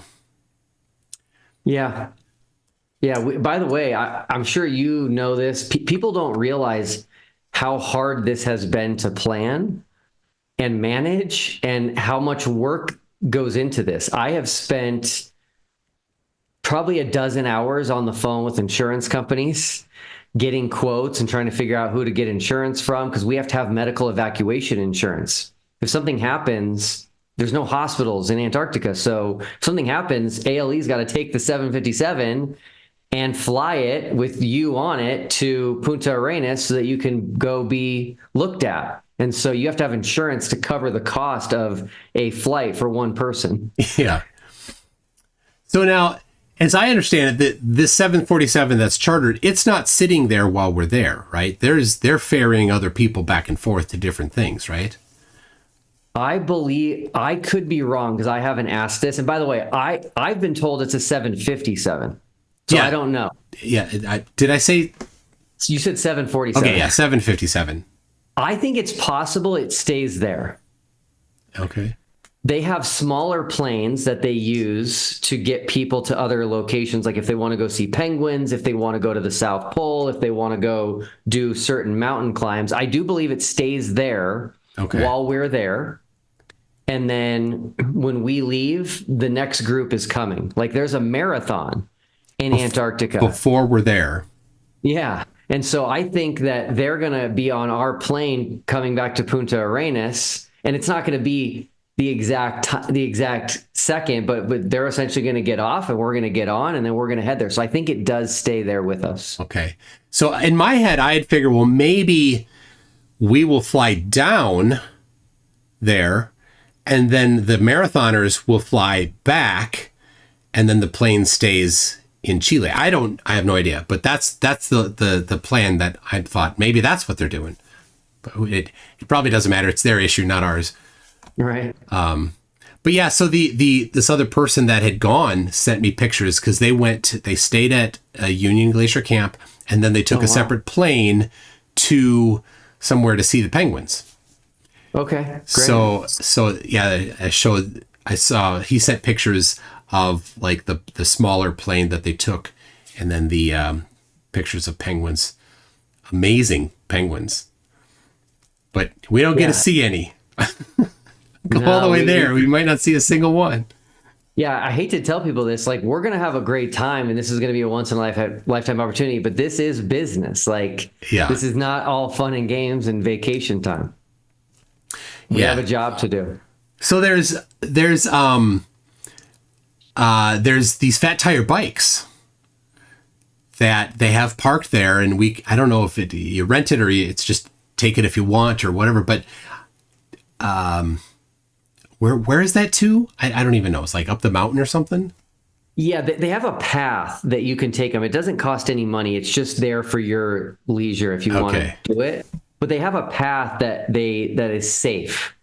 People also forget in Antarctica there's crevasses and things of that nature. And so it's all about safety. And so yeah, I'm going to do that. I'm looking forward to that. Something else a lot of people don't know is they will be taking us on a scenic flight over Antarctica while we're there. Yeah, one of the days that we're there? Yes, they wait for the best weather day. And that's what I'm the most excited about, is being able to take a scenic flight around Antarctica. Yeah, obviously not the entire around Antarctica, as Dave Weiss imagines is possible. What Dave Weiss says is the real final experiment would kill everyone that does it. Well, yeah, you couldn't do it, right? The cost would be ridiculous. No, everyone would die. Like people don't realize this. I'm going to cover this in a video, but he said you fly two planes in opposite directions around Antarctica. Okay, yeah. So number one, on the shoreline, 2,000 feet up. Yes. So number one, the planes are going to hit each other when they get to the other side. Well, maybe they can veer off. But that won't happen because the distance he says they'll travel to prove flat Earth, no plane in existence can fly. So they're going to run out of fuel. Well, even for the globe. Can a plane fly the perimeter of Antarctica halfway around, 2,000 feet elevation? Does a plane exist that can do that distance? I don't think so. Because at 2,000 feet, your fuel economy is not the same as at 35,000. Right. But also consider the distance on the flat Earth, which he thinks this is going to prove. So now the planes are going to run out of fuel. And so that's problem number 2. And so again, every time there's a problem and you come up with a solution, the solution doesn't work. So now the solution is going to be just land the plane and refuel. Where do you land on the shore of Antarctica? There are no runways there. Yeah, you'd have to pre-build an ice runway at the select distance, flat Earth distances around the perimeter, and then station bring fuel to that runway that you build. Yeah. So so anyway, nothing works with his experiment. By the way, he got the experiment. Some people are going to think I'm being rude here. I'm not.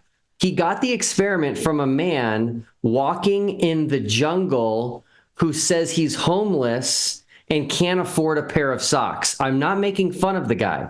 He's holding a phone, recording himself in trees, and he says on the video, I'm homeless and I have no money. I can't even buy a pair of socks. And that's where this idea came from that Dave Weiss has been telling people about. And so, so the next thing they're going to say is that the plane has to be refueled in the air by like a military thing. Perfect. And so all of a sudden, my expensive final experiment is looking like a really good deal. That's yours is the discount, the Temu version of it. Yeah, I don't understand it, but oh well. I am going to cover this in a video. And he pitched it as the cheap one. He said it'd be cheaper. I don't know how he thinks it'd be cheaper and everything. It is no clue. And everybody would die on that trip. That's amazing. All right, let's see if there's any other questions to you here. Let's see. Lisa asked, and we addressed it a little bit. What experiments will you do there? Is the sun up? You talked about trying to do a live stream if possible. I've got the magnetic compass. We've got Critical Think doing a weight thing. In Punta Arenas, I'm going to get the 24-hour, or not the 24-hour, the star trails if I can. And I want to look at the angle of sunrise or sunset, because it should be, according to Flat Earth, it should be northeast, northwest.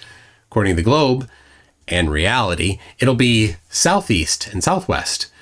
I like that. There's a few others. I have a list of some other things. Napalm, a flat earther, suggested that when we get there, that I start walking south. As soon as we get there, just start walking south for a day and a half. And I said, that would be a way that to not live.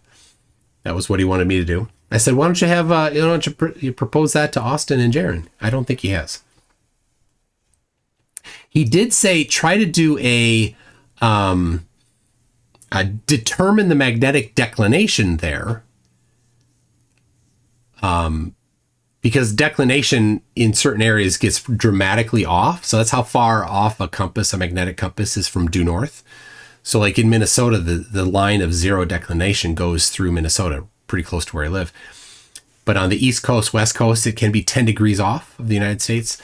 Down near South Africa, it can be 25 to 30 degrees off. So, let's see. Sergio says, question to both, are you scared? Because to be honest, it's a dangerous trip. A little problem could mean death. I would like to answer that. Okay. So obviously everything in life comes with a risk, right? Driving a car comes with a risk. Flying a plane comes with a risk. ALE, one of the reasons I chose them is they have been flying tourists to Antarctica for over 30 years. And as far as I know, have had zero issues. Something else people should know about and consider is that when someone needs like an emergency help in Antarctica, so again, contrary to what flat earthers say, you can do Antarctica solo. There are solo expeditions in Antarctica. You just have to get permission. So it's no different than climbing Mount Everest, right? People die on Mount Everest. I saw an article this morning where they found some guy's foot or something that they've been looking for who died on Mount Everest. you need permission, and they're going to at least make sure you look like you have trained and can do it. So when you go to places that are dangerous or extreme climates like Antarctica, they just want to make sure you're not going to die. So ALE has rescued people that were in need of rescuing in Antarctica because they were doing a solo expedition and they couldn't make it and things went south. So ALE is relied on for that. Next is Elon Musk. He wanted his own private camp in Antarctica. Now, I don't know the details here, but this is public record now. I learned about it, I think, before it was public record, but if you Google Elon Musk 3GR, that's Elon Musk. He paid for it. It's his private Antarctica campsite. It stands for Three Glaciers Retreat. And who did he pay to build that for him? ALE. Yeah. And so you're going to expect a billionaire is going to use the best company out there, which I do think is ALE. So considering all of that, I have zero fears of anything going wrong. We're going to be with a group of people. I mean, the people that work for ALE are there every single year for the entire season. So yeah, it's going to be incredible and no fear whatsoever. All right. Dan L says, please share your plane tail number or flight information so we can follow you in real time. That's a great idea. Yeah, we'll have to do that as we get it. Steve6464, is the whole trip just experiment or might you get in some sightseeing? And if so, what would you like to see? Now, you covered the plane, we covered the bike, the fat tired trip. Obviously, yeah, it's work, but we're going to have time in Chile as well because we have to get there early. The reason we have to get there early is multifaceted. If our plane is delayed getting to Punta Arenas, they want to make sure that we don't miss the plane to Antarctica. The plane will not wait for anybody. Yeah. Number two, if our luggage is delayed, they want to make sure that our luggage gets there. If we don't have our clothing, we can't go. And then also they, as Mike mentioned earlier, they actually go up to your hotel room and they make you lay everything out on your bed and they make sure it's good enough to keep you warm in Antarctica. And if it's not, you either have to go buy something that meets the requirements or not go. So we're going to be there at least 3 days early or so. And so I think we should consider doing some sightseeing there as well. Yeah. So it's at 54 degrees south latitude, I think. And it's the height of summer. But I don't think it's particularly warm. I don't think there's a whole lot of sunbathing on the beach, even though the sun's up a lot. I've been to Anchorage, Alaska in July, which is 60 degrees north latitude, and it's not toasty weather. So, and we're on the other side, so it won't be beach weather, but there's beaches and there's things to see there. I've actually looked. There's it's right on the water, and on the other side, there's an island or thing over there where there's like a lighthouse, and that lighthouse has white and red stripes on it, and it's, I don't know how many, 20 miles away. I'm like, well, we should, if the Earth is flat, we should be able to zoom in on it with the P1000. So I think it might be interesting to try to zoom in on that thing across the water there. I like it. I like it. Let's see. We got Dave McKeegan says there isn't a bin large enough to fix Dave's app. Dave McKeegan, who's going with us. Hugh Jars, who you've been on twice now, right? With him, says, I have an experiment. Look north and measure how much of me you can see. Up to my belt if the Earth's a globe, and all of me if Earth am flat. Oh, Hugh is so funny. Okay, so Exposing Ma's Tricks is a flat earther.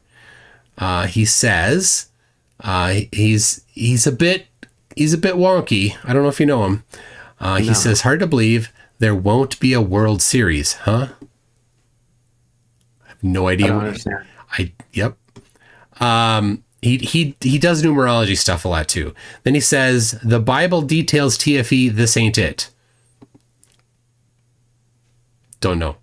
Don't get it. M2M says, check my confidence commitment in the Globe and 24-Hour Sun during TFE on X. Tagged you and Will's TFE account. Might have to add it to the list. Yeah, so Ken G, if you're kicking around here, maybe you can grab that, put it on the web page. Ken has been super helpful. There's a lot of website stuff that I haven't been able to do. So there it is. Sent it to Ken just now. Stephen Jarvis says, no hospitals in Antarctica. Bet there's a McDonald's. No McDonald's either. There's no McDonald's. The most, like, the busiest place is McMurdo Station, as far as I know. Mm-hmm. It's right on the water. It's actually on land, not on ice. And lots of buildings, permanent buildings there. So I don't even think they have a McDonald's. Yeah. They have a church. They have a couple, they have a bar. They have a gym. I actually looked up there are ultimate Frisbee pickup games at the South Pole Station. So I'll, how are you at Ultimate Frisbee? Not good. No? All right. Well, we can play anyway. We'll have to have a game down there. I'll bring a disc. All right. Well, I think that's about it. Let's see. Dr. Nimrod says, loves my animals. I miss my cat so much, but she had to cross the Rainbow Bridge due to illness and can't adopt a new cat at the moment. The Rainbow Bridge. Hey, is there anything, so one of the people you invited, and I don't know what you can or cannot say, so don't say anything you can't. I was curious about the Flat Earth Millionaire. Because he could easily pay his own way. I mean, he brags a lot about his what he's got. I know he was on the list. Is there anything that you can say about his response? He's one of the few flat earthers that I got to respond to me. I don't know if they're all scared of me or what. But he said no. And I don't know if he realizes this, but I think the flat earth side is a little bit disappointed in him. They kind of, trotted him out there as kind of this very special person on their side who would have the funding to do something like this. And he's just not interested. Mm-hmm. I suppose I could do something poking at him a little bit. Because he has said, so he's a member of the Mark Braun, who claims to be Satan. He is one of Mark Braun's followers. So Tanner has done the blood magic ceremony that Mark Braun says that you need to do in order to follow him to get to the North Pole and throw yourself into the Lake of Fire. Literal things that Mark Braun has said. And then enter Hyperborea or Agartha Paradise. And you need to do this blood magic ceremony. Then you can go with him. He's got the Spear of Destiny, which pierced Jesus' side on the cross. All this weird stuff. Tanner Stewart is one of those people, but he has said that that's one thing, but he really wants, in some of his video descriptions, I think I've still got screenshots, says that Antarctica is the place to go because there's more lands there beyond South America, beyond Antarctica. So I'd think that he'd jump all over this. Well, it's interesting because he ended his email to me saying that he is a blood magic wizard because he has 28,000 plus hours of documented research. And he says his oaths cannot be broken and his X-ray vision cannot be impaired. Yeah, he's literally insane. So I didn't understand what he meant, but you just gave a little bit more context there. Yeah. Yeah, I have copies of those two videos of him doing the blood magic ceremony. It's not cool. It's not normal stuff. About a year ago, I did a series on Mark Braun and his followers. So very disturbing. And the rest of flat earthers, they don't know their own history because Mark Braun predates Eric Dubay on talking about flat Earth. And Eric Dubay isn't in line with the religiflurfs. Neither is, basically none of the flurf leadership is in alignment with the religiflurfs. Dearth isn't, Mark Sargent isn't, Jaron isn't, Dubay. It's this weird thing, like the ones that are making, they're leading the religiflurf movement aren't religiflurfs. So, yeah, I think if Joe Hill wanted to actually find literal devil worship, he would find it in flat Earth under the name of Mark Braun. So that was Red Cedar mentioned that. So, okay. Well, I've taken enough of your time, I think, and I've got some other stuff to do in this marathon here. Awesome. Well, thanks for having me. I enjoyed it. Yeah, I'm looking forward to it. I really hope that I can get this together and then join you down there in December. I think it'll be fantastic. Flat Earth demolition. I'm looking forward to it. So we also have 2 scoreboard updates coming in the next week or so. So stay tuned. Oh, cool. All right. I'm looking forward to it. All right. Bye, everyone. All right. Thanks, Will. All right. Yeah, Joe Hill. Joe Hill is as useful as a football bat. So my mom actually just messaged me saying, hey, what about the shirts? So my mom, I met with her this last week and she gave me my birthday present. It's not because my birthday present was recent. It's just that she hadn't given me my birthday present for a while. But it reminds me, this shirt I'm wearing, she gave me a while ago. It's not the recent one. And it's a silly flat Earth picture here. So, all right, I'm going to do a update on the hold on. There it is. No, not that one. Update on the tallies here. See if we got an update on them to show here. So there we go. All right.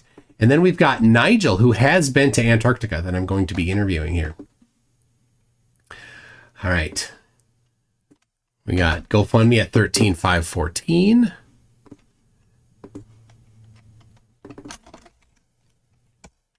And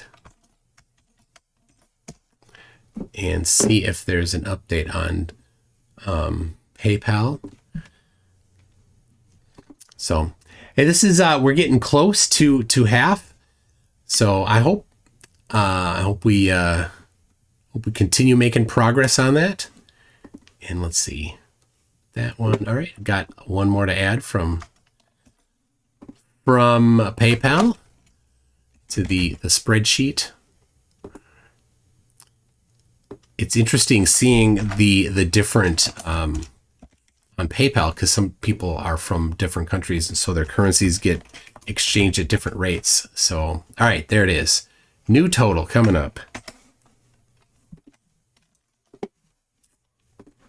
There we go. We were at 17,167 and now we are at 17,276. Thank you very much, everybody. Melka Raid made a theme song. Let's see here. Okay, I need to hit the bathroom, and so I will, in honor of Dearth being a scammer, I'll play this song. Yo, listen up, it's your boy Dirch in the his house. My plan so slick, gonna make your pockets his house. I got an app that's gonna change your life, but before you download, let me slice through the strife. They say the earth's a globe, but I beg to differ. I'll make you believe, I'll make you shiver. Spectroscopy needs a container, that's my claim. I've got no clue, I just hang my head in shame.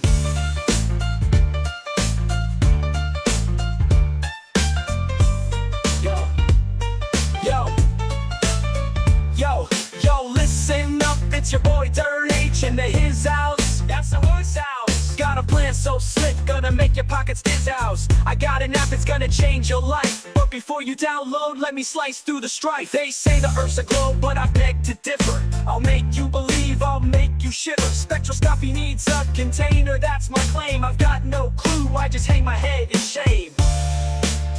Black treasure, that's the light I'm preaching. Sell my app, it's what I'm seeking. Fake challenge, try your luck. While I'm laughing, pocketing a buck. I'm a scammer. I'm a scammer. I'm a scammer. I'm a scammer.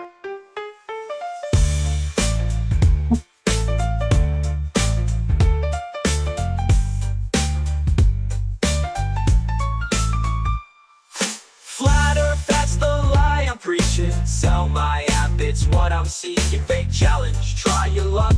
While I'm laughing, pocketing a buck. I'm a scammer. I'm a scammer. I'm a scammer. I'm a scammer. Yo, Dave Weiss is a scammer. Talk about Antarctica, the icy place. I offered a free trip, dangled it in my face, but I won't go. It's not about thrift. I'm staying home, gotta protect my grift. I'm a scammer. I'm a scammer. Yo, Dave Weiss is a scammer.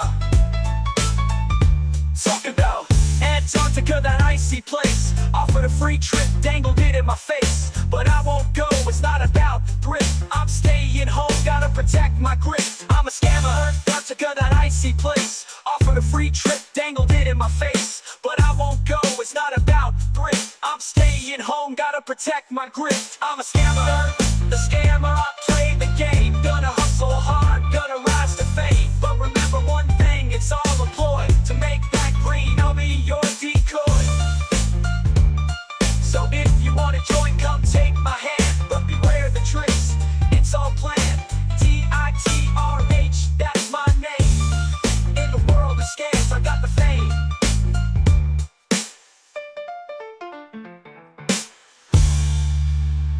I'm a scammer.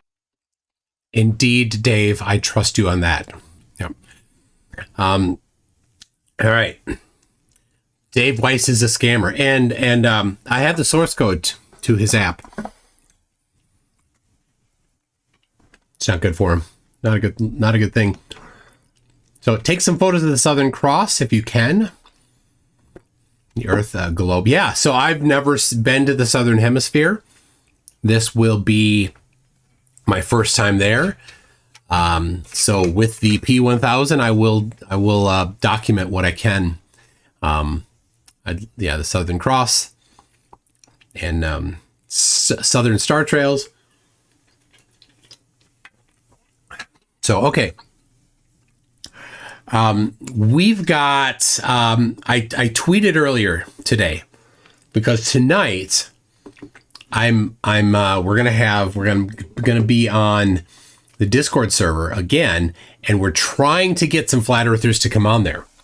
Right, so maybe Brian Leakey, maybe Shame Saint Plagiaire. I tweeted to Shame Saint Plagiaire that somebody's coming on to talk about celestial navigation.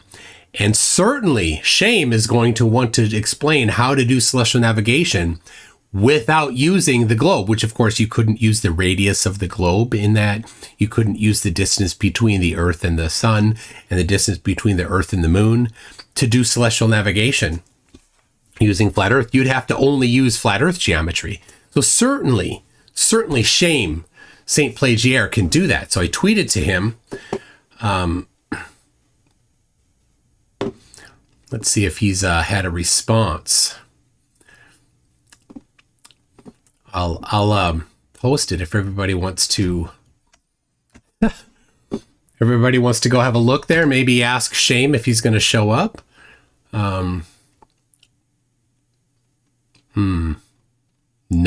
No response from Shame so far. But we do have some rather disgusting flat earthers in there that are the typical disgusting flat earthers saying awful things. It's what they do. So anyway, if anybody wants to go tweet that and ask Shame if he's going to be there. That will be 10 p.m. Central Time. Between now and then, we've got Nigel, an Antarctic visitor, as I've said. So he has been to Antarctica, and he will be joining. I'm just going to be talking to him a little bit about his trip there and whether or not he saw a 24-hour sun circling overhead. And then after that, Java TP from England is he's a Spanish speaking, his primary language is Spanish, flat earther, and it's going to be I don't know. He seems a bit random, but apparently has a pretty good following in the Spanish speaking markets. So when the announcement was made about who was going to be chosen for the final experiment that Will did, he was in the Will's live chat with a bunch of his people just talking, that he should be the one picked, even though he wasn't a finalist. I don't know if he even applied. I have no idea. 40 people applied. This is what's amazing. The big flat earthers are offered free trips. 6 of them reject it. 6. 2 of them are like, I don't know. We go to the general flat earther market and say, hey, which of you would want to go? The ones that don't have money on the line, that don't have their income tied to it, 40 people step up. Good for them. Good for them. They're open to it.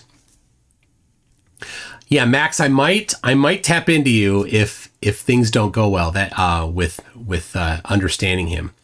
So I'll keep you on, but I don't want to spring it on him. That's the thing.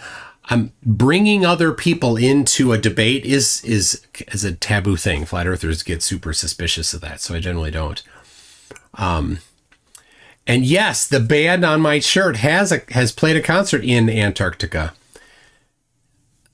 Also, Dave Weiss uses versions of their songs in his videos. Truth in plain sight. I love that. So, all right. Anyway, if you would, I don't know, did anybody?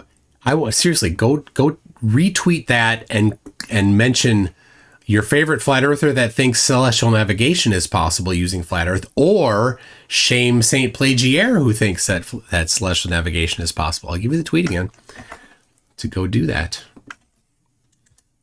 So, all right. So I have, so people are saying take a southern hemisphere compass. So this compass will work in the northern and southern hemisphere. The gimbal on here is different than the gimbals on other compasses. So typically it's inside of a container. There isn't a large vertical deviation that it can make. This is supposed to be, this is supposed to be a global compass, but I don't know how well it works. I've never brought it there. Anyway, it's supposed to. It's got I don't think I'm going to be able to show you, but it's thicker this way. You see how thick that is compared to, where's my other one? I have a smaller, cheapy, there it is. Way under there. Come here. It's come on. All right, there we go. This one here. So this compass, you see how thin that chamber is? It's this plastic is the bottom, so it's not that. It's this top portion where the whole compass has to sit, and so it has to sit in there without touching the front or back the front or back of the compass, either side of the needle, touching the actual container, because then it won't move freely. This has a thicker area there, and I don't know if the gimbal's all that much different, but this one definitely will work. This is a very different gimbal. So I have a southern hemisphere compatible compass for sure, and potentially. So, and this is just really cool, but it's always the same in my house. It's always the same. And in order for this to actually be different, I'd have to travel quite a bit just to have a difference in it. So it's something I'll bring potentially when I go places. When I go to Florida in February, I'll bring it along. and measure the dip there. So, Dave McKeegan says, don't know if you've seen the news, but FAA have approved Starship for tomorrow. I have. It's on my schedule. So I have a schedule that I call the green room schedule that I've sent out to people that I've asked, do you want to join me? And on the green room schedule, I have the actual, all right, Ken, if you're in there, I'm going to jump in there for a second. So in the green room page, I don't know if Ken's still kicking around or not. We can't edit it at the same time. So I have, right now, I have to change this. I have going to bed at 5 tonight, which I'm going to have to definitely change because 7 a.m. is the launch. So I'm going to have to move that back. So I have at 1 a.m. tonight, a new game show, D or P. Thank you to Ashton. And that will be with Craig, FTFE. Let's see. Craig's, I've been so busy with the kids, school holiday, getting up early, and have fun while I'm sleeping. Okay. Craig is... All right, Craig will be ready at 7 a.m. his time, 1 a.m. my time. So it's going to be good. D or P. Anyway, so we've got... Oh, I need to add this.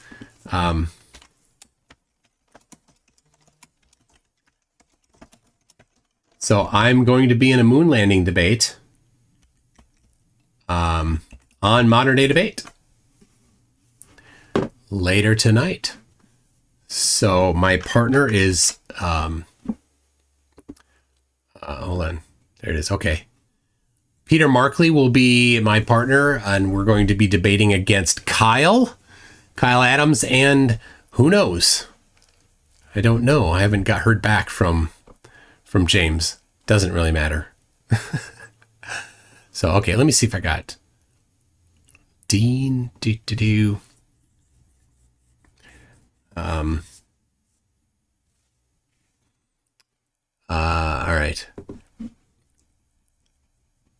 Max says, oh, my dog Kyle is the worst. Yep. Kyle has this fake persona of being a reasonable person, but he's not. He blocks everybody that disagrees with him and then calls them out. So he did a video on me on Facebook, talking about me on Facebook. I'm blocked. That's a coward.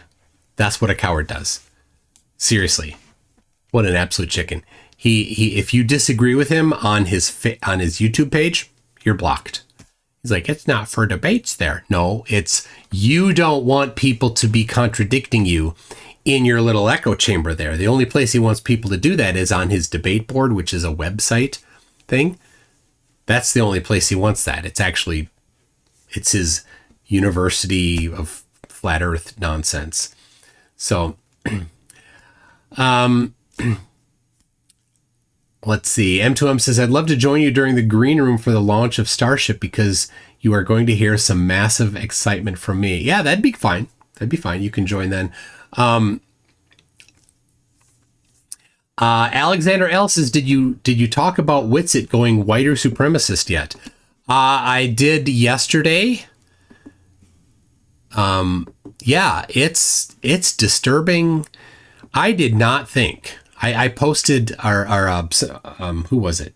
Somebody commented with a link to a video of him doing it, and I pinned it in the first live stream, and so people watched it, and it was more whiter supremacist than I thought. I tweeted it yesterday with a link to that as well. Said that Austin is one step away from wearing a conical white hat and setting fire to crosses. That comment was the things he said were right in there, absolutely right in there. Specifically saying that he was against interracial breeding or interracial marriage or something to that effect. Yeah, I mean he's laying out his pivot. Whatever it is, he's testing balloons to see which ones float. No, not that one. ZZ meat tester. Not the Flat Earth Community University. That's not the one that Kyle was talking about. So, I forgot what he calls his fake university, where he declares himself to be the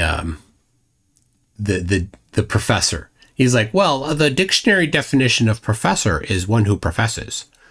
No, you're playing word games with definitions. In the context of a school setting, which is what you're proposing, a professor is somebody that's been that has earned the position of professor and has been granted that by a governing, an accrediting authority or something like that. So to just declare yourself is definitely not how you do it. Max says Witsit tried politics, but somehow he is worse at talking politics than Flat Earth. So he's going full racist to see if that gets him an audience. Yeah, and he did a little test balloon with Owen Benjamin here this last week. Owen is a well known for his anti-Semitic positions. He has had that brother Nathaniel on, who's a screaming anti-Semite, who was in that particular video link. I'm not going to play it here because it's so horrible. I don't want it on my channel. So, what? Gov, what the hell are you talking about? Will Duffy wants his kids to go to Will Duffy's kids are homeschooled. I don't know what you're talking about. Flat Earthers are they're a strange, mentally challenged bunch. I gotta say, Gov, I don't know what your deal is here that you would say that. So, do super chats add to the total? They don't. I'm not adding them to the big total. That is part of. Let me put this back up here. This one here. So they go. I mean, they go to the general fund. So if I get to where I'm like, well, I have enough to go, but if I put in my own money, then yeah, that's where that comes from, 100%. And even, if I get to the trip, the actual just raw portion of the trip from Chile down to Antarctica and back is $32,000. But I need to fly down there. I need to get insurance. I need to stay in a hotel. I need to eat before I'm there. I need to buy all that gear. All of that in my spreadsheet comes up to close to right now. Let me pull it up. And I don't have all of the expenses in there yet. Right now, $38,200 is what I have as my kind of low end. I don't have a flight booked yet. I put in $1,600 for a flight. I don't have insurance yet. I put in $1,500 for insurance. Those are estimates. The gear, $2,000 is my estimate. I don't know if that's high or low. The hotel, I put in $600. I know that will be $600. And the food, while in Chile, I put $600. That's probably a bit high. I don't think I'm going to need that much. I will need to check bags on the way down and back because I probably will be bringing more than just one bag. So, okay, the OG Kenji says Kyle's Flat Earth Institute of Science. There it is. Ernie. I won't be reading that, but people can read that. Gov says, I look forward to MCToon's gear stream. People down there have goggles and mink gloves. I don't know why you think I'm going to live stream my gear. Why would I live stream my gear? Why is that a thing?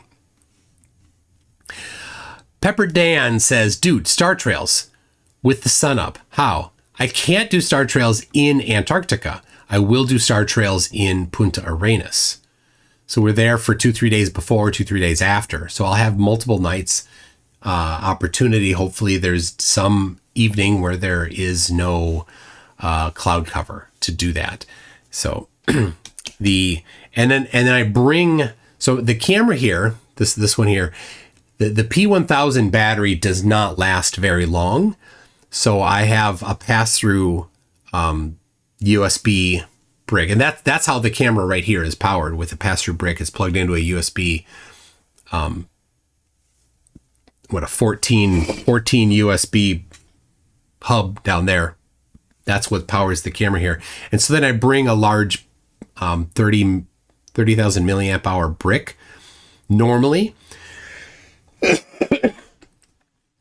And then like when I'm not in Antarctica, and I just leave that in the bag, the camera bag, and then that powers it for hours and hours. It never runs out.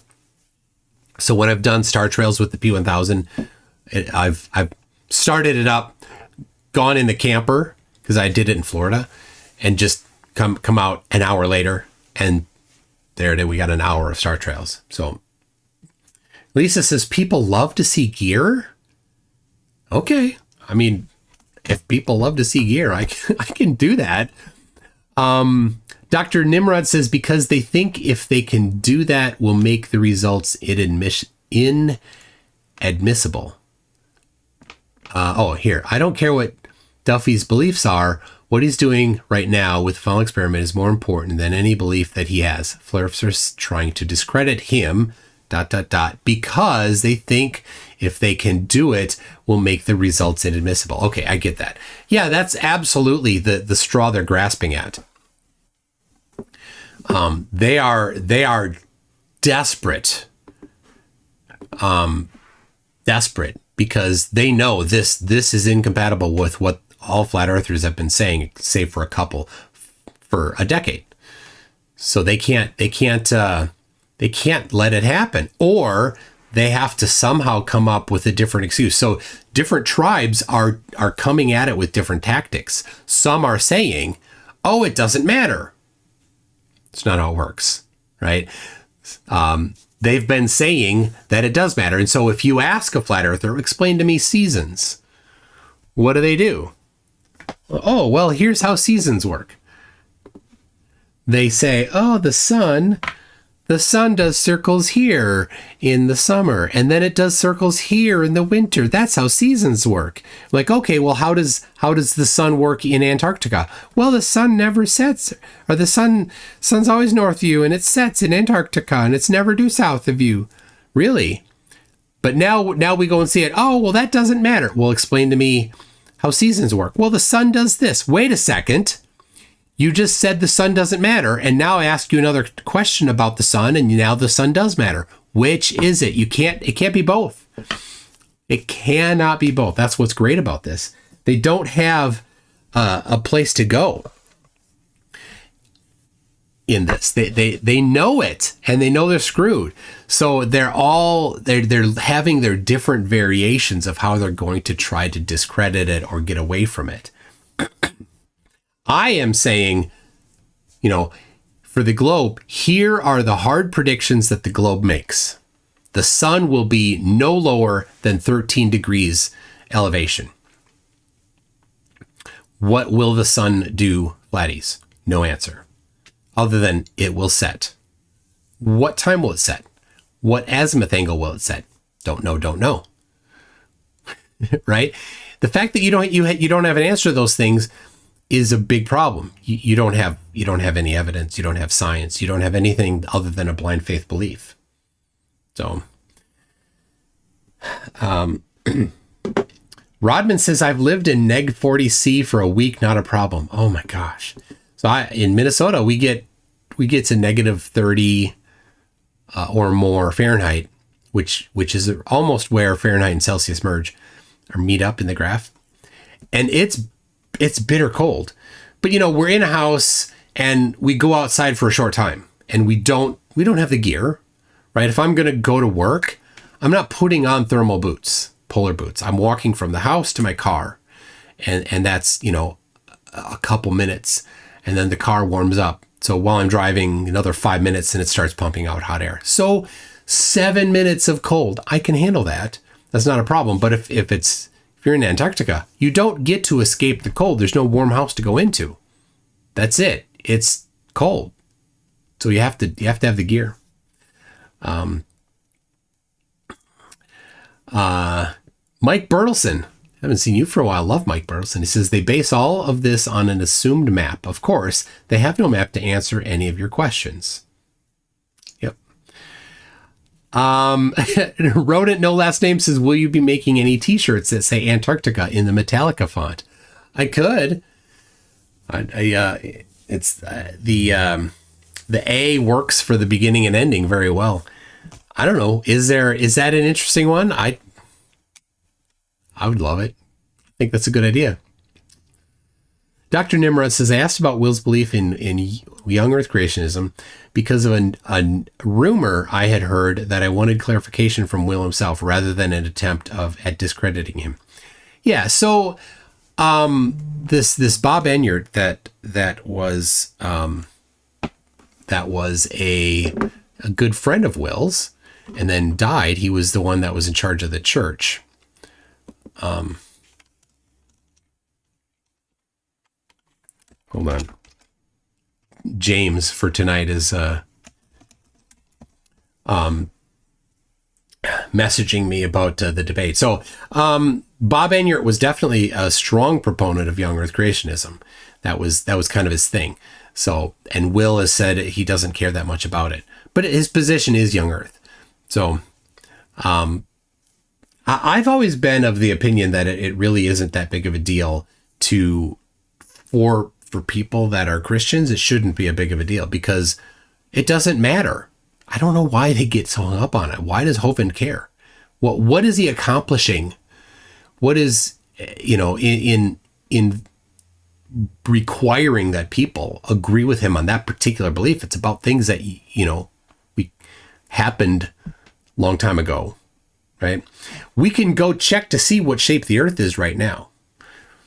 So the ways that we have to explore these other things are certainly not direct.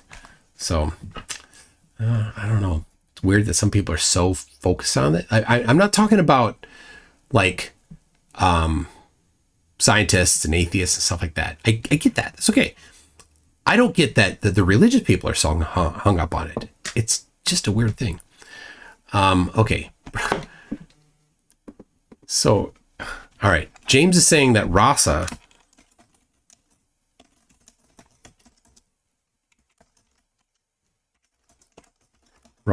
won't partner with Kyle.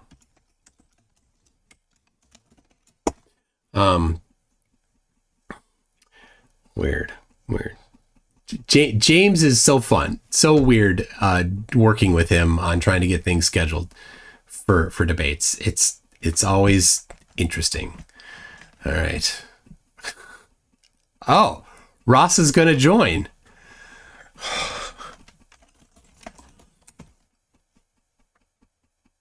So Rasa, who claims to be a doctor, but he's not, is a moon landing denier. And I debated him a while ago. It was a mess. Poor guy. Like people like, you're beating a dead horse. Please give him mercy. Oh my gosh. All right.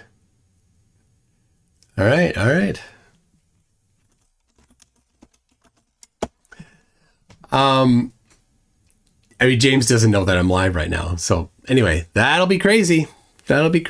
I don't know what he's going to bring up. Shadows?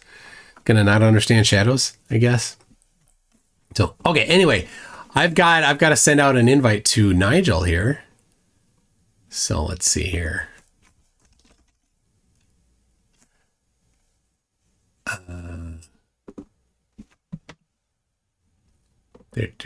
Make sure it's here. All right. We've got it. I'm going to get the Zoom call set up and then send it to him. So this is, I've enjoyed interviewing people that have been to Antarctica, because when you look at the claims from Oakley, where he's like, I interviewed somebody, he said in no uncertain terms. They were very uncertain terms. And so then I'm like, oh, well, I'll just interview people and we'll see how it goes. Similar people that have been there and see what they say. So, all right, oh, that's not it. Hold on. You saw the Nigel.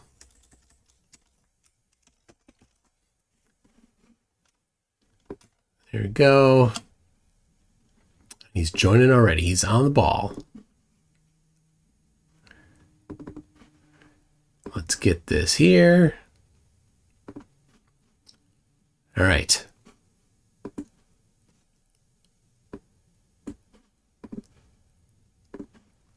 All right, Nigel, how you doing? Hey, good morning, Mike. How you doing? I'm great. All right, you are live with me right now, and we're recording this for a later session. So, anyway, this is you've been to Antarctica, so and this is going to be in a different video. I don't know if I'll do a standalone or not, but I'll do an intro as if it's going to be standalone, so we can roll right into the interview of this. No problem. But do you want to say hi to the live chat here before we get going? We got 400 people watching. G'day, everybody. How's it going? Don't get nervous. Sometimes I'm like, oh wait, I shouldn't say that. I don't want you to. I don't want you to get nervous. Anyway, well, too late. There it is. I got some notes for myself to cover here. So I've got a presentation if you want me to deliver that. It's awesome. That's even better. Okay. Well, let's start this. Anyway, welcome everybody. This is an interview with Nigel, who has been to Antarctica, and we will see if there is a 24-hour circling sun or not, hopefully during the course of this interview here. So how you doing, Nigel? Yeah, good. Thanks, Mike. Finally get the chance to have a chat to you. So thanks very much for having me on. Yeah, I'm glad to be able to make it work this time. So you said you've got a presentation, but maybe before you get into that, is there anything you want to do to introduce yourself, let people know who you are or what, and there may or may not be things that you can or cannot say related to your trips there? Yeah, sure. I've been 33 years of Air Force. I started off as an avionic technician, worked 10 years on F-18s, switched across to air traffic control. And I've been an instructor and a development officer for the last 14, 15 years, and just slowly drifting into a different realm of the world with PANSOPs, creation of instrument approach plates and departure approach plates. So very interesting world. And you're not from America. You're from Australia. Yep. Yeah, if you can't pick the accent, there's something wrong there. So, yep. But yeah, I'm in regional Victoria, and I did an Antarctica gig just as a side gig as long service in the Air Force. So I originally wanted to go there as a trip, and it was, as you probably already know, it's very expensive to do it. And a mate of mine who had worked down there, they said, "Why don't you just go down there and do the job?" And get paid to do it. I was like, that sounds brilliant. So yeah, I applied and I got in about the following year. So I've actually been twice. I've been to Davis Station, and we got down there via ship. And then the second time I went down 7 years later was at Casey, and we flew into that one. So where is Davis and where is Casey? All right. Can I share my screen? Because I go ahead. can show you a few things here.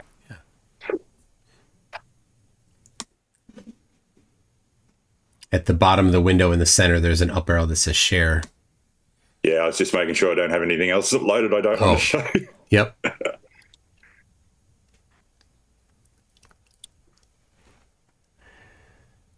I got to change my system settings to share. Stand by. Okay, yeah. Sometimes you have to restart Zoom even in order, depending on what's going on. So. Yeah, it will. Sorry about that. Okay. Well, pop back in. Reopen. Yep. All right. As he does that, everybody, Icy Spin keeps posting. Pay attention here as it comes up.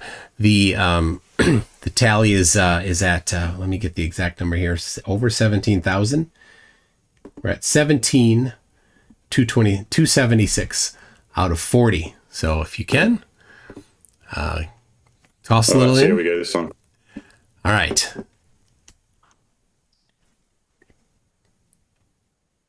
So I'll just go through the whole presentation. This is something I normally present to students of mine or anybody else interested in wanting to know a bit about Antarctica. You've got my screen there? Yes. Well, it's not sharing yet. Beautiful. I don't see. It's not sharing yet? The share yet, yeah. There we go. Yep, now I got it. Right. So this is... yeah, as I said, a presentation I normally give people who are just a little bit interested into it. As I said earlier, I did this as a part-time gig on long service leave, working for the Australian Antarctica Division, which is based in Hobart in Tasmania. They have 4 stations, 3 Antarctica stations, 1 sub-Antarctic at Macquarie Island. They're the 3 stations there, and there's a size comparison just with you with Australia. And if you think Australia is about the same size as the USA, you can see how big it is. Casey's down to the bottom of the screen. I was going to say south, but it's actually they're all south. And Davis is about 1,300 k's away, going around to the west. And then there's another station called Mawson that Australia has as well. But there's quite a few other visitors down there and countries that have got different programs and different stations happening. I think you're going to be sort of further around to the bottom of the page, north of McMurdo in that area there. Yep. And you're probably going to be a lot closer to the South Pole than I am. Oh, sorry, I was. So you're definitely going to see a 24-hour sun. As I said, the second trip I did with Casey was a flight down, and we use an A319 long range. This is inside the aircraft. When you reach that point of no return, when the weather's good and everything lines, you've got to get into your equipment ready to go. So they've got this actual, what we call the dance floor area at the back of the aircraft, where everybody has to get changed into your cold weather gear in case something goes wrong or you crash or whatever. So you're all ready to go. You'll probably be already in your gear if you're traveling. I'm not too sure what aircraft you're flying down, whether it's a Basler or it's do you know what it is? It's a 757. Oh, okay. So you're going to be landing on an ice runway. Yeah, I'll talk about that later. We landed at Wilkins Aerodrome, which is an ice runway. It's quite a long runway. Most of these photos are some of mine, and there's a good friend of mine who may even be on listening to this at the moment from New Zealand, Stu. He's an absolute amazing photographer, so there's some really good shots he's got. But this is Wilkins Aerodrome. That's the A319. That's where you land. And I'll just point out, if you can see the ice, it's been well groomed and scratched. Before the aircraft lands, they've actually got to scarify that whole runway. They have a special machine that scratches the ice, it blows the ice crystals up into the air, and they land softly on top of the runway. And that's what gives the friction for the aircraft to land and to be able to brake. Otherwise, if you're landing on an ice runway, you literally would slide off. So yeah, it's quite long. It's one of the smoothest landings I've ever had. There's that point of no return. They've literally got to have the perfect weather. You've got to make sure that the machine that runs across there to test that friction is a little skidoo, and it does about 100 kilometers an hour, and it hits the brakes, and it's got a friction drag meter, and it basically reports back and says, yeah, no, the aircraft can land or it can't land, or it gives the readout to the pilots, and they're aware of what they're going to be coming in with. So when you land, we're about 50 k's south of Casey. They've since replaced this. This is the bus that I went in. They've got a really big 6-wheel bus now that goes in there. But it's quite a trek. It's about a 4-hour trip. It's actually longer than the flight down there from Hobart. You're only doing about probably 30k an hour in those Haglunds and the bus itself. So at Casey, you're north of the Antarctic Circle, and there's this, obviously the imaginary line of the sign there that we've got. You cross the Antarctic Circle to go up to Casey, whereas Davis, the other station, and Mawson, they're below the south of the Antarctic Circle. So technically, you're not getting a full sun for the whole year in the summer of a 24-hour sun, but you will see the sun skirt the horizon for about the week or two either side of the summer equinox, which is around December 21st. So, yeah, someone said to me, oh, you won't see the 24-hour sun. Well, you actually do see the 24-hour sun. It's just that you don't, because you're north of that circle by about 10K or 8K, you're not going to get that full sun for the full 24-hour period, if that makes sense. Yeah, you're too far north. This is the living accommodation of Casey. It's called the Big Red Shed. That's where everybody lives and socialises. You have a small little room. It's got blackout windows if you've got windows, because that 24-hour sun does get quite annoying and it's hard to sleep. We got a gym there. I heard you talking earlier to Will. McMurdo's actually got a temp and bowling alley, so they've got a few things there of creature comforts. Yeah. This is a picture of the station, and I'm putting this down because I normally talk about your ability to walk around. You can't actually walk around that station until you've had a brief and some training by your field training officers. There's areas that you don't want to be. You can see some cautionary area. I'm not sure how good that resolution is, but there's some crevice areas around the station. You can't just walk anywhere you like. It's quite dangerous if you go into those areas. You're bound to get in a bit of trouble. So this is what we call the station limits. And to get off the station limits, you've got to do overnight 24-hour survival training. And that allows you to go into what we call the recreational limits. So they're the station limits. Oh, wow. And it's quite large. It's a fair bit of a fair few buildings there and stuff. We house about 120 people in the summer, and that goes down to a minimum crew during the winter of about probably 24, 25 people of essential crew, like plumbers, electricians, and there may be a science program that they're required to be there for the whole year. They'll be part of that as well.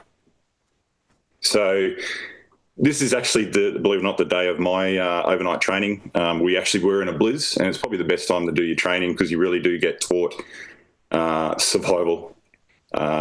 Just little things that you got to be so cautious of is like when the wind, you can't put your stuff down, it'll just blow away and you're never going to get it back. So if you take your gloves off and you put your glove down, that glove's gone. You're going to be in the world of hurt. These are sort of things to think about. Sorry, did you say something more? So that's amazing. Things you don't think about, that it's good to get that training, that, yeah, you set your glove down, it blows away, you're done. Yeah. What are you going to do now? Yeah. So, this is a few more photos of my training. That's me there. You can't pick me. I'm just totally covered up. Any exposed area in a blizz or with any wind is just going to crucify. It's just ice crystals hit you. That's probably the worst thing. It's not so much the cold. Being in the summer, it's not that cold down there. You're only talking about, I think the maximum I got down there was minus 18 degrees Celsius. I couldn't tell you what that is in Fahrenheit. But, on a really lovely blue sky day with the sun out, that warmth of the sun, you can stand there in a pair of jeans and a T-shirt and it's beautiful. But you talk about something with 30 knots or higher of wind and you're going to feel it really badly. So this is one particular day that we went out. We had to come back and cut our trip short. It started to get worse. The weather was quite bad.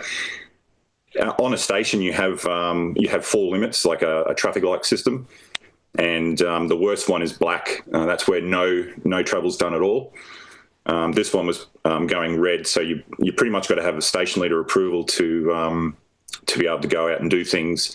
And there's special requirements that you got to do. You got to travel in pairs. You got to use your blizz lines. You got to have your crampons on, and you've got to check in and do the radio calls once you leave and come back to make sure that you make your destination.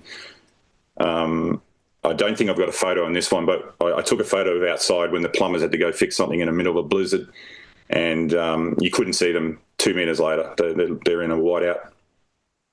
Wow. In your training, they're going to teach you some survival techniques. So this is when the weather gets really bad, you can shelter yourself down underneath one of these, just like a big parachute, and it works very well.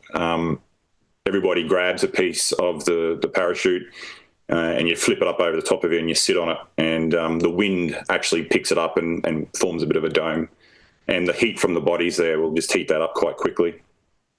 You can see your little ice on the bottom of your boot. Yeah, the crampons. I've got a funny story about that. I went to work one day in a bit of a blizz, and when you have the blizzard blows all the snow away and it leaves the hard, compact ice. So walking to work, I slipped over, and you don't realise how hard it is because I was too lazy to put my little ice chains on. I was literally slipping the whole way down and being blown away from where I needed to go. So I'll never forgot that again. But what you're supposed to have is wearing them, and you're supposed to use the blizz lines to hold on to so that you don't get blown over. So that was a big lesson learned for me. This is coming back in from the station. So where you go to your training, you learn how to dig and carve into the snow to form your shelter and do your overnight survival. You literally got to sleep overnight, although it doesn't feel like it's overnight because it's white the whole time. There's some of your polar tents. So some of the expeditioners do further trips in to the real guts of Antarctica. They got to learn how to live in one of those. So we had to do just a little hoochie style one, and we slept in the snow, whereas those guys learn how to do the polar tent. That's mine on the left there. That's where I slept overnight, and that's when the blizz started because we were walking back in the blizz the next day. We had to come back early. I'm not sure if you're going to have to do the same thing, but they may teach you a few things just when you're venturing out. Hopefully your weather's good. That's the only thing that worries me about your trip is we call it the A factor or the Antarctic factor. When something's going to go wrong, it'll go wrong. So I'm hoping that you get a good few days of weather so that the flight can make it down and back. And while you're down there, you get to see and do things without having to be camped in the whole time. Because they will not let you go out in that sort of bad weather. So can you go back to that? There's snow around that. So then what's over top of you while you're sleeping? Nothing. You're just sheltered from the wind. You're trying to get out of the wind. That's the thing that's going to kill you and make you and freeze really quickly. You also want to be off the ice. So you've got very good insulation between what you're lying on and the ice. So I'll talk about it later, but we did lose somebody to hypothermia on a helicopter crash about the year after I think I went down there, the trip after mine. So, yeah, I'll talk about that later. Okay. So, yeah, outside the recreation limits, if you want to go out there, the overnight survival training is mandatory. And then to go outside recreation limits, you do a three-day survival training, and it's not required by everybody. And I don't think the Antarctica Division now is letting everybody do it. I was lucky enough when I was down there, I got to do it. And I had a colleague who covered my shifts while I was gallivanting around doing the 3-day survival. So it teaches you a bit of navigation. We went out on quad bikes, and we went around to all the best sites of that area around Casey. And there's an old station across the peninsula there that the Americans first had. And it was a really poor area. It was really bad. It used to just get snowed in and it was terrible. So they moved across, and then the Australians took over on this on the other side, and that's where Casey was. I'm just trying to think of the name of the old station. So, yeah, as I said, you get to go for 3 nights, and you learn how to navigate.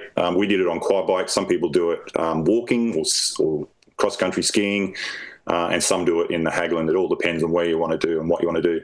And if you do it in a period of like January when it's quite warm, it's actually quite bad because the snow starts melting and you get all these melt streams, and it's quite uncomfortable and really hard to get across certain areas that you would just normally walk across compact ice. So that makes a bit of a difference. As you can see, you've got massive gloves there to put your hands in there, and they're heated as well while you're riding. You learn how to do survival for that side of things. This is some of the winching and exercises that you get to do. You get to walk on ice. You get to know how to walk up ice using your crampons. There's a whole heap of things they'll teach you. And it all depends on what you're wanting to achieve. So as I said, some of the scientists do their programs. They're going to do a much more in-depth training because they could be out on the ice. They might do a traverse. One of the traverses they did when I was down there was about 1,300 kilometres to the south. And they're about halfway between Casey and the South Pole. So they're learning a lot more survival, and they will take a field training officer who, that guy kneeling at the moment, he's the guy that does all the training for you. And they'll use him to do a lot of the work. So this is a little tent that we can set up between two quad bikes if we need to, and you can pitch a tent there for a bit. Oh.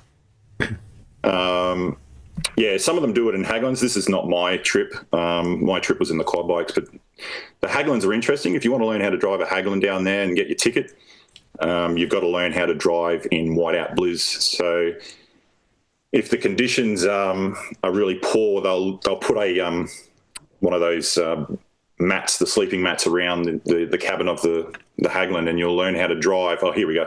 Oh. You'll learn how to drive blackout, and then the driver, your co-driver, the instructor is watching you as you drive, and you're following the radar screen, and you're learning how to follow the tin cans on the sticks.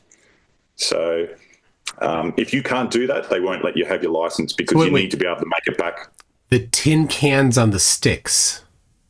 Yeah, so they've got these little whip poles that they stick into the snow and the ice, and they stick an aluminium or a steel can on top so that the radar of your Haglund picks up that tin can, and that marks the route for you.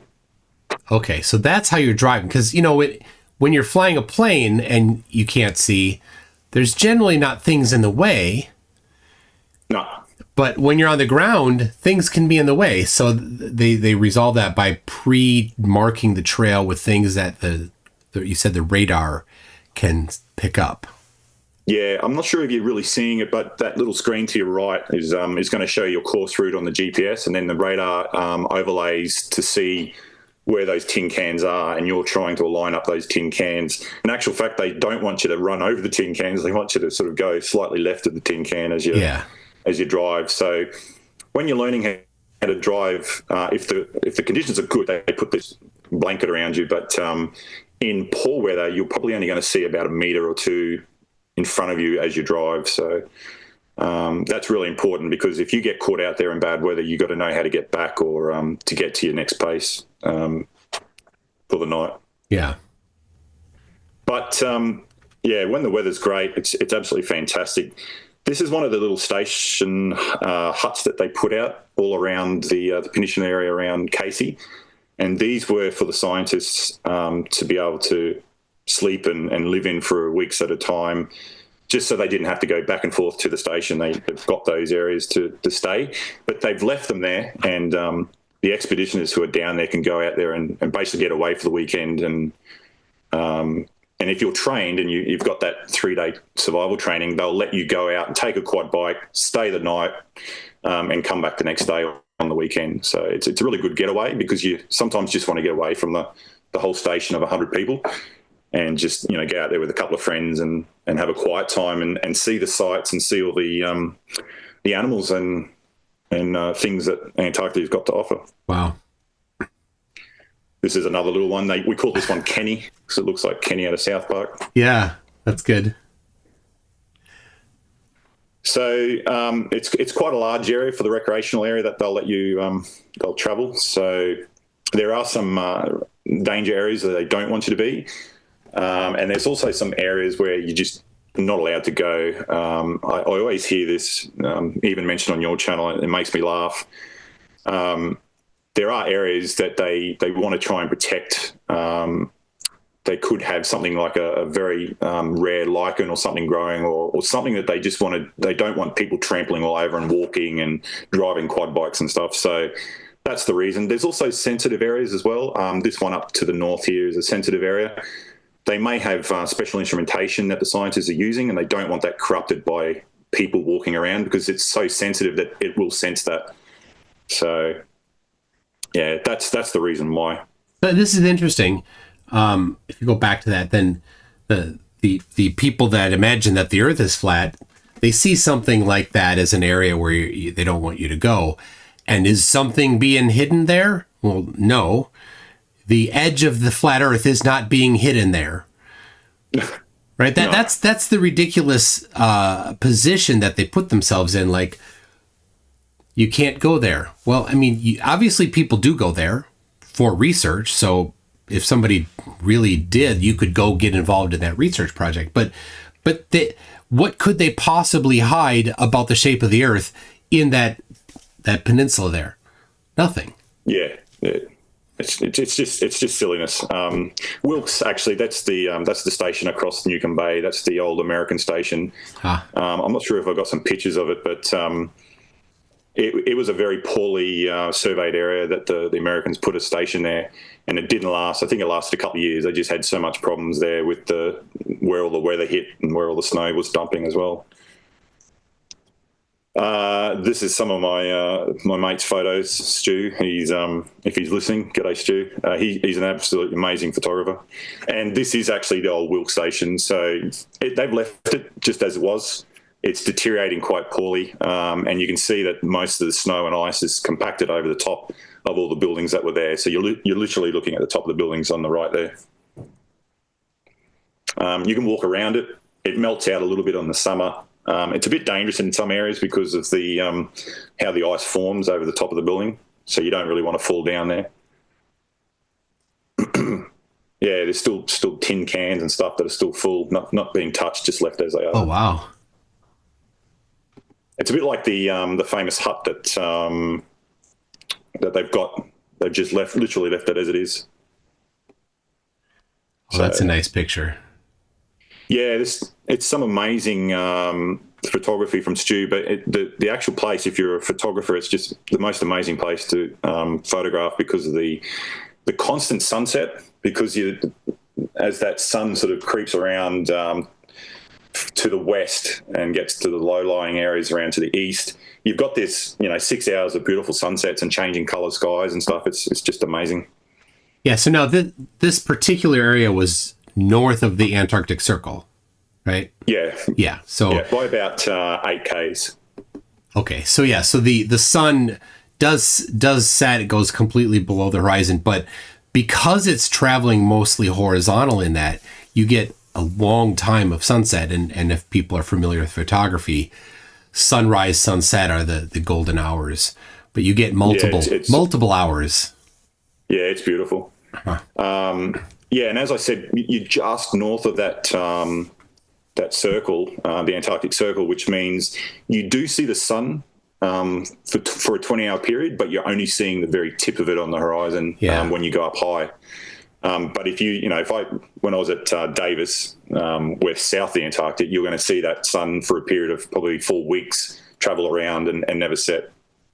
But yeah, the further south you go, the higher it's going to be. So this Wilkes Hilton, we call it. It's a little hut that they've kept going. It's on that side. You can go across there and just get away, as I said, for a couple of nights if you want.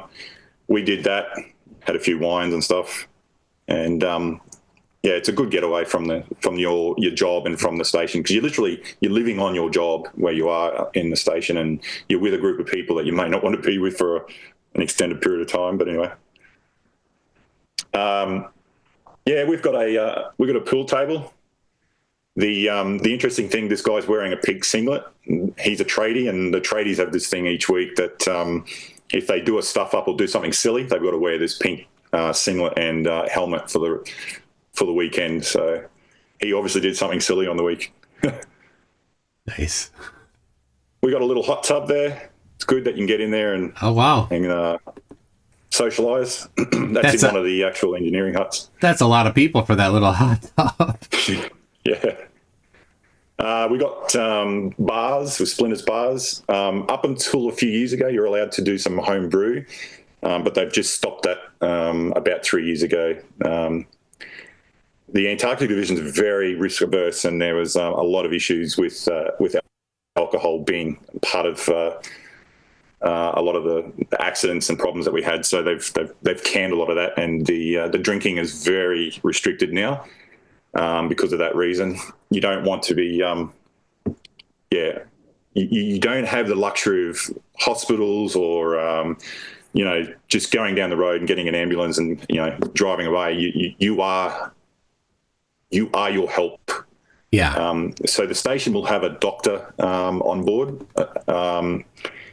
Actually, I'll come back to that thought, Mike. I'll talk about that later.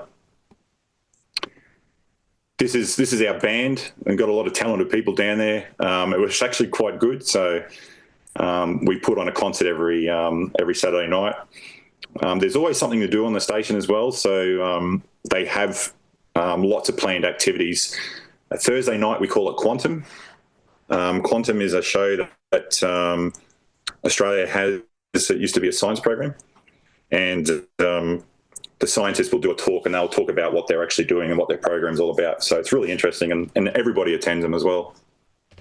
And each Friday or Saturday night we'll have a fancy dress, or we'll have a formal night. So you'll get dressed up in formal wear, or it'll be a themed fancy dress. This is one of the activities. So this is coming back from Casey Skiway. So a skiway is a little runway that's just snow, and they need skis for the aircraft to land, whereas an ice runway is, as I said to you before, is a dedicated runway, quite long, and they'll scratch the ice and they'll land on that. So I think where you're going, Union's got both. They've got a skiway as well as an ice runway. Yeah, Christmas and New Year's is a bit of a fun time for the station.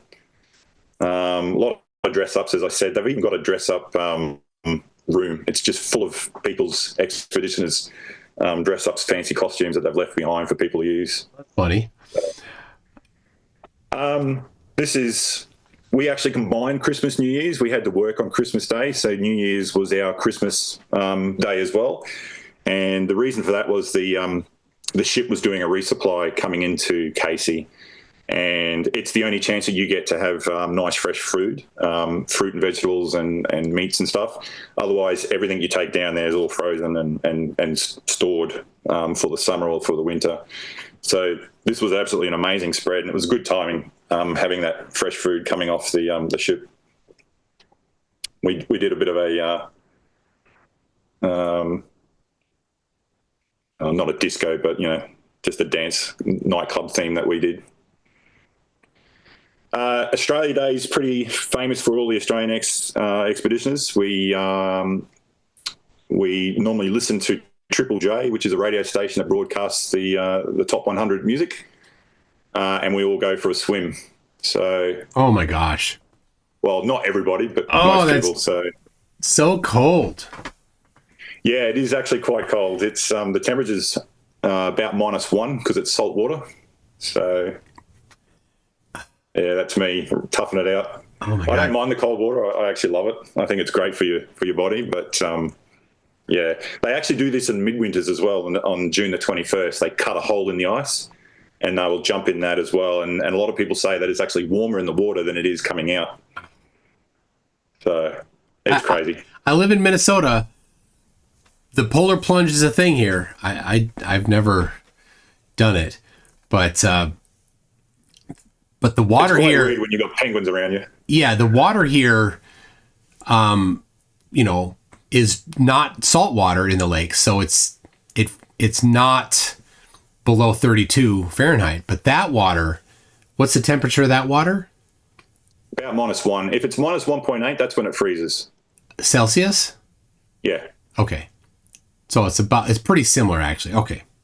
Yeah, it's only about a degree and a bit. So okay, but then it'll start freezing. So when the sun starts going down and you do lose the sun completely, and you have some period of night, you're losing about I think it's about 6 minutes a day of sunlight when it actually starts going the opposite way. So I was there till about start of February at Casey, but at Davis I was there till about the end of March, and you're getting complete darkness, and before you know it, the sun's getting up at 9 a.m. and setting at 3 p.m. So it happens pretty quickly. So we have a game of cricket, and this is a couple of interesting photos here, because these are the guys are looking up. They're waving at the Qantas aircraft. So Qantas do trips down to the Antarctica. They fly over the top of the station occasionally, and they talk to me as a comms operator, and they hold what they call search and rescue, or they hold SAR with me. But I didn't realise, but I was actually talking to the captain for a bit, and I've got the radio in my hand there, and I'm broadcasting what the captain's saying on the speaker. We've got a little PA system hooked up there, and they're actually chatting to us. I didn't realise when I was talking back to him that the whole cabin of the aircraft was listening to what I was saying as well. So I was just pleased I was quite professional and didn't swear or didn't say anything silly. But they said that was the highlight of their trip. So they flew out of Perth. They flew around Antarctica for probably about 3 hours, and then flew back to Perth.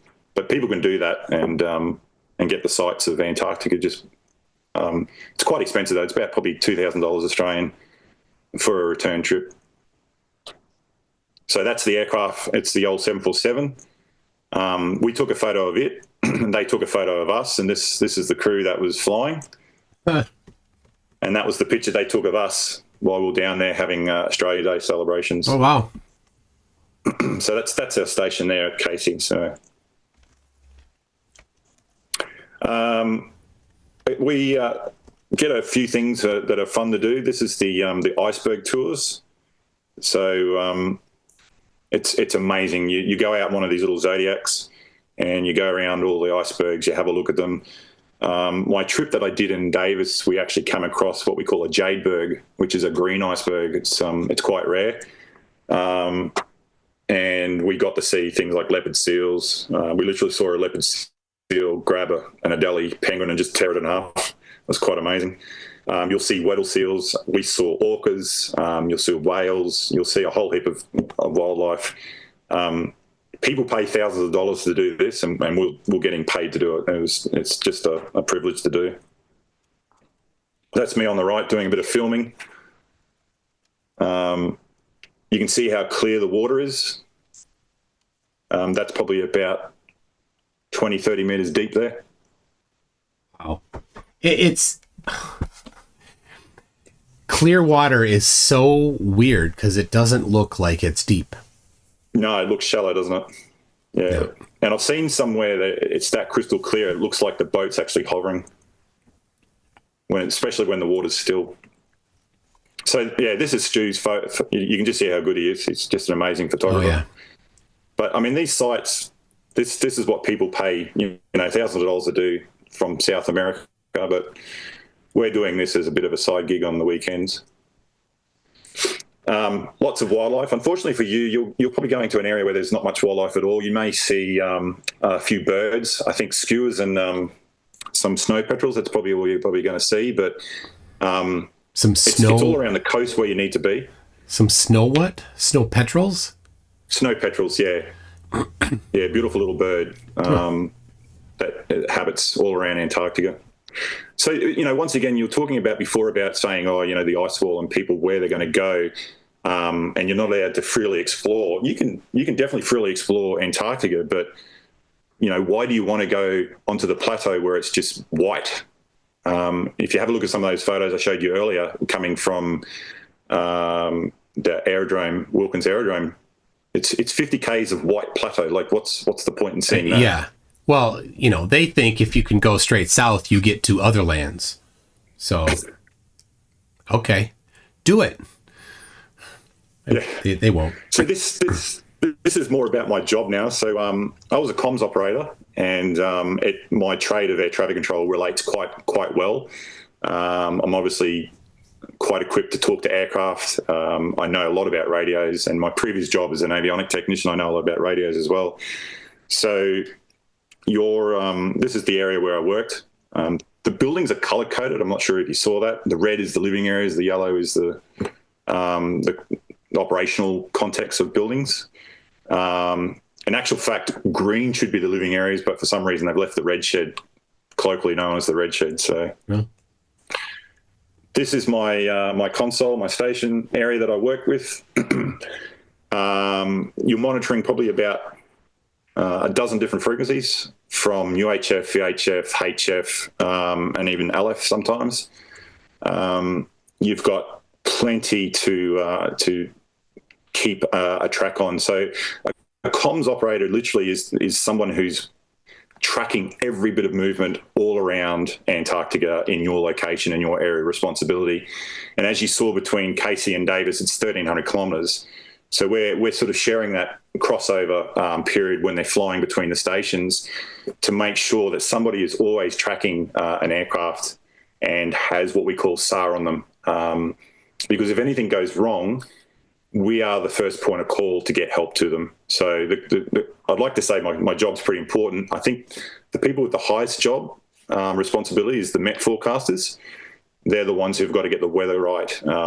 And they've got to be able to read the limited instrumentation and input that they have of how the weather is around, a vast period of 1,300 kilometre sort of radius, and make the right decisions for people to go places and do things, and for flying as well. So flying is super important to get right because it's all VFR. There's no instrumentation. There's no ILSs or navigation aids. It's all flown by GPS. It's all flown manually sometimes. So that is really, really important as a comms operator job. This is one of the Met forecasters. She's got the highest stress job of anybody on that station. I can guarantee you. Yeah. So I mean, a place like where I am in Victoria, or somewhere like you are, you probably have a Met observation station probably every 50 kilometres or every 50 miles that is feeding input and data. The stations that we have, we rely on what we have as our own sensors, releasing balloons, and also Himawari satellite feeds for that area as far south as we can possibly get to get that satellite feed to see where all the cloud and where all the weather's going and where it's tracking. This is quite interesting. The year I was down there, the Air Force landed one of their C-17s, and they also did a fuel dump and dropped all the fuel barrels out. And I hear you talk a lot of times about, the Antarctic Treaty and what they can and can't do. This caused a lot of ruckus because the military's not supposed to be down there, and the RAF technically do this as part of their training in cold weather, but it causes a lot of problems and stirs with other countries saying, what are you doing down there with your military? So we sort of push a fine line to say that they're supporting the Antarctic program, but they don't like us being down there. So it's quite interesting when everyone talks about, the military's down there. It's like, no, we're not supposed to actually be down there at all. So this is another shot of the A319. So I'm tracking what we call intercontinental moves, and they're the ones that are going from other countries into Antarctica. And anybody that overflies, so back in the old days, I was 2009, 2010 was the first time I went down to Davis. I was using HF, and I would cover some of the flights that would just clip the top of Antarctica between places like Johannesburg and Sydney, or Sydney and Santiago. I was doing the ones to Joburg, obviously, because they like to chase the favourable winds and they'll fly further south. They want to get away from those 40s, the roaring 40s, because it's just it's too slow for them, and they lose a lot of fuel by trying to push through those winds. So they'll venture down south, and they'll switch from Brisbane radio, which is the air traffic control from Australia, and they'll occasionally switch to my frequency and they'll monitor HF. Now it's all satellite linked and digi-linked. It's pretty easy to do. They don't have to worry about talking on HF and monitoring hash noise the whole day. This is another plane that flies in, and this plane actually flies at a very interesting flight route, which I think you may be privy to, that I've had on your channel for a bit. They leave the South America and they fly directly over the South Pole, and they fly straight up to Wilkins Aerodrome and they'll land. And it's an interesting flight route because it's literally due south the whole way till you get to the South Pole, and then it's due north from the South Pole to Wilkins. It's a straight line, and it's so interesting because, and I'm not talking magnetic, I'm talking true south and true north. Yeah. And I always pose this to flat earthers because it can't be done on a flat earth map. It has to be flown completely the opposite direction on a flat earth map. But these guys will actually fly out of South America and basically keep a straight line to the South Pole and then fly into us. Well, maybe there's a teleporter when they get to 90 degrees south on flat Earth. Yeah, it's some sort of magic little area, or who knows. This is a Chinese Basler. It's actually a company that leases their aircraft to the Chinese, or the Chinese Antarctic Research Expedition, they call themselves, or Shinari. So these moves I'm tracking are what we call intracontinental moves. So they're flying between stations. They're going to notify me every time that they get airborne. I'm going to keep a track on them if they're over land every half hour. If they're flying over water, I've got to do it every 15 minutes, and I've got to make sure I know where they are. So, when people talk to me about, Antarctica is just like an ice wall and it's just a ring. Well, no, it's not. I've got to actually know exactly where they are on the continent. Because if anything goes wrong, I need to know where I'm going to send that search and rescue help to them. Oh yeah. So this is a little. I think it's a Casa 212 with skis on, so it'll land at the skiways. The helicopters were there both times I was down there, so this is really important for movements around the station. They'll take expeditioners out to different areas, and to get places, they'll do a series of fuel dumps and drops to halfway points and areas where they can do a daisy chain. And unfortunately, we lost one of the pilots the year after I was down there in Casey. He was doing one of these fuel dumps, got outside the helicopter, fell down a crevice. Luckily, the comms operator that was working down there was on the money pretty quickly, didn't get the ops normal call, sent out help, and his other chopper, his other mate, landed beside him and then worked out that he'd fallen down the crevasse. Unfortunately, he was torn between what he could do, whether he could actually get him out himself. He made the decision that he thought was right at the time and flew back to the station, got the search and rescue team, flew them back out, got the guy out of the crevice because he was down about 10 or 12 metres. And unfortunately for him, he was hypothermia and ended up passing, ended up dying. So it's quite important to get this, job as a comms operator right, and you're aware of all the dangers that are down there when stuff goes wrong. And it's interesting that anytime we do trips anywhere, we've got to make sure that the area is surveyed. So one that just happened recently was a massive traverse that they did to the south to try and find the million-year-old core ice. Before they go and go anywhere, they've now got to get a survey reassigned and tasked. It's a special LiDAR satellite that actually surveys the ice where they're heading, and it's looking for major crevices and cracks and stress points in the ice. And then when they actually do the traverse, they'll have a special Hagland or a tractor, I should say, with a ground penetrating radar that actually surveys the area in front of them so that they make sure that there's no crevices that they're going to drive over. And they're finding them all the time. So if they find them, they've literally got to back up and go a different plot because I tried finding the video, but there was a video of a British tractor falling into a crevice. It literally swallowed up the whole tractor. So it's dangerous work, and you know, if something goes wrong, you're your help. You're your own search and rescue. You have a doctor on the station. All of the expeditions are trained in advanced first aid. The winterers and some of your summers were, you know, they'll be all firefighting trained.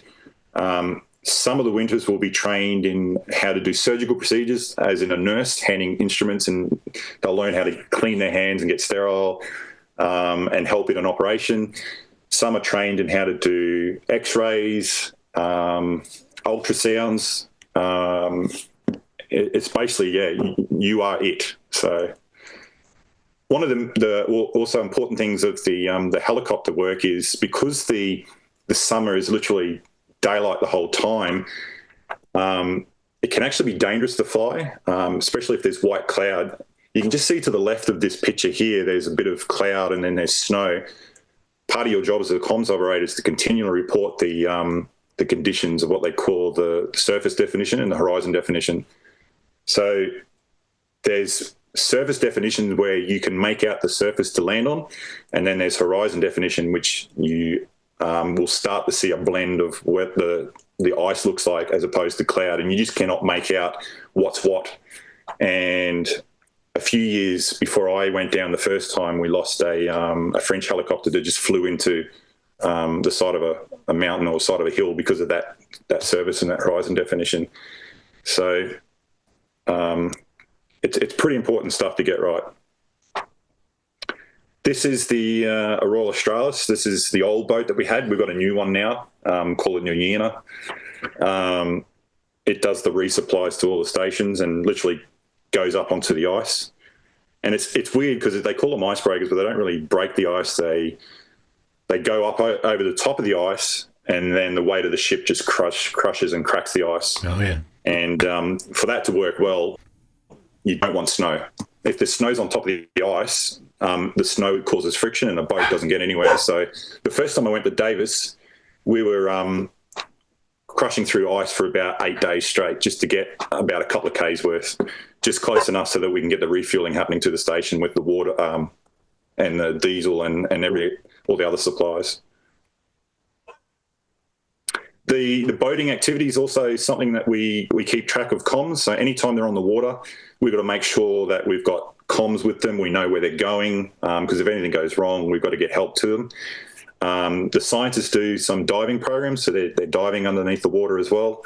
We've got to keep reports of sightings of orcas and sightings of leopard seals. But weirdly, I had a sailing boat come into Davis when I was down there, and it was literally a couple that had just gone for a sail from Australia and were just skirting around Antarctica, and they literally called in and said g'day and dropped onto the radio. So I monitor maritime frequencies, and they know the frequencies that they need to call up. So if anything goes wrong, they can literally just call us up and we'll get them search and rescue. So Davis, Mawson and Casey are all in the Australian Antarctic region, and that also falls underneath the air aviation side as well, which we are responsible for. So as I said, if something goes wrong, if there's a ship in distress or there's an aircraft crash, Australia is basically the managers of that search and rescue. So here's some scientists doing some drilling work underneath the ice. They're putting some instrumentation down there. When they do the deeper expeditions, as a comms operator, you've got to do some what we call skeds. So 6 o'clock in the morning, 6 o'clock at night, they will radio in and give you a scheduled report that's a set format, and they'll make sure that they're all okay, they're all healthy, they've got what they need, and if they don't, they'll ask for it. So when the next chopper or the next drop happens, they get what they need. And I heard you talking about checking your gear earlier. That is super important. So if you don't have your gear and you go somewhere, you're screwed without it. Because you don't have somewhere you can just drive down to the shops and get something. You're it. So this is some of the operational activity happens. So I also keep an eye on the ops radios as well. and I'm the central point for any station operations and radio work as well. So, as I said, keep an eye on the station, outside station, all your expeditioners, your intracontinental and your intercontinental moves, and then maritime as well. That's what a comms operator is constantly doing. This is Skyweb. It's an older system. I believe it's been replaced now, but this is tracking an aircraft move based off the ADS-B update that the aircraft will get. Now, it's not very accurate because there's not much coverage down Antarctica, but sometimes if that doesn't work, they used to use what we call a just the satellite telephone system. I can't think what it's called. Not Inmarsat. It's can't think of it. It's basically a satellite phone. Iridium. That's what it is. Iridium. Oh yeah. So every 15 minutes they'll ping like a message, and they'll give an update of where their lat long is from when they're flying, and we keep a track on that as well. Yeah, why go? So as I said, that Antarctica is just an amazing place. It's not for everybody, but some of the things that you get to see and do is just it's surreal. The weather is the most incredible thing that you've seen. This is sort of a shot of Mamatus cloud, which is quite regular down in Antarctica, but the weather conditions at Casey can just change at the drop of a hat. You can have blue sunny sky conditions one day, and then the next morning you're in the middle of a blizzard that's 150 km/h winds. It's almost cyclone conditions. And you get those catabatics coming off the shelf and off the plateau, and it could be miserable for 2 or 3 days straight. So this is one storm that we had coming in, and it's weird because they say Antarctica is very, very dry, and it's a desert. You don't actually get much precipitation, and when you do, it's snow, so it's not exactly heavy like rainfall, but more to the coast is where the weather is actually really unstable. So, and that snow accumulation, it drops, and you can have 2 meters of dump overnight, and then you've literally got to clear it all out the next day. But if it blows, it normally blows the snow away, which is weird. Yeah, just some stunning areas here. Wow. How are we doing on your presentation here? We got coming near. Pretty much it, Mike. Okay. I can take any questions you want to know or anything you want to chat about. All right. So, well, there's a good one. So you had 2 trips down there. One was you were stationed north of the Antarctic Circle. Yep. Right. And the other time, were you also north or were you south at that one? No, Davis is south of the Antarctic Circle. Okay, so the burning question, were you south of the Antarctic Circle at the right time of year, at the right location to see the circling sun for 24 hours? Yes. Yes. There you go. It's yeah. So it cracks me up. The flat Earth actually, what got me into flat Earth was I was chatting to a flat Earther, and I'd just come back from Antarctica, and I said, dude, there's a 24-hour sun. How do you explain that? And he goes, you went in Antarctica. And I said, what do you mean I wasn't in Antarctica? And just the things that they were talking about, and I was absolutely gobsmacked and baffled, and this is sort of what got me back into it. But the other thing that's got me back into it is listening to, channels like yours where you can actually start learning and refresh things that you've done from 30 years ago at school and physics and stuff. But yeah, I was mind blown to say, someone has said to me, no, you weren't in Antarctica. I was like, well, where was I then? So it cracks me up. Yeah, so Pat in the chat says, yeah, cool presentation and all that, but I know a plumber who was in Antarctica and he said, nuh-uh, to the 24-hour sun. Seriously, though, I enjoyed the presentation. Thanks for coming on. Yes, the plumber that said nuh-uh to the 24-hour sun is a flat earther who was interviewed by another flat earther who gave a rather unconvincing answer, a non-committal answer to whether or not he saw the 24-hour sun or not. I heard this on Will Duffy's presentation, I think it was, where they asked him, and it was also a bit weird whether he was a winter plumber, which I find strange because normally they don't have a winter plumber. They normally have someone who does winter and summer. But if you've been down, south of the Antarctic Circle, December, January, you have definitely seen a 24-hour sun. Yeah. I think he was. I think he was there for winter and summer. Yeah, well, he would definitely have seen it, and he would have seen it like me if he was either north or south of the line, anywhere around that area. He was an English plumber, wasn't he? Yep. Yeah, so I'm trying to work out whether he was at Rother Station or something. He would have definitely seen it. Yeah. Well, the other people on the station in their blog said that they saw it, so yeah, he probably didn't read the blog from the other people to see that they had said that they mentioned it. And he also certainly didn't read the parts of the book that he was holding, written by the doctor who was on station with him, that said there's a 24-hour sun multiple times in the book. Yeah.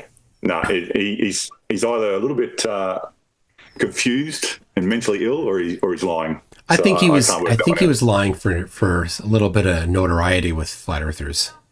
That's what I think. Right.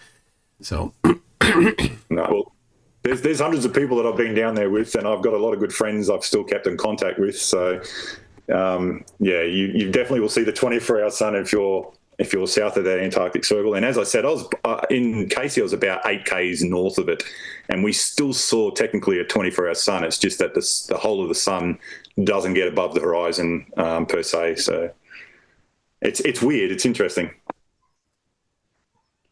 I hope you have a good time when you get down there. Anyway. Yeah, I'm getting really excited. I hope it all comes together and I can make it happen.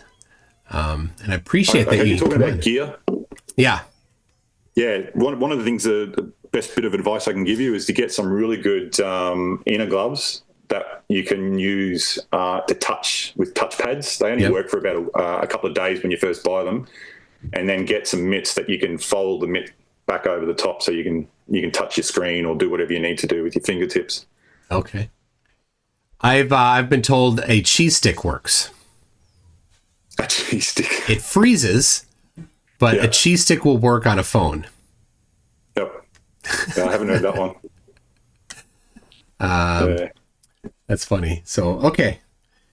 Well, I've got in the chat showed up Java TP, the guy that I'm talking to next here. So, anything else? I'll see. I'll make sure there isn't anything else from the chat here. But anything you want to say as you're wrapping up here? No, that's about it, Mike. All I can say is don't get too carried away with all the flat Earth stuff down there. Make sure you enjoy it while you're there. It's going to be an experience of a lifetime. It's not something that everyone gets to do, and I think you're gonna remember it for forever. Yeah, I'm certainly thinking about that too, of course. But the weight, like, people are supporting me. I don't discount the weight that I feel from people, committing so much of their own money to what I'm doing. So it's just amazing. So Icy Spin says, for your guest, does the sun set 12/18 in Antarctica? So I think December 18. 12/18? Yeah, I think December 18. It might be, but I mean, you already answered it. Does the sun set, depending on where you are, of course. Well, when it does start to set, as I said, each day you're losing about 6 minutes of sunlight a day. So by the end of the week, you've lost 42 minutes, and then in the next week, you've lost a bit over an hour and a half. And before you know it, around March, I think it was, your sun's up around 9 in the morning and setting at 3 p.m. It happens pretty quickly, and then you get to see auroras and a whole heap of other things that's totally different. Wow, that's cool. All right. Well, Nigel, thank you very much. I think we're through the questions. Mike, thanks for having me. All right. Thanks a lot. See you, Mike.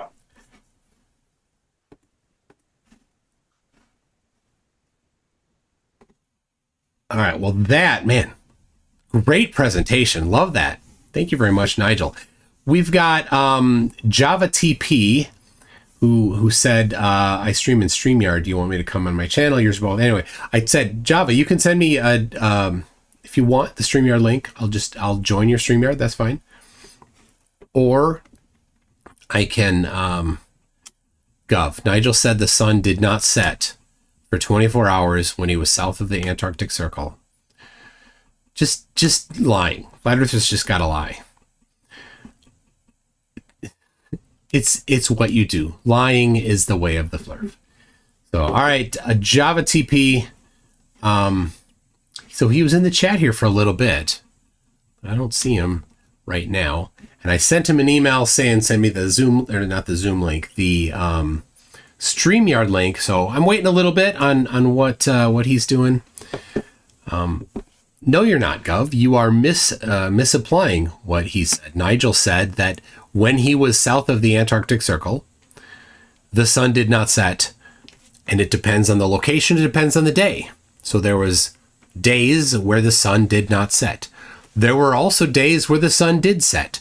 So are you trying to suggest that the other thing never happened? That does sound like what you're suggesting. So go ahead, keep lying. Lying does not help your position. It makes you look like a rather disgusting person, the whole of flat earthers look more disgusting as flat earthers do what they do, lie. So no vegetation anywhere, not where we will be. There is vegetation on the shore, specifically in the peninsula as it goes farther north. There are a couple species native to only Antarctica of plants, I believe. So none of your business says I got to head out. Have fun. And remember, a Flurf wiki would be really useful in these TFE times. Yes. So I've thought about that. I was going to maybe try to get it back up and usable. Like somebody has it. They hosted it. I think it's currently not up. I mean, we could start from scratch, but I really want to host it and own it myself. I think that's the only way to do it. So, anyway, all right. I will do this. I'm going to send a link to Java TP right now. Oh, I got to do this.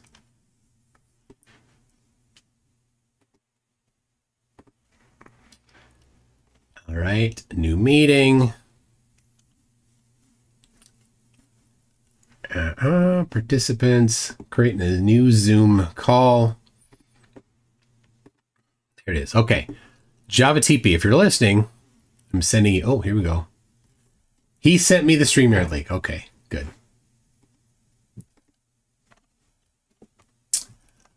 All right. Here we go. StreamYard link.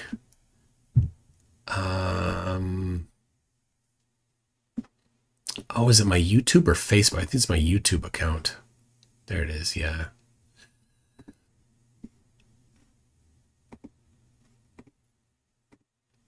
That's not it. I have to log in with, there it is.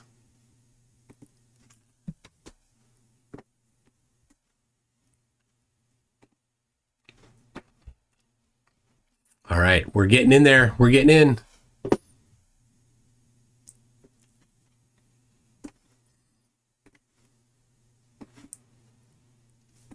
So this will be, I don't know how this is going to go. Java TP is an unknown. I've hardly spoken with him. So let's see, make sure I get the audio correct. Camera, audio. There it is. All right. All right. Hello. How are you? All right.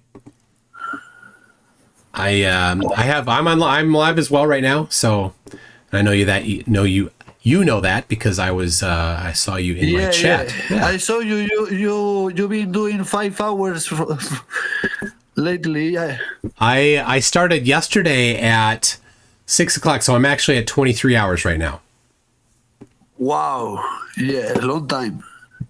How are you? My name is Javier. I'm from Spain. It's not my mom language, English, so I will try to do my best, okay? Okay. I have a friend who's in Uruguay that said if we need translation, he would offer to translate. So, I don't know if it's good or not, but anyway, Are you in Spain or are you in the UK?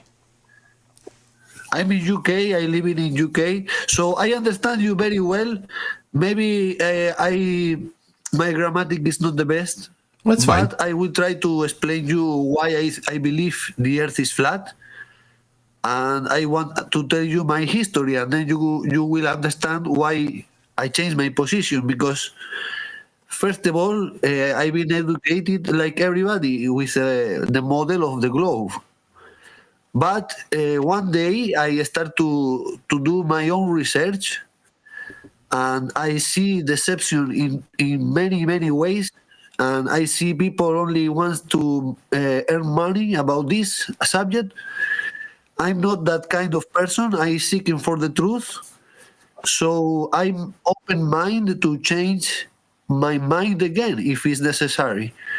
In my chat, I got Spanish people from many places, even Argentina, Chile, Mexico, Costa Rica, places around this flat place for me. Okay, so yeah, if you want to introduce yourself a bit for my people, and then we can start if you want.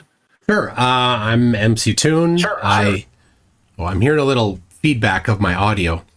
I'm MCToon. I've been doing content explaining the shape of the Earth and science communication on YouTube for about 6 years. And I have debated several flat earthers. I am currently fundraising to go to Antarctica with the final experiment. And I know you're aware of that because you had a big presence in one of the live streams where Lisbeth was announced to be the one that was going to be going with the final experiment. So I didn't quite know who you were, but I figured out by the chat that you had a lot of supporters, so that's good for you. Yeah, I spoken lately with Lisbeth. Yeah, she's a regular person. She become flat earther just when the pandemic comes, and she looks like honest girl. Because I find it for myself. I find her, and looks like a nice girl. Regular person, to be honest. I prefer someone with more science behind to go to Antarctica. I hope you earn the money to go. I think that as many people go there, more eyes will see the truth. So let's start. Yeah, I'm gonna show you some proofs that I made for myself that made me think that this is flat. Okay. So first of all, the first thing that I realized is the move. The Earth is not rotating on his axis, on his axis, because when you take a clock or a watch, you can see 12 to 1, yeah? That's 15 degrees. So, for example, if I'm on the edge of the clock, that, like if I'm in, let me a second.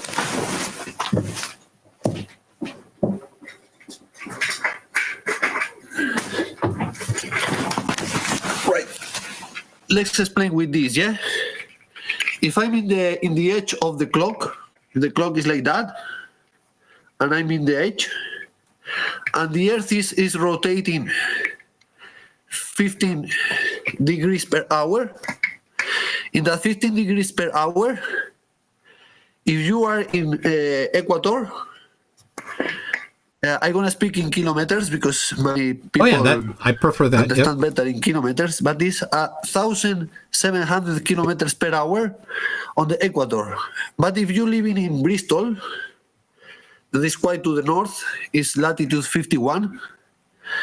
You go 500 kilometers per hour, so that's less than the Ecuador. And when I take a flight from Bristol, Canary Islands. Oh, his connection dropped. Oh, he's back. Looks like did your connection drop for a second? Yeah, my connection sometimes, sorry. Okay. So the point is, if in the edge I go 1,700 kilometers per hour, and in Bristol I go 500 kilometers per hour, I don't feel that drop of speed when I travel north to south, south to north. Should drop the speed, and north to south should increase my speed for about 600 kilometers per hour. That's a lot, and I cannot measure it. So that's the first thing that made me think that we are not moving, we are not rotating. Okay, well let's check a couple things here first. So in Bristol, is that where you live? Yeah, it's latitude 51. Okay, 51 latitude. Good. Okay, and in Ecuador, you're talking about on the equator there, right? Yeah, in the equator is around 1,700 kilometers per hour. Yeah, like in Quito, for example, right? So like Quito, yeah. Yeah. So what speed? What is this the tangential velocity at Bristol at 51 degrees north? How did you get that figure? The 500. So you said 1700 at Bristol, or sorry, 700 at Quito, and then 500 at Bristol. How did you get that? What I don't see is the increase of the speed. I mean, you have to feel that is moving the earth, but I don't feel it. I cannot measure it. Yeah, but before we get there, I want to make sure we have the correct numbers here. Right. Let's speak about my experience. No to the Quito. Quito is just in the equator. Let's go to Canary Islands. Yeah, Canary Islands is just a bit north from Tropic of Cancer. Yeah. Okay. Just near Morocco, and then you are in the same meridian than England. So it's 4 hours travel. Yeah, in 4 hours. All right. So I did the maths last time. So Canary Islands, I'm getting 28 degrees. 100 in an hour. The increase when you. Canary Islands are 28 degrees north, right?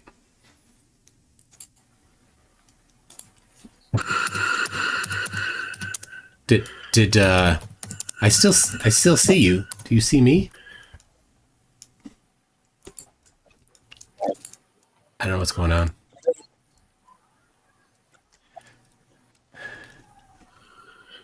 Javier, can you hear me? Yeah, sometimes my internet go a bit bad, but yeah. Okay, so Canary Islands are 28 degrees north, and Bristol's 51. Right? Mm-hmm. So what's the tangential speed at those two places? So you said, for some reason, you said Bristol's 500 kilometers per hour, but I don't think that's correct.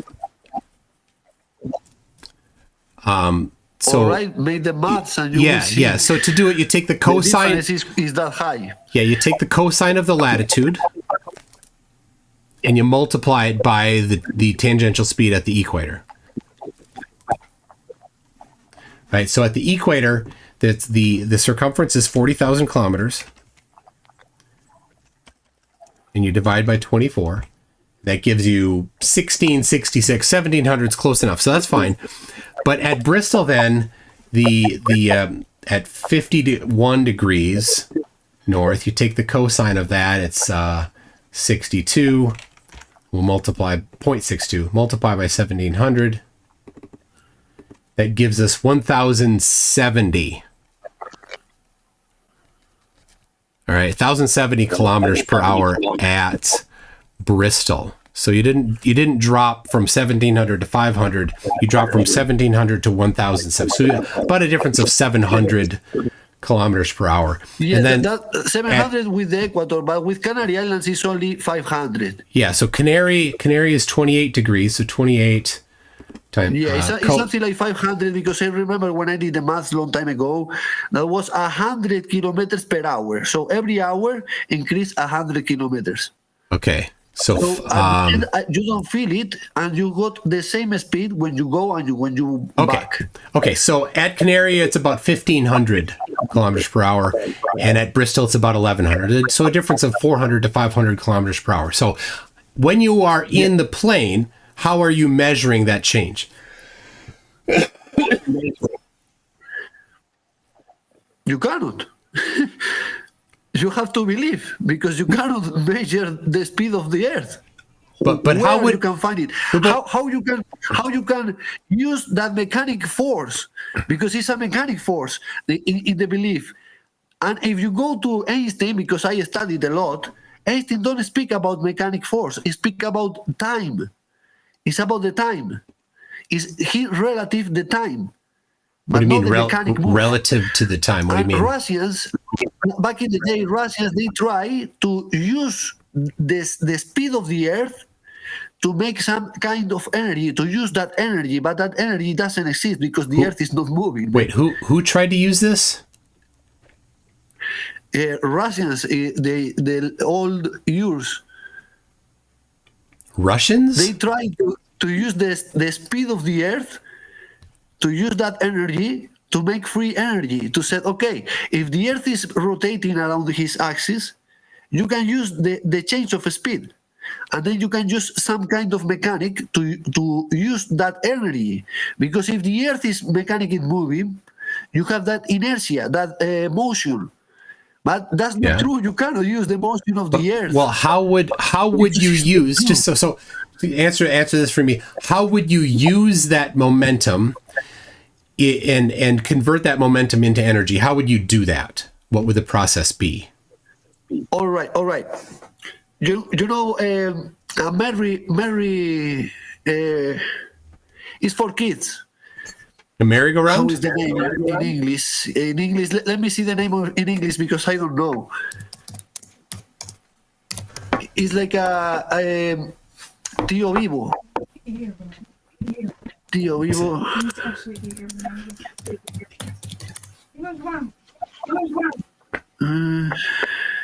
Carousel.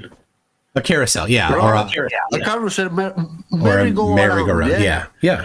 So if you are in and someone is out, and you start to flow between in and out, okay, you can get some kind of motion.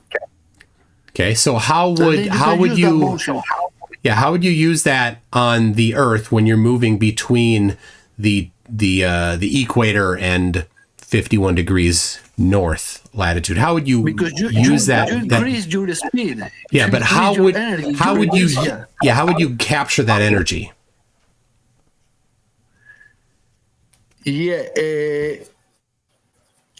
when it's moving the Earth, supposed to moving, and you are at the north, you go slower. To do complete 24 hours, you go slower. That's right. And if you go to the edge, you increase your speed. Yeah. You increase your momentum. You increase your inertia. That's the energy that you get extra. Yep, true. But that's not true because it's not moving the Earth. You understand now my point? Well, you're just saying that, but I'm asking, how is it that you determined? But Javier, I'm asking how you determined this. But we haven't gotten past this. I'm asking how did you said that there is no you did not measure a difference, but I'm asking what process did you use to measure it? It's not any process. You don't have any process. How you can? Do you have any system? You're the one saying that there was no. I couldn't find any. You're the one that made the claim that there is no way to determine that. Okay, it doesn't matter about that. It's your claim. You said that there should be something that could be measured between the Canary Islands and Bristol. And so I'm asking, how is it that this measurement was attempted to be measured? Right. Now we go to the geometric point, yeah? If I'm on the floor in this ball, in the sea level, they said it's a radius to the center of the Earth. Yeah, 6,371. Yeah, and if I up to the sky, it's gonna happen exactly the same effect. You understand? The same effect. So, yeah, the same effect that if I go from the edge to the north, because I amplify my radius respect to the center. Okay. So every time that I high, I should get more speed. Oh yeah. Should we go through that? Oh yeah. So May, how you measure that? We got the same problem again. Oh, it's you easy. Understand now my point? Yeah, this is easier. Every time that I go to the simple geometric thing, the ball deception. Okay, and so hold on. Just a second. Let's want about the this is about the motion of the Earth. Just a second. But we can speak about the curvature too. Here, hold on. I got many proofs about the curvature. Let's do this. Okay, here we go. Here's your claim. So here's the surface of the Earth. We've got a radius of 6,371 kilometers. All right. And then, okay. And so you're saying now, if you're at the surface here and then you go up to an additional elevation, say you go 10 kilometers more. 10 kilometers only. We don't need to up more. So we go up 10 kilometers, right?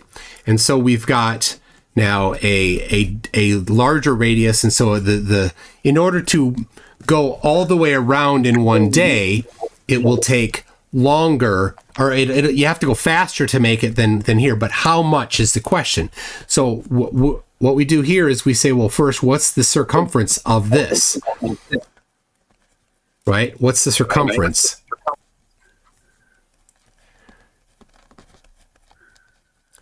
So the circumference is, the formula, 2 pi r, right? So we can do that math here. Just a second.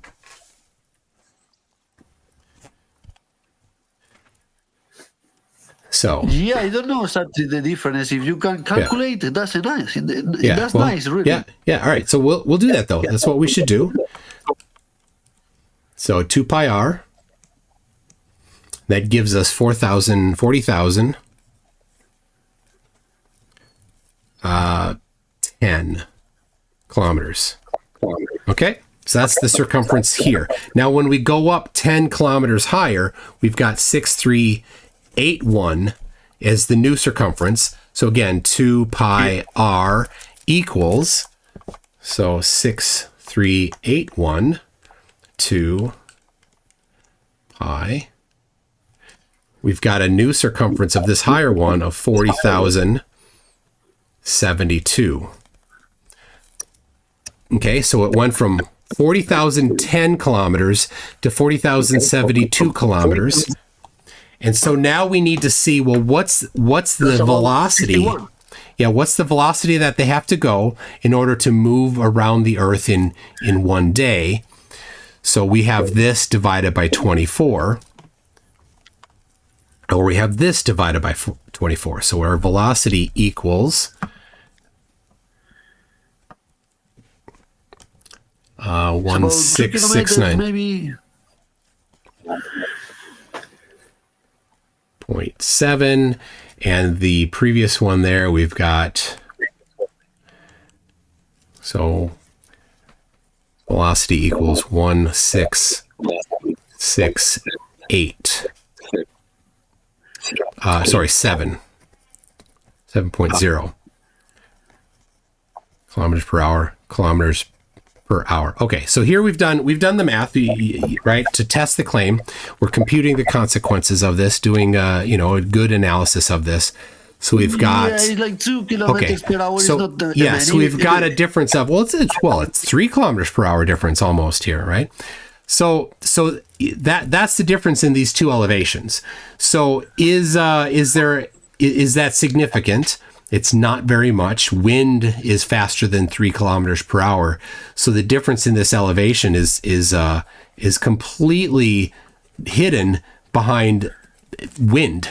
So it's not anything that you're going to be able to quantify and say, well, why does this not happen that way? So it's a good idea to test it. But I'd suggest maybe you want to do a little more, a little more analysis on it. So, all right. Yeah, something more contundent than that, but it's a good point if you realize. Yeah. Now, yeah. If you want, I can go to another different point, because I made my own experiments. Okay. Let me show you a second.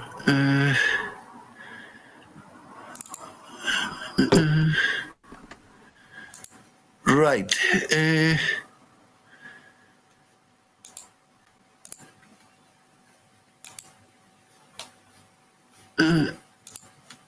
This one.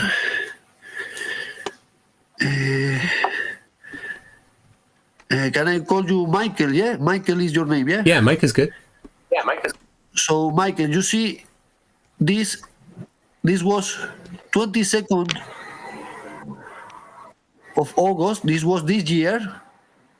Altitude, that is in meters, yeah, is 11,685.5 meters. That is 11 kilometers high. It was the time that I took this picture. Okay. The astronomical horizon is 0. And Okay. here we can see this is at one cumulus. Cumulus, I think maybe my pronunciation is not very good. That sounds right. Yeah. So the point is, if I'm on the top and I see the clouds coming to my horizon, when everything should go down, if I'm in a globe, because if I'm in a globe, everything should go down.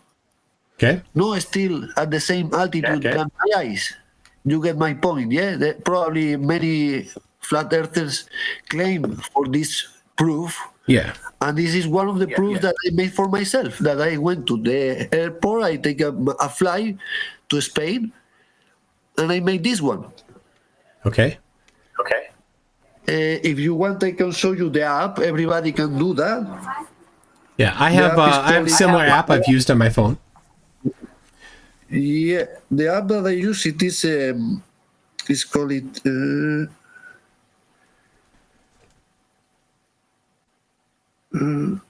GPS, camera, compass, and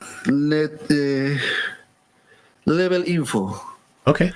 And this work even if you are no internet connection. You see, no internet connection. Yep. That was hard to me to take it because every time it was moving a bit. This. So I took many. You see. This one, for example, you can see another different level here. Okay. Down here. And the real level up here. So my point is, if you are in a globe with curvature, this should drop down a bit, at least 1, 2, 3 degrees. Yeah. So I don't know exactly how much, to be honest. I think at least 3 degrees for this altitude should be 3 degrees. How many feet is that? So that's meters. Okay. Yeah, here is the altitude. Yeah, Okay. okay. That here is with feet too. Here, 38,000. Okay. So now, 38,000. so hold on. So zoom back in there on the left side there, and previous one or this no, one? that one right there. That one's good. So the problem is that there's no clear horizon. You see clouds. Yeah, I see Right, clouds. it's just blurry clouds. So in order to do this, you want to get a day where you have a good crisp horizon? Yeah, I tell you, this one, I took many difference. This one, for example, is a bit down, you see? Yeah. Minus 4.5. And you see the clouds are still up here. These clouds obviously is up than the plane, but the plane has clouds on the bottom and higher. Yeah, but you don't know. You don't know how high those clouds are. You don't know how far away those clouds are. So it's not much you can do there. But if you get a good, But the point is, I know that I'm higher than the clouds. How did you know but that? not this cloud. This cloud is one cumulus that is making storms. Because if you study about everything, because at the end this flat Earth have many subjects on the science way, and you can study about the clouds. The clouds to make torments, to make electricity power should go up than this high.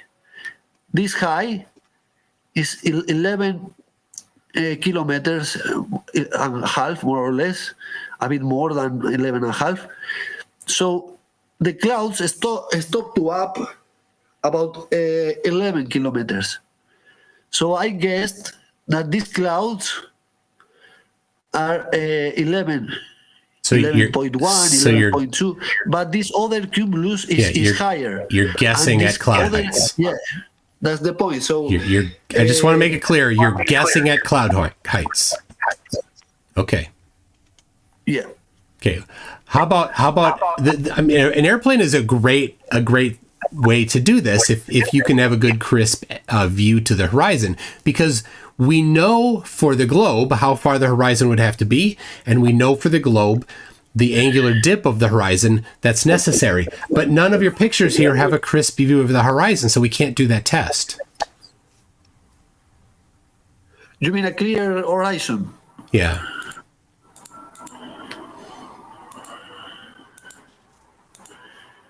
Yeah, maybe you're right. Anyway, this is one of my claims too, because if you are on top of the hill, you should have everything down. Yeah. If you are in the highest Absolutely. point. And so just all you need to do is get a good view of the horizon. So I flew, last time I flew, it was to Arizona, and it was nighttime. So I didn't have a view of the horizon. So it wasn't, I was sad because I couldn't see the horizon. So next time I fly, I hope to get a, This is my claim, my friend. I'm going to tell you, Michael, what you can do to prove the Earth is a ball. Okay. If you can show me one star behind the astronomical horizon, I've been claiming for that all my time to all the flat earthers, globers from the Spanish way. You want a star behind the astronomical? Behind the horizon. A star behind the horizon, like you want to see the star through the dirt. Is that what you mean? Or do you actually haze? Or do you actually mean the technical definition of the astronomical horizon? If you go to the definition of astronomical horizon, that means because coming from that word is because the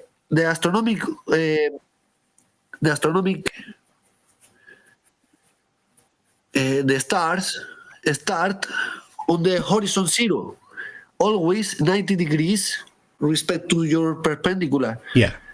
So never you're gonna see a star behind the horizon. And when I saw a proof from Jay Tolan, this American, he put something, and I was thinking maybe he can show me that, but he couldn't. He showed me two mountains in the haze. I don't know if you are aware about that. I'm trying to understand. I just want to understand what you're asking for. This one, yeah. This one is zero. Flat Earth horizon, theoretical. flat Earth, horizon, atmospheric haze and refraction. Spherical Earth horizon theoretical. This is not my proof. I couldn't do like that. But he's showing us 0. And when he showed to us in his pictures, is this. It's mountains on the haze. Yeah, I don't understand what you're asking for, Javier. My point is you should be able to see stars behind, because if you go up on a ball, on a curve, convex curvature, and you go higher, you start to see more horizon. Your level, your horizon should drop. And then you will be able to see more stars. But if you go to this other point, it's called it, because in science everything is there, you know, and you got this is call it in Spanish is esfera celeste. Some flat earthers, they don't like this, but this is the point. I have to say I'm absolutely baffled by what it is that you're asking for here. You want it sounds to me, and this is flat. This is what I mean. If you you are said all the time saying, look, Javier, you said horizon is 0, is because never drop. You want to see the horizon drop. You want to see the horizon. Obviously, Okay. if it's a ball, yes. All right. Let's. I'll share my screen here. Give me a second here. I have to find something better than this.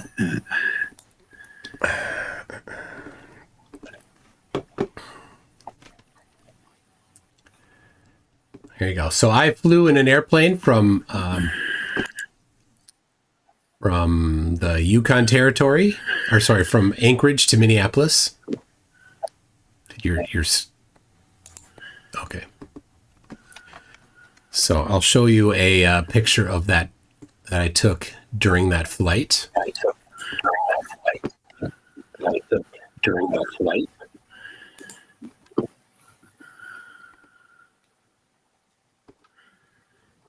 All right. So there you go. Here is the picture I took using a similar app, a Theodolite app on my iPhone. And you see that horizontal crosshair there. And then below that, you see that circle. That circle is the moon. So the moon is below eye level. And below that, the box is the cloud bank. So the horizon is below that. So the horizon did not rise to eye level. In fact, the moon is lower than eye level. Yeah, I see. That's okay. Here's another one. Here's another one.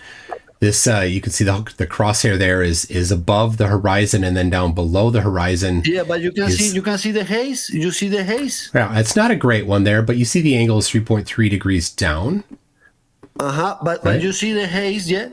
The haze, where start the haze? It's just starting just behind the 0.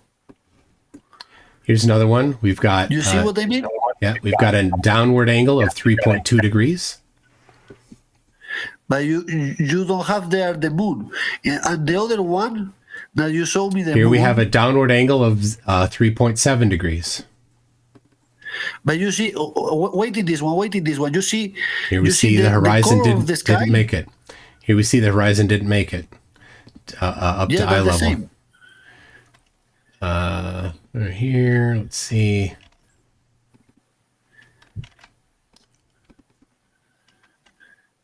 Here's another one here. Here, the horizon. This is not even an airplane. We see the horizon didn't rise to eye level there. So now here we have. Let's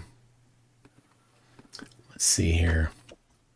Here's another one. This is with an actual physical theodolite. You can see the crosshairs there are at eye level, and the water did not reach eye level. but the water Here's- never reached there. That's exactly You know it. why? So because here's it's another the one. optical effect. Here's another one. Well, this is what you asked for. I'm giving you what you asked for, and now you're making excuses and I moving the know, I know, goalposts. I Yeah, know, I but know. what you That's are- what you do. what You have you to are move the showing me, goalposts. Here's If another you one. realize, Here, in all the another picture one. that you showed me, Didn't the make drop it. is the same. Didn't make it. The horizon did But not rise to eye level. The drop is the same. I'm about giving 3 you. degrees, yeah? I'm giving you what you said you wanted, Uh-huh. and But you're now not, listen and you a don't bit, like it. Listen a bit. Is 3 degrees always, even if you are in a mountain Okay, or you here- are in an airplane. Here's and another it's not one. the same high. Airplane at 40,000 Yeah, feet. this one happened the same. Check the color of the sky.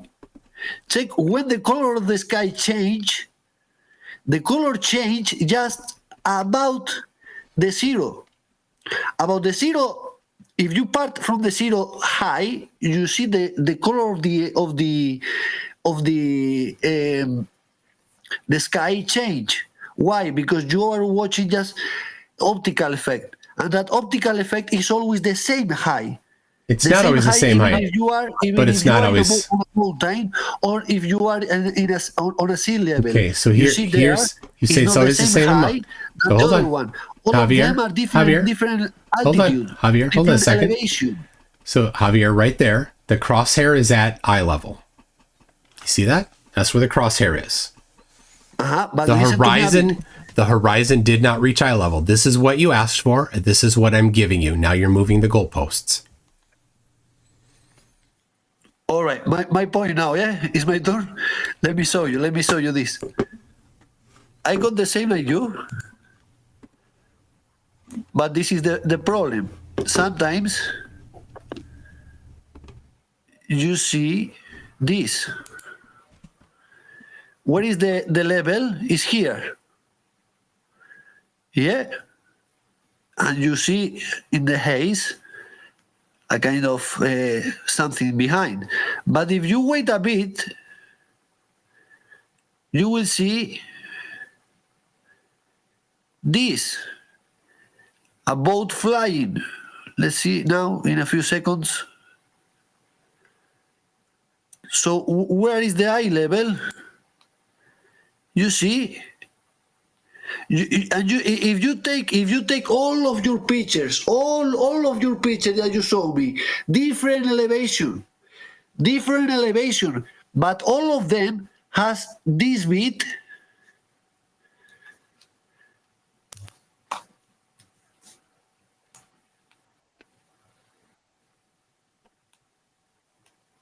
This bit of cut, you see.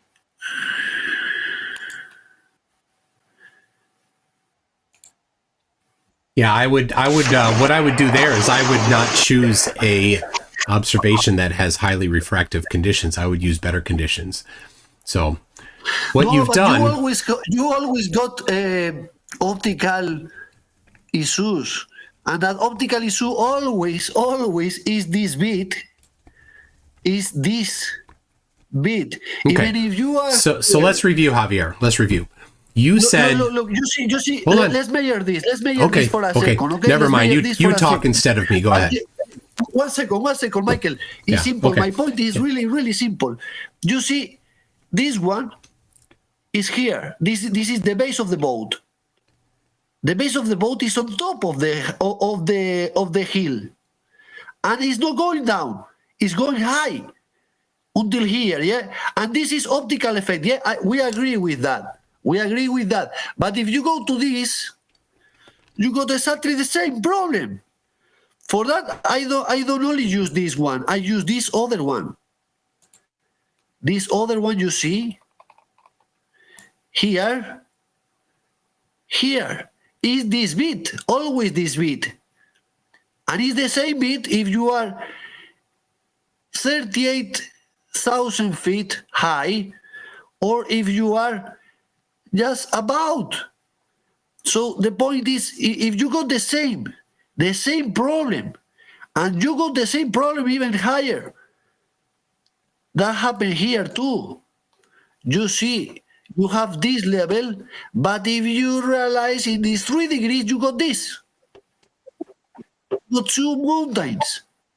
All right, you ready? 2 mountains here. All right, So the problem is if you want to put the optical issue to solve, to make the globe work, okay, you can make the work globe in any way. You know why? Because this issue, you got it always, but I want to show you now my own proofs. No, I get to respond. I get to respond, Javier. This one is Tenerife. Javier, I get to respond. Javier. This one. Javier, you talked and talked and talked. I get a chance to talk. I get a chance to talk now, right? This isn't this isn't you giving a presentation to me. This is a conversation, two people talking, right? Yeah, sorry. Okay. Maybe I speak too much. Yeah, you certainly did. My turn. Your turn. Okay. Your turn. You said you dismissed everything that I had because of that highly refractive condition. So I'll show you once again this one right here. I took myself. Okay. Wait with this one. Yeah, this one. You see, on top of that point that we don't know exactly if it's the moon or it's a reflect. You got just on top of there another reflect. I don't know if I can point on where is it? If you got that four squares, yeah. In the square on the left up, you got there another point, and it's less shiny than the other one that you claim that is the moon. Yeah, I don't know if it's the moon. I cannot. Yeah, Javier, that is a reflection. I'll tell you what it is. It's a reflection on the window. So it's a reflection on the window. So that's not the moon. That's not some optical effect happening out in the air. That's the reflection on the window. So that's not the real position of the moon. Yes, it is the real position of the moon. Well, you just say that is a point. That little shadow, that little one you're seeing in the upper left corner of the box there. Yeah, that's the reflection of the moon within. How I know that the other one is not another shadow? Okay. All right. Well, obviously, you're not interested in actual evidence. Okay, go ahead with your next thing. I'm interested in the truth. Go ahead. Your next thing. Really, I'm interested. Go ahead. I'll wait while you do the presentation. I got some food here, so I'll eat a little bit. Thank you. All right. Let me show you now my proofs that I've been doing in Tenerife. I moved for myself. I went there. I take here. Yeah. Here is the place that we put the camera and we watch me here. So this is the angle that we are watching it. It's not so big, it's so small, and it's farther. The point when you are looking so far is you're not gonna see the real color of the place. And you're not gonna see with high definition because it's the angular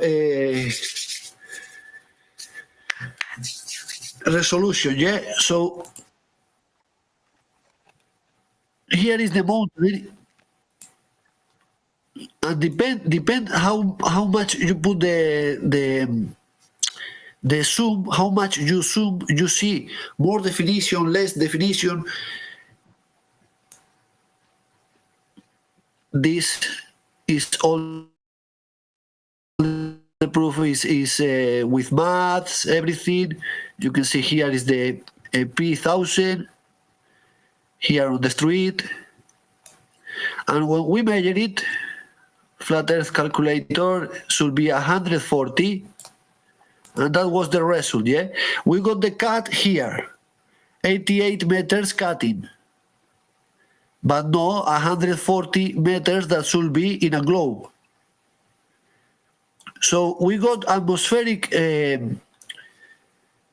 conditions, optical conditions that we are not able to see fully everything.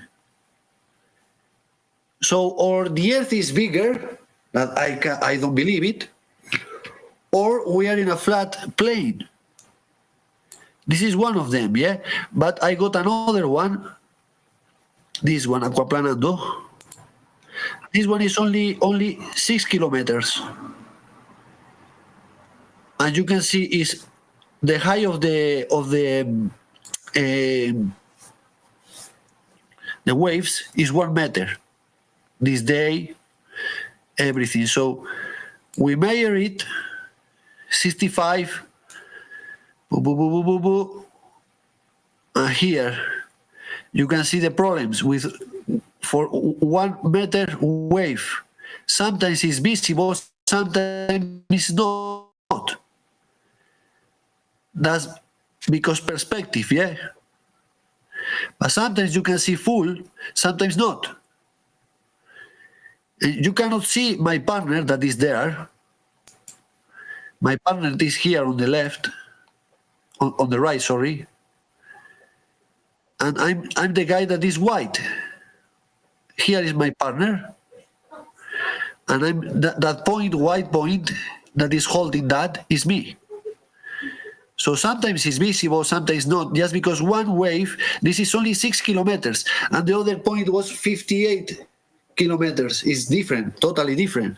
But we measure it. We done it. This experiment. We've been doing it. We done this. This, my friend, is in this side holding, and I'm in this position. The other guy is there. All right. You good? You good now? Yeah. Okay. Yeah. So the first one you showed, you used the Earth curve calculator. Intentionally did not include the effects of refraction. That's fine. The globe prediction was that some amount would be obstructed. The flat Earth prediction is that none of it should be obstructed. Some of it was obstructed, therefore globe proven, flat Earth falsified. Sorry. The flat prediction. Why said that is nothing? I don't say that. I just showed you that one wave of meter in 6 kilometers. How high was the camera? The first one was 58 kilometers. How high was the camera? 20 meters, 21 meters. Okay. 21, yeah. So, do you have 21 meter high waves there?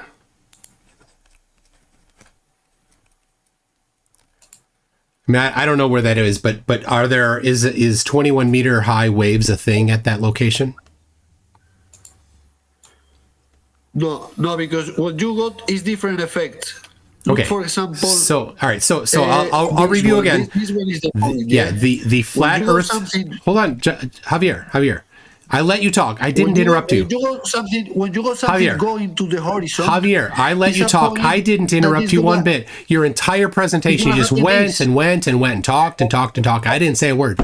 And that now it's my turn to talk, and I get 2 sentences in, and you're jumping in already.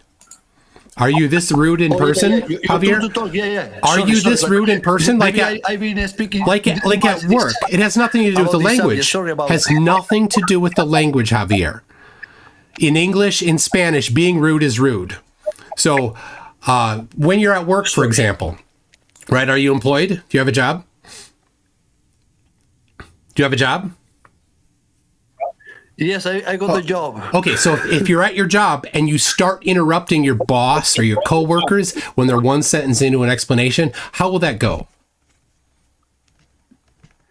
Oh, obviously my boss said, okay, you are on control. I believe you, I trust you. You know why? Because I give results.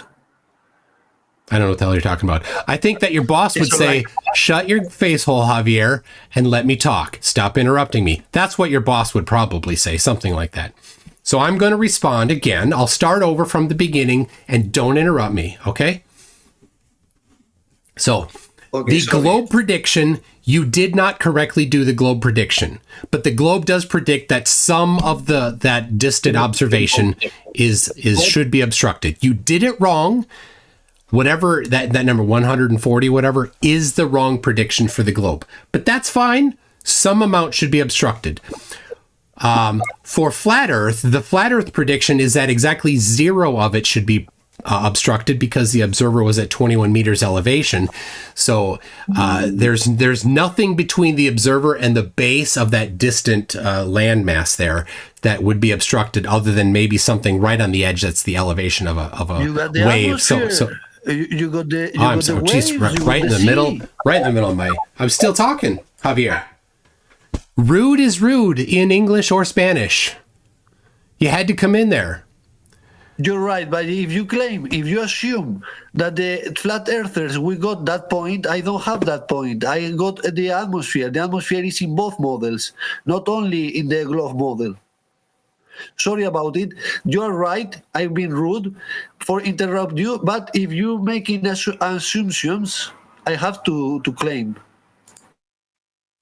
I sat up for a while.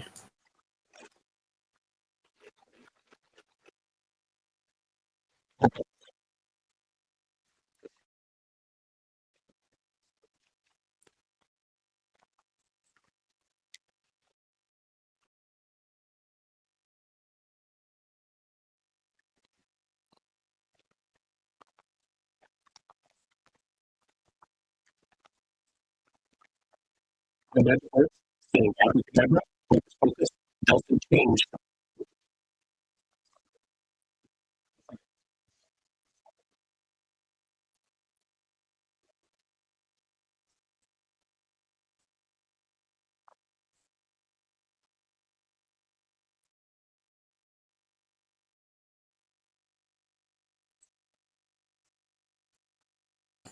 Okay, now I think that to change a bit your opinion about Sorry, I me muted and myself about there. my I just told him it observation, was garbage. It's only 5 minutes.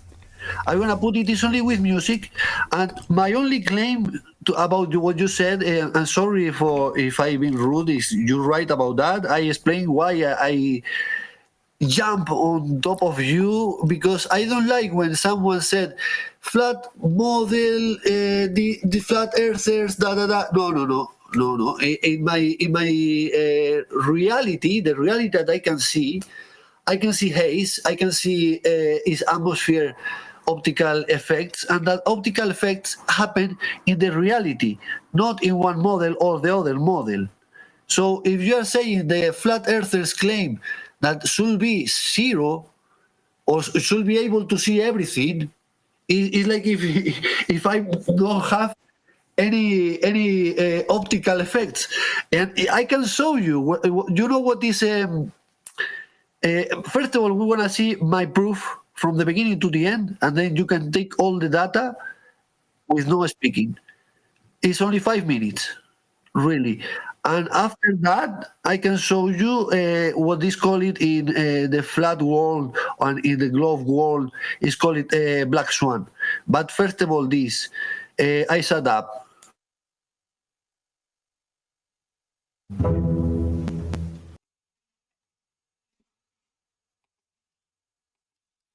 I muted his audio. This might be copyrighted, so looks like that same thing there that he is saying the flat Earth predicts it because of haze and magic, basically. 5 minutes of this crap? Oh my gosh. This is such trash. Why do flat earthers suck at everything? Yeah, we already saw that. My gosh. Oh my gosh. Flat earthers are just so terrible at, like, he already showed this. Giving you commentary. I'm muted on to him, so he can't. I mean, I'm not talking over his thing on his side, so I don't know what he's. Oh my gosh. Well, he's really committed to the same thing. Where did I find this moron? He messaged me, Atlas. He was in the live chat for the TFE announcement when Lisbeth was announced as the finalist or as the winner, and him and a bunch of other people were in the live chat, you know, saying that he should be the one that wins it. But I mean, this guy isn't that bright. I mean, seriously, he couldn't figure out how you know, it's like you couldn't feel the difference in the speed between the equator and Bristol. He got the velocity wrong. He's too stupid to actually do that correctly. And he thinks that he's smarter than all the scientists in the world. No, you're not. So he is dumber than the average flurf. Yeah. Dr. Nimrod says that's all they have. What's worse is that they don't get how wrong and ridiculous they are. Yeah. Well, I might as well read a few super chats while he's playing this. Steven Jarvis says, all hail Dimmock and Gov, the Flurf leaders. Icy Spin says, Dimmock loves to see people on Tuesday. See you next Tuesday. Icy Spin again says, this guy has a lot of great evidence to deny here. Oh, yeah. As I was talking about Nigel, who brought that Antarctica stuff. Lord Illuminous Pooh says, where's the pic of the spaceship holding the thing? Or Captain America's plane? I don't want to see snowmobiles. That's funny. Stephen Jarvis says, if the Earth was flat, we wouldn't need light bulbs. Yeah, because, well, I mean, you still would inside, but the sun would always be up. The sun could never go down. Bob says, don't be so modest. You should at least promote your fundraiser every 10 to 15 minutes. Think of PBS/NPR. I want Toon in Antarctica. You're right. Hey, everybody. Be sure to donate or help fund me to go to Antarctica. The link is right over here. The GoFundMe QR code. I feel I'm so grateful that people are supporting me. I have a hard time doing it, but yes, thank you. Please do continue. I I would love it. I'd love to get, right. It'd have to go a lot faster, but I'd love to get all 40,000 this weekend. So yes, the Flurf is not talking. He's playing a 5-minute video. So Danny Diesel says, I'm just trying to make smiles, MCToon. Thank you, Danny Diesel.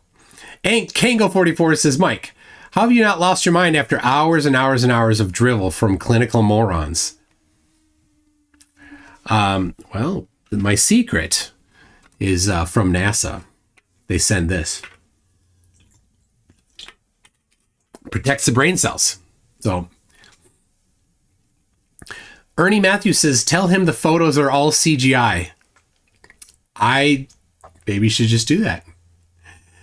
Kango44 says, 50 hours of this ish. I couldn't do 5 minutes. MCToon, you're indestructible. Thank you, Kango44. So after this, it should be on the screen there. After this, we've got the moon landing debate on Modern Day Debate, and then we're going to go over to Discord and do the Celestial Navigation talk. Hopefully, Shame St. Plagier is there. So, all right. Oh, he might be done. Are you done?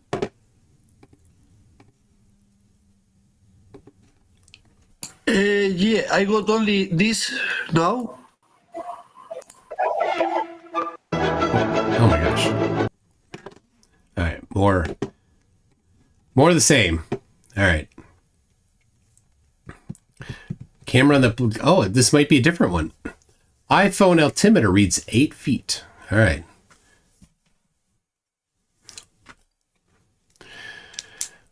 All right, what is he... Like, you can get high-speed internet in England, but apparently he can't. Oh, Platform Habitat. He's playing... Oh my gosh.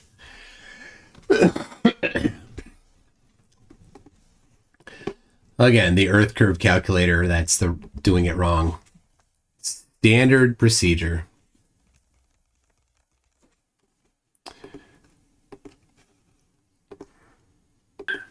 This one is less farther. It's about halfway.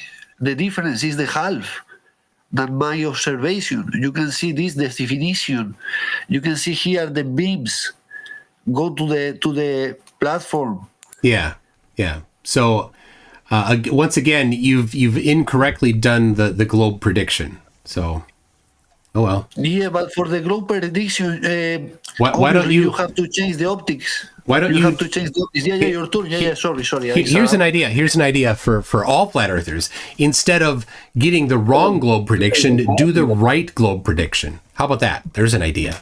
Why don't you do that, Javier? Why don't you put your effort, focus, really think hard and study and dedicate yourself to actually figuring out how to do the globe prediction correctly instead of doing it wrong. That'd be cool, wouldn't it? That'd be cool. Because the globe prediction is made in purpose to fix his model. But in the reality, but you didn't do the globe prediction right. Ways. You did the wrong globe prediction. You didn't do it right. So how can you say it doesn't match the globe when you didn't figure out what the globe predicts? The globe predicts 140. No, it didn't. Yeah? No, it didn't. No. Really? We see the curvature calculator. It's the Go to the website for that curvature calculator. Go bring it up. Put another calculator? No, I just want you to pull up the website for that exact same curvature calculator you used.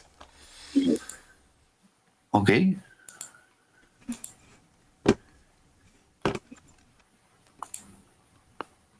You see, I used two different. I use this one. Yep. So go to that website right now. GitHub.com. Yeah. Yeah. Go ahead. Get that one. Pull it up.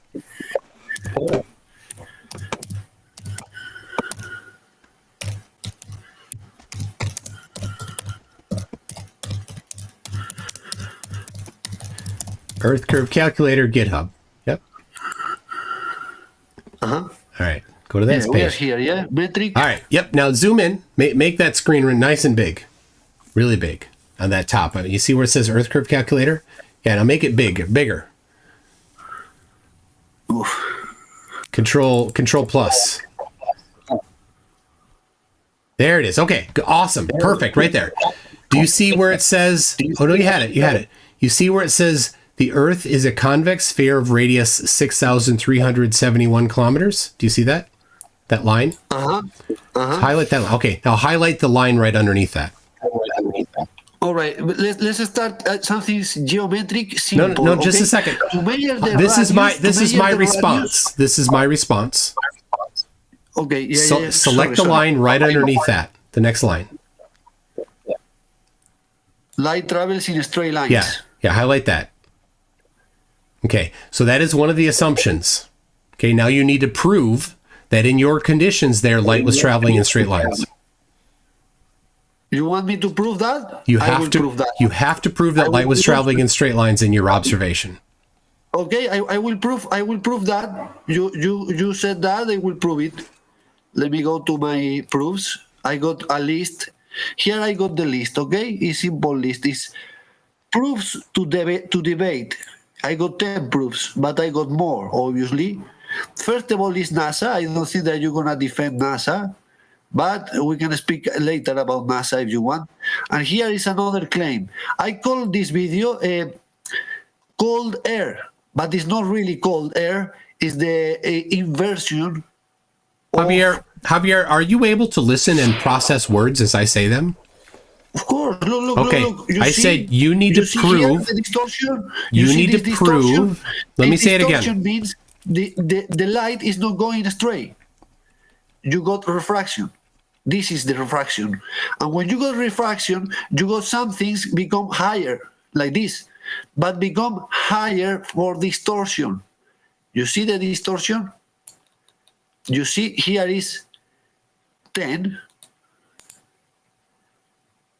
And what happens when you change the surface? 10. When you change the surface, they open the door and then the cold air coming in. When the cold air coming in, the hot air going up and the cold air going down. Okay, none of this happens, you got this. Javier, When none of that this is happens, proving you got this distortion. Javier, none of this is proving that light was traveling in strictly straight lines in that other observation.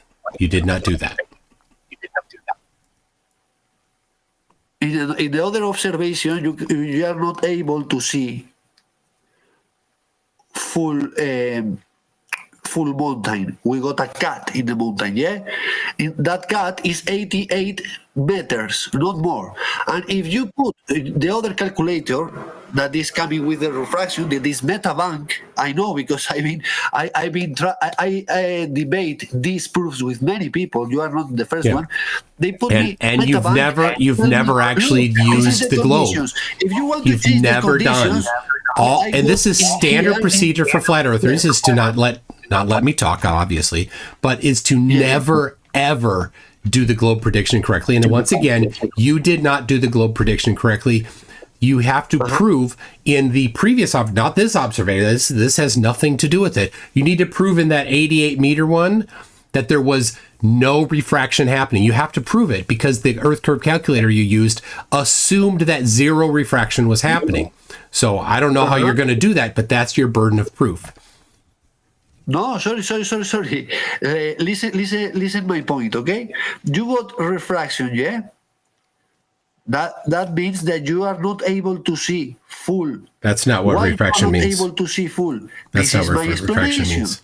You cannot see full because you got inversion. That's not what refraction means. Of the air. You got cold air coming from the top. And warm air so where? Let me be more specific, Javier. In your 88 meter observation, did you measure the vertical temperature gradient? You didn't see it. Sorry, I thought that I put the video, full video, to show you that I put all the data on it. Okay. The vertical temperature gradient? Of course. It's going to be good. Yeah. Start to write it because it's here.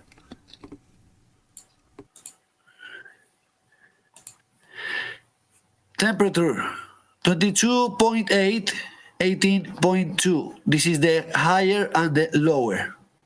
You see the wind, because the wind is another atmospheric. Sorry, where? You had the humidity, yeah. And I show you after this one, after just that's this not one, the vertical temperature gradient, Javier. Aquaplanando, what means? Javier, that that's not the vertical temperature listen gradient. Listen one second. I finish my explanation in 1 minute. 1 minute, yeah. 1 minute. You got not only the pressure, the air condition, the atmospheric condition. Not only that. Not only the inversion of the temperature, because you got always the warm air coming up and the cold air coming down. That's this video. And if you want to see aquaplanando, that is only 6 kilometers. In 6 kilometers, one wave higher 1 meter can hide you. I'm a guy that has 180 meters, 187. All right, so you showed me the weather, Javier. I feel a little bad. I think that you're a little not too tall to ride, if you know what I mean. Visibility. You saw visibility. Javier. Visibilidad. 10 kilometers. You are only able to see 10 kilometers. Javier, you did not measure the temperature gradient. You gave a forecast for the high and low temperature. All right. Tell you what, Javier, it's been great talking with you. Javier, it's been great talking with you. Thank you very much for constantly interrupting, proving that flat earthers have zero evidence and won't let me talk when I do have a rebuttal. It's been good showing that. But I'm going to say thank you and goodbye, since this isn't a conversation. This is just you imagining that you're going to monologue over me. So I wish you well, Javier. But I can't have this conversation in good faith. Sorry, because you got enough, yeah? No, this isn't. You're just rude. You won't let me talk. This isn't a conversation. This is you being a dick. I'm apologize, me. No, you've apologized over and over. But you lack the basic the basic ability to have a decent conversation with another human. I pity the people that have to deal with you in real life. Well, your coworkers must just suffer whenever you walk in the room. I mean, certainly you don't do anything with family members. You're estranged from your family, right? Like, do you talk to your family members ever? Do you ever talk to your family members? Many times. Many times. When? Yeah. Like, do you have regular interactions with them? Do they live in England too? No, my family is not living here. No. So you're estranged. My family is in Spain. Makes sense. Yeah. Makes sense. Why? Makes sense. Yeah, I get it. I understand completely why you're living where you are. Okay. Your point is I interpreted bad the glove model. I want to know your explanation about that. How is possible to see more mountain that is able to see in a 700? Let's see. Well, here you go, right back up on your monologue here. No, I want to know how is your model. How is okay? Step 1: show me the vertical temperature gradient. You don't have that.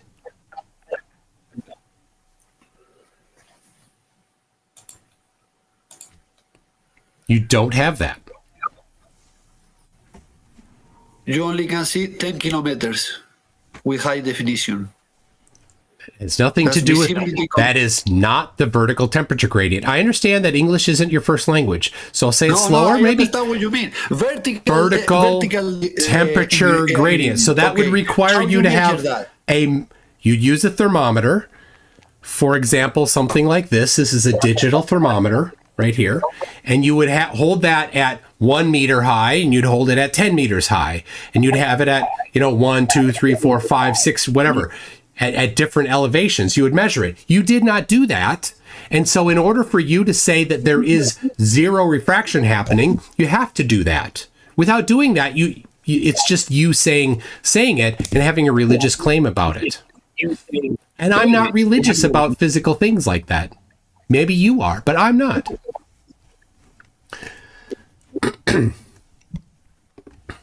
So, let's see here. Right, look, this is what I understand, yeah? You got hot air and cold air. I know what is refraction, yeah? Good, and so you didn't include the analysis of refraction. You didn't do that. You assumed there was zero refraction in your analysis. Zero. No. You did. Please. I don't assume. I had to really make sure that you understood. I had you highlight that part of the Earth curve calculator where it says it assumes that light travels straight. And you're showing right here, light not traveling straight because of refraction.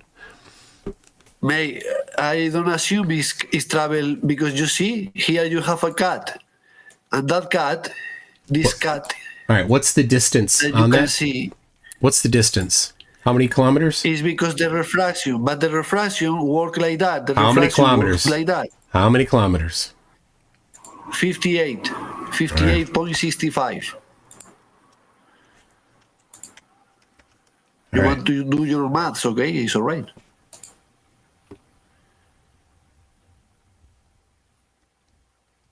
All right, here we go.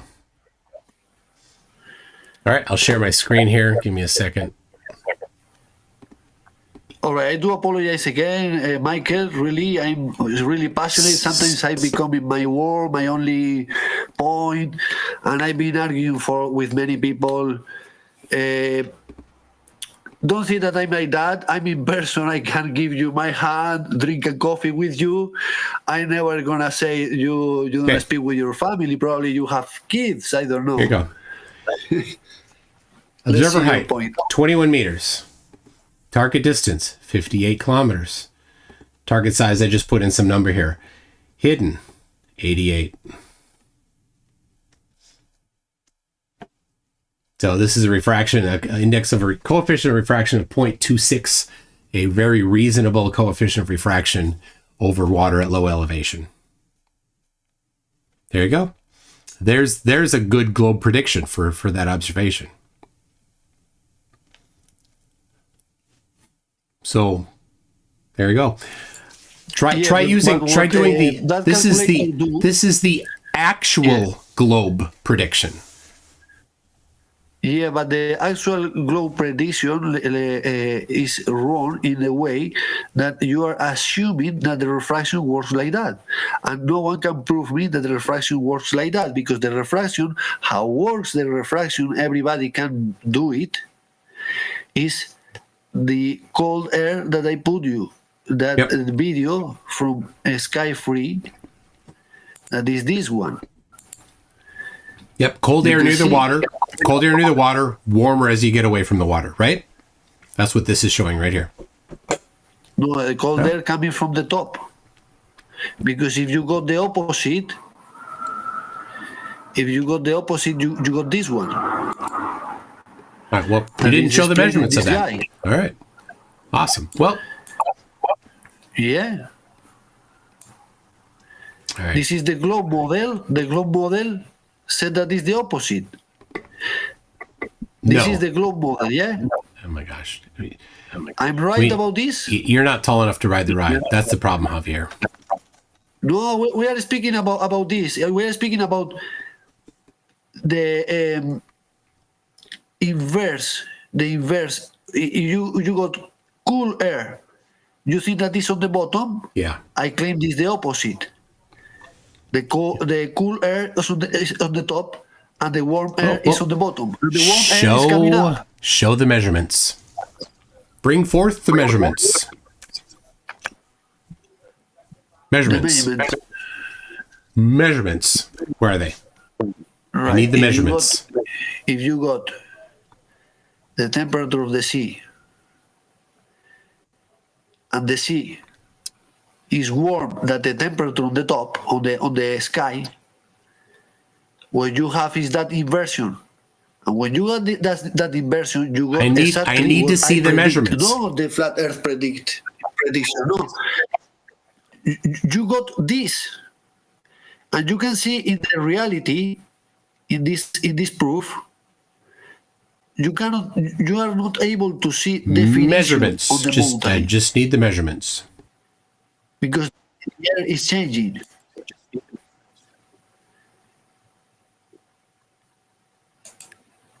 No measurements? See if this won't work. Where's the measurements?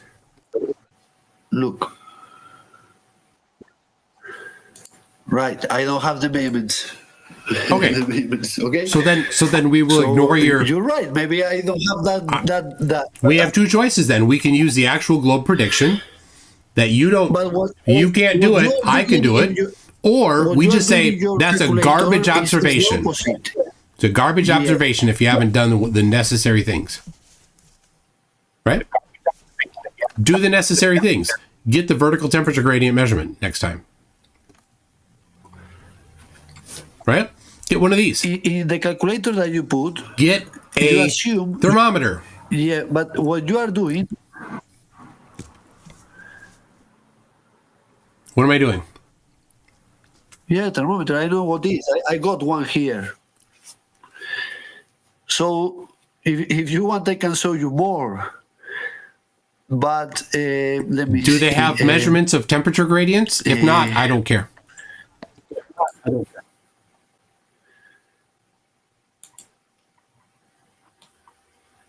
So everybody knows about this one.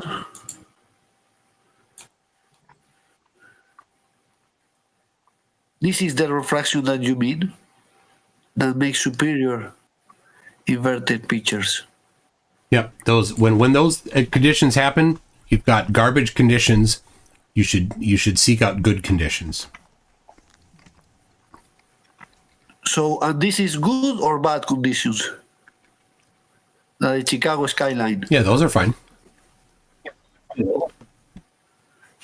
With these conditions, and then how the globe predict this? I'll go through it for you, if you'll let me without The globe interrupting. predict My guess these is are you'll superior minerals. interrupt me right away, though, right? Of course, yeah. I let you do it. All right. No, I said that. All All right. Let's see. No wiki.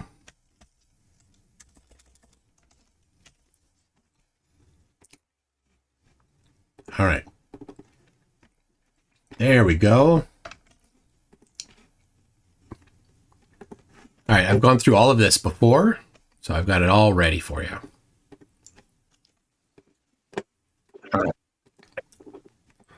Give me a second. I'll share my screen.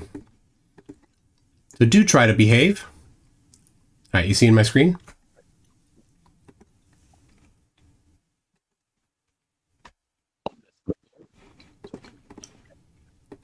All right, do you see that?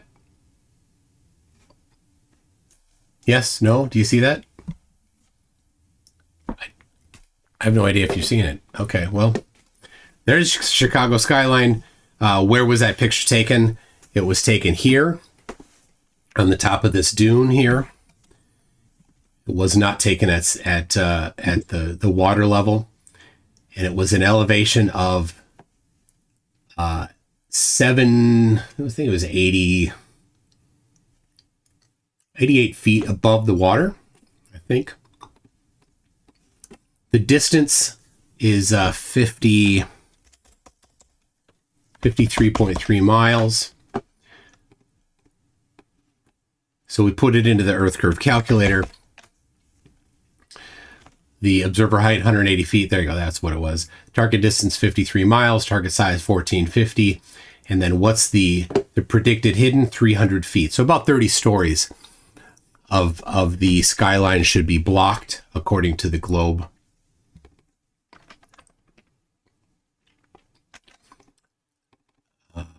And then we'll go back to what we saw, which is this, where we see that the short buildings are completely missing. We don't see any of Navy Pier. We don't see any of Skyline Lakeshore Drive there, especially on the north side. We see just the tops of the towers. So the globe prediction matches observation. There you go.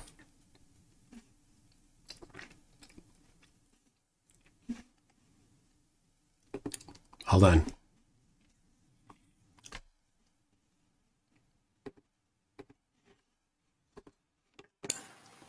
All right, and now this one. Yeah. First, I gonna do. But hold on. You asked me. You asked me to talk about that, and now you want to change the topic to something else immediately. Oh no! Please speak about. I did. Yeah. I went through the whole thing. I showed you the globe prediction. I showed you that it actually matched the globe prediction. It's easy to put just a number in a software and say, yeah, look, it's done. Okay. By a software. Denialism is a disgusting look. What you are doing is just putting it in a software that is made for it. I put in the actual elevation of the observer above water. I put in the actual distance between the observer and the city, and I put in a reasonable amount of refraction, a normal amount of refraction that happens in normal conditions. And can I say something? The detail that everybody can in your observation, in your calculator that always use the same like MetaMank. I didn't use MetaMank. All right, what do you use? Panoramic? Walter Bislin's Advanced Earth Curve Calculator. Walter Wissing, that is made it for it. Now, why I know it's made it for it? Because if you go to the detail, that the detail is everything, in the detail you will see that what the detail that they change is the radius of the Earth. Now, let me tell you about a geometric thing. Just simple geometrics. If I want to take a circle, a normal circle, not a sphere, a circle, and I want to measure the radius, how you measure the radius? You have to go from the center to the edge. And that never happened in this Earth because no one go to the center of the Earth. in the globe model. So Are you that ignorant of geometry? You think that because you got all the perimeter, but you cannot prove that any parallel measure less than the other. You just assume. So every time you make assumptions all the time, but it's normal because the model has to fix. So when you are put all the data, what they are making is changing x in the equation. You just change it one detail to set this work like that, but that doesn't work like that, in my opinion. Okay, my humble opinion. If I want to see, if I want the truth, and you are telling me that in my proof, garbage, Javier, my garbage proof, Javier, you are telling Javier, me. if I measure, you are telling me in my garbage, right, hold on. garbage proof, you are saying that I don't have the data about the thermic inversion. Javier, Have you got the data on the inversion, or you just put all right in the software? All right, and the thanks a software lot, Javier. tells you that's the proof. All right. He wasn't interested in talking. He's like, you can't measure the radius of something unless you go to the middle of it. He's just mentally handicapped. Anyway, yeah. I mean, if he's so rude that he won't let me talk, there's nothing to do. There's no conversation to be had. So anyway, all right. Kango44 says you're debating Kyle Adams and Dr. R. Looney on the moon landing. Wow, you're a glutton for punishment. Yes. Rick says flat earthers the same all over the globe. Yes. I mean, he had no clue on geometry. Just no clue at all. No clue at all. Hell says, this sounds like my 5-year-old nephew explaining the real forces of the universe after watching the latest Transformers. That sounds smarter than this guy. Icy Spin says, you've been lied to the doofus. Okay, well, I've got another live stream coming up. And so what I'm going to do, I'm going to wrap this one. I'm going to move to the next one. It should be number 4. It should be ready to go. It should movie there. I will run an outro so that I can have a bathroom break. But I'll read this from Lord Illuminous Poof, who says, as the late 1900s greatest philosopher said, if you want to be my lover, you've got to get with my friends. Make it last forever. Friendship never ends. And I know that because of Weird Al. All right. Are you ready for a Broverload? I give you Broverload. I'm Nathan Thompson. Joe Biden. Oh, and the earth is flat. This dude thinks the earth is flat? For me, blah, blah, blah. A brain coach. Oh, the battery's dead. Oh, bro. Like you, hey, bro, where are my AirPods? I was like, bro. No, bro. And I'm like, what, bro? Like, I let you, bro. He knew. Cool story, bro. So I'm like, wow. I literally never saw the dude not drunk, bro. Like, literally, ever. Okay? It's like, dude, I gave it to you, bro. Get a effing life, bro. Ha ha ha. Cry me a river, bro. Oh, wow. What a psycho, bro. Ha ha ha. Later, bro. Ha ha ha ha. Oh, what a psycho, bro. He said, have a nice bro. Ha ha ha. You gamma B. Ha ha ha. I said, I'll pray for you, bro. Shut the F up, bro. You ha ha ha. Ha ha ha. But bro, ha ha. What a weirdo. I don't call the cops. They wear pentagrams on their chest and they can only have 105 IQ. I'm not a big fan. Hey, bro. Austin's such an idiot. I'm like, what? Because I got kicked off PayPal, right? What? Are you kidding me, bro? You know, bouncing golf balls on hammers and juggling. He takes a little SpongeBob doll and starts hitting it. What? Bobby's like the OG, bro. What a loser. You going too deep, bro? Dude, this is the surface, bro. Dude, like, that's not okay, bro. This doesn't add up. It's a bad look for the flat earth. I will press charges, bro. Don't make me do this, bro. The bromance is over. Much love, bro. You know what I'm saying? Like, bro. Oh, I'm Nathan Thompson. Like, bro, like, calm down, bro. Like, All right. And I'm getting bumps all over my stomach, bro. Like they were smashing me, bro. They were feasting. That is his identity, bro. I'm Nathan Thompson. I'm effing Nathan Thompson. I am Flat Earth. I'm the best Flat Earth activist ever. Flat Earth is nothing without me. What a cool story, bro. He was in prison for literally nothing, bro. You know what I'm saying? And I'm like, it 10x, bro. I'm not exaggerating. Like, cool story, bro. When you see the rainbow in entirety and in completion, it's physical, literal evidence that the firmament's still there. Rest assured, the Earth's not about to flood, bro. You're good. But please stop talking crazy in the chat, because I will continue to expose you. Like I said, the clip is only half empty, bro. Gio, bro, like, loved me, bro. Like, loved me. I gave Gio the first bone he's ever had. Just get out. Just leave, bro. No one cares. Memorize alternative things, Mr. Brain Train. Mr. Smart Genius guy flew out to LA and put on a duck suit and stacked toilet paper saying it was going to go to the moon, bro. Purposely misspelled the most important word, bro, to show, bro. Doesn't add up, bro. Something doesn't add up. Something's fishy here, bro. Yeah, whenever I was like, dude, if you don't stop talking crazy, we're going to have to fight. He would just take off all his clothes, bro. Like, what a weirdo. Thanks, bro. Much love. I need a safe word. Keep taking that higher road, bro. It'll come back to you. Honestly, it feels disgusting and filthy. I feel like I need to take a shower.